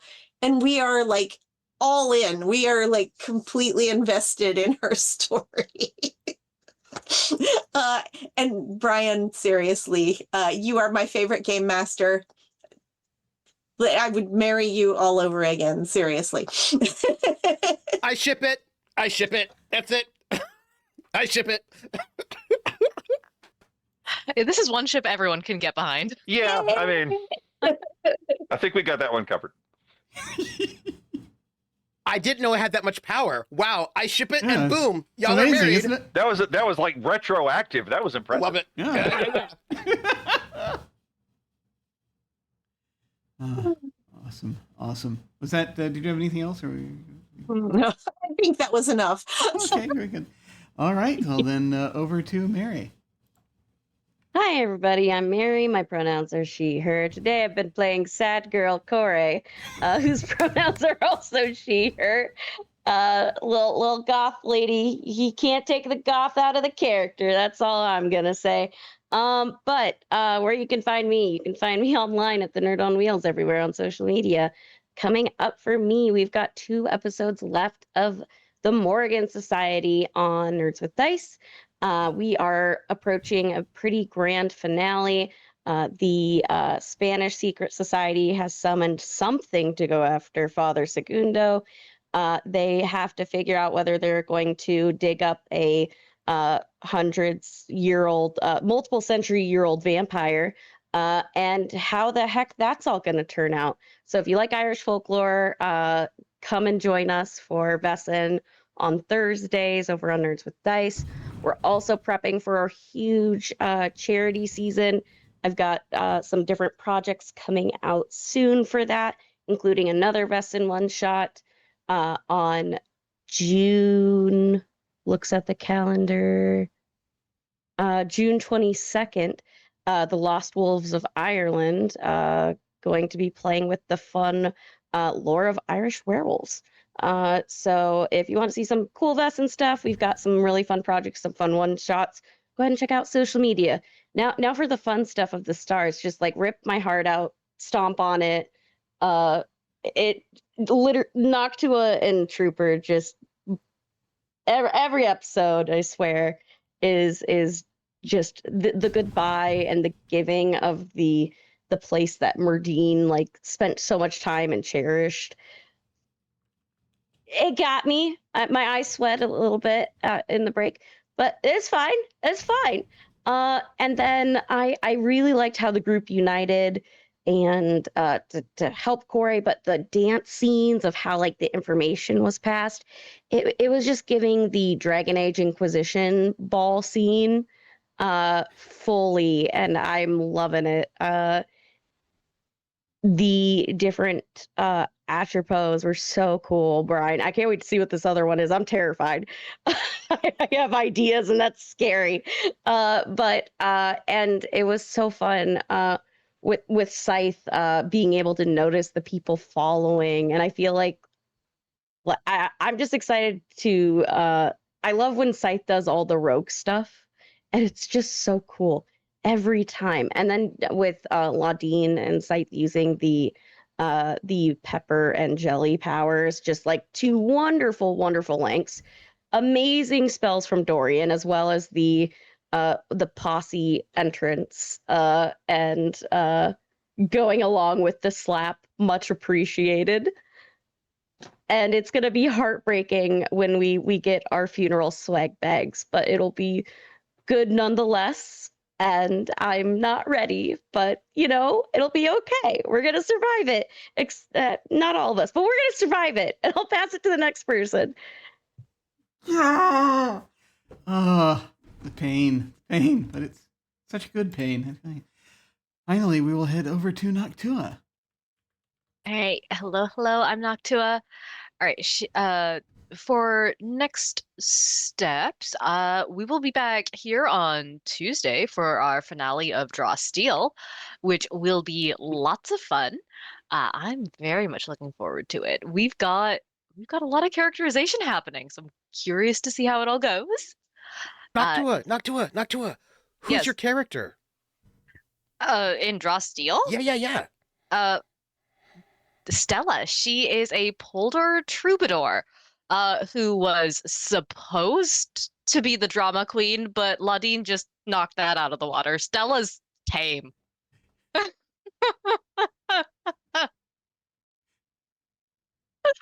Yeah. Okay. I know I didn't give the spiel, but that's fine. Okay. So, stars. Oh my God, you guys are so amazing. Um, so I'm gonna go a little bit backwards. First, stars for Brian for just rolling with it. Because I had no idea what Ladine was gonna do for half of this session, and yeah, just very impressed with just rolling with it. So thank you for that. It's my favorite part. And then, yeah, for Mary, I am loving the way Corey is going because there's such a complexity to that character, and something that both I as a player and Ladine note and appreciate is that Corey has been talking to the other harbingers or attempting to unless faced with hostility, and Ladine approves, just like we're gonna attempt diplomacy first. Violence is an answer, but probably not the first one. And just that approach is so refreshing. And despite all of the superficial gothness and the dripping ichor, that choice reveals so much about who Corey is as a person. And I'm just loving that. So, yay. Uh, all right. For Dorian, we've all noted the spells. I appreciate not only Dorian's versatility in he always has something. He always has something. And Yama's never used the same spell twice for like emergency situations. It's always something new, it's something different. I love that. I love that so much. And again, Dorian is so good at looking harmless that until he pulls out the power, you kind of don't realize, especially this season, because you've been relying so much on your network that it's like, oh, okay, Dorian's power is being the mastermind, like of having all of these people to do his bidding. And then you realize, no, he is a scary, powerful sorcerer. I love that. I love that so much. Yeah. Okay. For Melissa, first, thank you for playing along. Like there were so many moments with Ladine and Scythe, and just thank you for playing along and running with it. I do kind of blame Trooper for the ship, but I still think you should blame Melissa, because she's the one who said that it wasn't a date. I just feel like that right there is just the automatic, now shipping must happen. Like I was called. I mean, they were roommates energy started on episode 1 of the season 1, so that is true. It's true. It did actually come full circle because we started season 1, episode 1 with Scythe and Ladine very carefully incapacitating a whole bunch of guards. Actually, yeah. So, yeah. I'm loving their dynamic, however we choose to define it. Me too. But yes. And then for Trooper, I'm gonna give you like a little badge that says Heartbreaker, because oh my God. Yeah. Excellent, well done. But my feels, they will never recover. We've been dealing with some really heavy themes of grief and mourning, especially this season. And what's so fascinating about it is that every character we lose gets mourned in a slightly different way. Mourning Atropos was not the same as Mervine, which is not the same as Vindelair, which, depending on what happens next, may not be the same as Corey, because this version of Corey might not be the version of Corey that comes out at the end. So each version has a slightly different impact, and it's fascinating to view the complexities of those. So yes, skills and kudos to Trooper for being able to portray Merthine and Vindelair as different going into this like inevitable end. And yeah. Oh. And thank you for being such a lovely scene partner, by the way. I also just want to throw out the grief that Scythe is clearly hiding about her relationship to her family. That we I'm sure we've all seen it from season 1. Just noting that one. I don't know what you're talking about I'm sure. because I've got something important to do over here. Oh, Yeah. Okay. Uh-huh. Cool. Yep. Cool. Anyway, sorry, I've rambled. Not at all. Not at all. That's what this is for. That's everything I do on this channel. All I do is freaking ramble.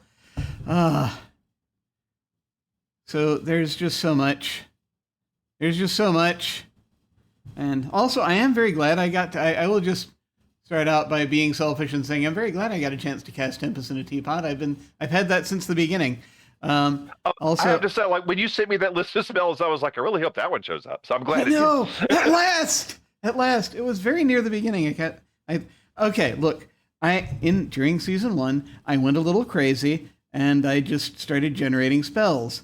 I don't know what happened. There was a tidal wave of them, and then there were more this season at the beginning of this season, and I now have like 51 of the freaking things on this list. There are too many, and there are going to be more. This is the problem. It can't stop. It can't be stopped. So I appreciate that folks seem to be enjoying my hyper focus. That's very good. I'm very glad. But that said, just also, an interesting thing I've just noted is that we seem to be kind of bookending. You see different episode numbers, but we seem to be kind of bookending each season with a siege, which is also delightful and I think strangely appropriate. So that's very fun. That's very fun. I'm gonna say that Brian, just the setup for the party was great. Was that character, Yeah. I've got the it. Hang on. Hierophant? Yeah. Is fascinating. That was very interesting, and I can't wait to see kind of what more happens there. And I loved just that moment at the end of the siege here, just before dealing with the Harbinger, that she was fighting because she got the anger. Yep. And that just seeing how all of this works, there's so much. There's so much. So good. Also, again, anytime the lines that come out, I sometimes will write them down if I really like some of the lines. And the one that I get today is from Lucian. Normality is overrated. And this is the thing upon which he and I agree very much. So that was a delight. Just everything. It's always a delight. So for Scythe, I loved seeing. This was before we even started. You made the outfit and put it in our Discord, and it's wonderful. That was so good.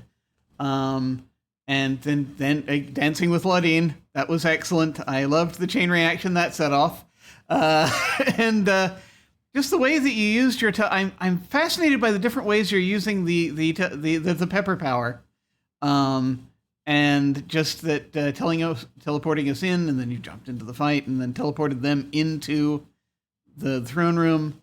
That's really cool. Your Scythe is really cool, and I really appreciate that. I'm going to say, Corey, I love Corey so much. And it's fascinating and seems different every time. But I love just sort of the fact that we see her in different phases throughout this campaign. And it's really interesting. And it's really good. And I love how you do it. Mary, you're so good. Why are you so good? I don't understand. It's so good. Just the Disney villain arrival at the ball was striking. And then just halfway through, just as soon as you found out what needed to happen for the trial to take place, you're like, okay, we're doing it now. Impromptu siege. That made this so much fun for me. not that it wasn't fun before. I was looking forward to a ball, and I was preparing in my head what I was going to say to Bastiano. But it's absolutely. But I really liked doing this. This was so good. And I'm so glad that we're dashing up to it. I have no idea if Brian was planning at all for any of that, but for that to happen this evening. But not specifically that. No. I just appreciate that we were all rolling with the punches there, but just that the fact that we're doing it, that's great. I'm all for it, and I cannot wait to see how we put a button on this. Regardless of how long it may take, I'm happy to. Well, we'll talk about that. So I need to talk about Laudine now. I loved that just working to keep the information flowing during the dance was excellent. Not letting Vindler off the hook when he was talking about his pain. And seeing what Laudine has to overcome to even talk to this man. And how this works, and I can see it as you're role-playing. Everybody is role-playing excellently. I just need to just say that as just seeing you do this was so good. And seeing Laudine slowly trying to let go is both painful and awesome. And I love it. This was so good. And the opportunity, yes, I've seen it. I like that you had the opportunity for violence, I see. That was great. That was great. So it's like, I'm rolling initiative. That was so good. It's so good. So, Trooper.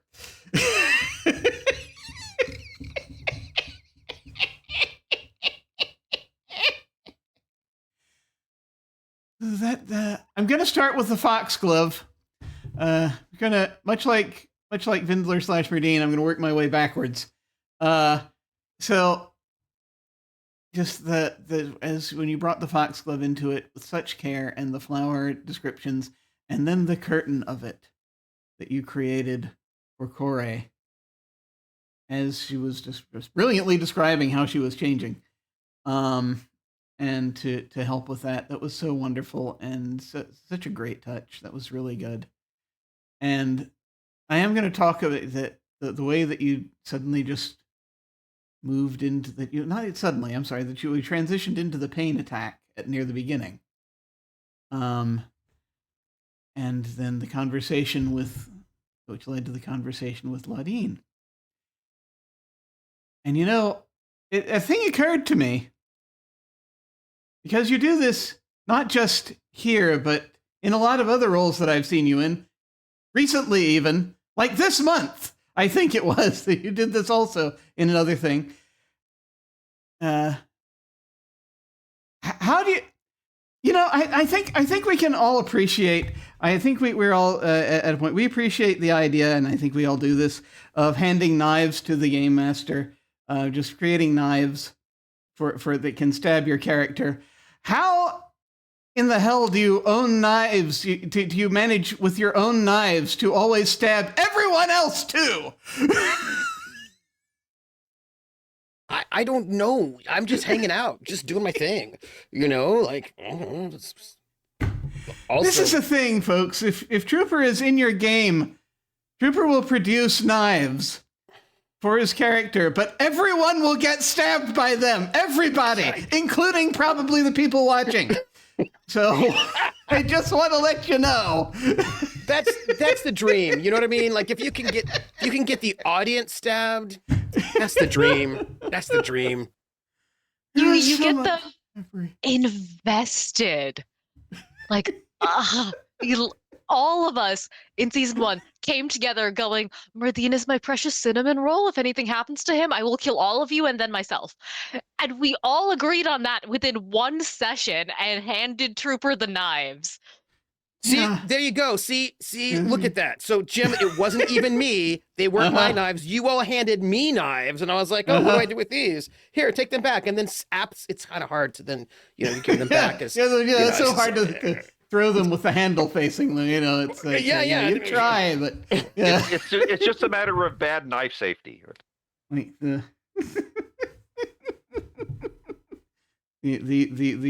ruler of collateral damage. That's I both love and hate that, and so just thank you so much for that again, because that was so good. That was just it was so good. Oh my God. Okay, so I think outro, right? Yes. So once again, I'm Jim Ryan. At least I think I am. You can find me at OtherDoc on Twitch, YouTube, and most social media platforms. Wherever I'm not OtherDoc, I'm Jim Yes That Jim. My website is jimyesthatjim.com, where you can find my Geek Observation podcast and links to my various other podcasts, audio dramas, writings, and such.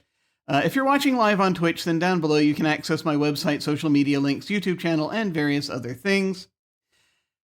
Yes, as previously mentioned, on Tuesday, we have the finale of our campaign of Draw Steel, A Matter of Time, run by Levi, a delightful fellow. He's the director.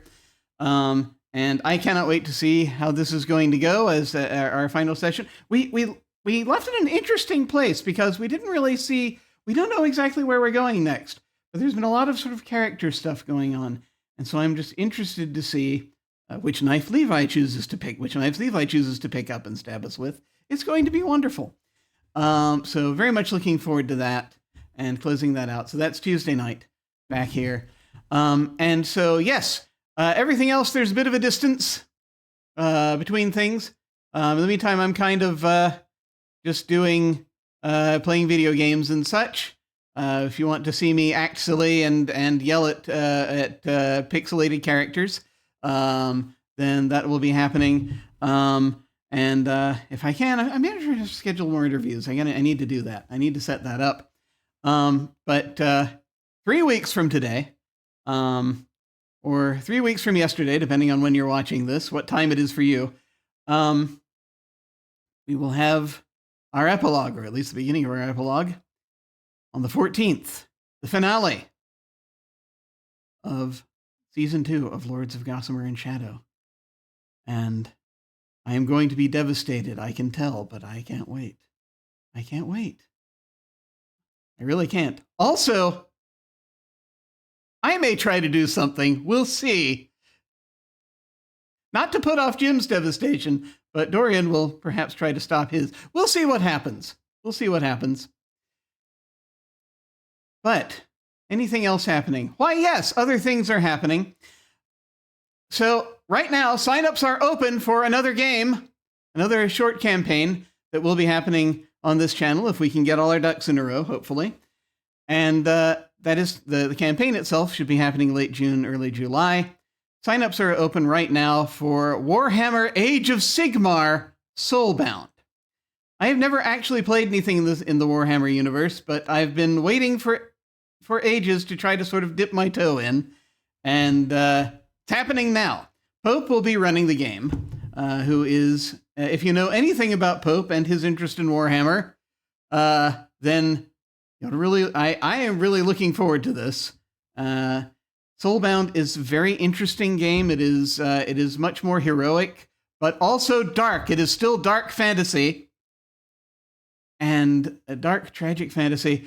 And so I'm very much looking forward to that. Signups are open right now. We're trying to cast our net as wide as we can, see if we can get folks from a variety of backgrounds into this, if we can, because it is the opportunity for things like this is rare. And so that's going to be, these signups are running through the end of this month, the last day of this month, Sunday, May 31st, 1 week from now. So if you're interested or just want to learn more about the campaign, feel free to go to jimyesthatjim.com and click on game sign up. Or if you're watching live on Twitch, go down below to click on RPG sign up, and that will take you to the same place. As always, beginners are welcome. More than welcome for this. This is the thing. This is the thing. So very much looking forward to that. And then, of course, next weekend I'm going to be at Con Carolinas. I'm not there in an official capacity. I'm not a guest because I'm just dipping my toe back into cons, at least of local size. And so I'm going to be over there and just hanging out with folks and trying to remember how socializing works with humans in three-dimensional space. So if you happen to be in the area and want to hang out, feel free to just sort of wander by. I've got various ways of contacting me, social media and what have you, if you want to ping me and do a thing, because it's an interesting place. The hotel, there are a lot of sort of interesting little things around the boardwalk near it, and of course, it's a good con. It's a good, not huge con, which is actually kind of really the important part. So feel free to check it out if you happen to be nearby. There will be gaming. There will also be panels. Lots of writers. A ridiculous number of writers are there. And I believe Melissa will be there vending some vending. Yes, drawings, art. Yep. So beautiful art. Melissa's a really good artist. You should come check that out too. Thank you. But that said, thank you once again for watching. When we hit the end card, there are a couple of folks still streaming. Let's see. We're either going to go to Orc Skull, which I think we streamed recently, or the Turtles. Are any of the Turtles visible right now? I can't see them from where I am right now. We'll raid somebody. There's this thing called Turtles and Chill. It's a tank full of turtles. It's delightful. They put a camera on for quite a while. We'll raid somebody, but feel free to hang on if you're so inclined and say hi to them with us.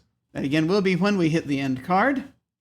In the meantime, folks, thank you again for watching, and please remember, for goodness sake, that you are valid. You are unique. And that is wonderful because variety is very important, ridiculously important right now in particular. So you matter. Please take care of yourselves, and we will catch you next time. Farewell.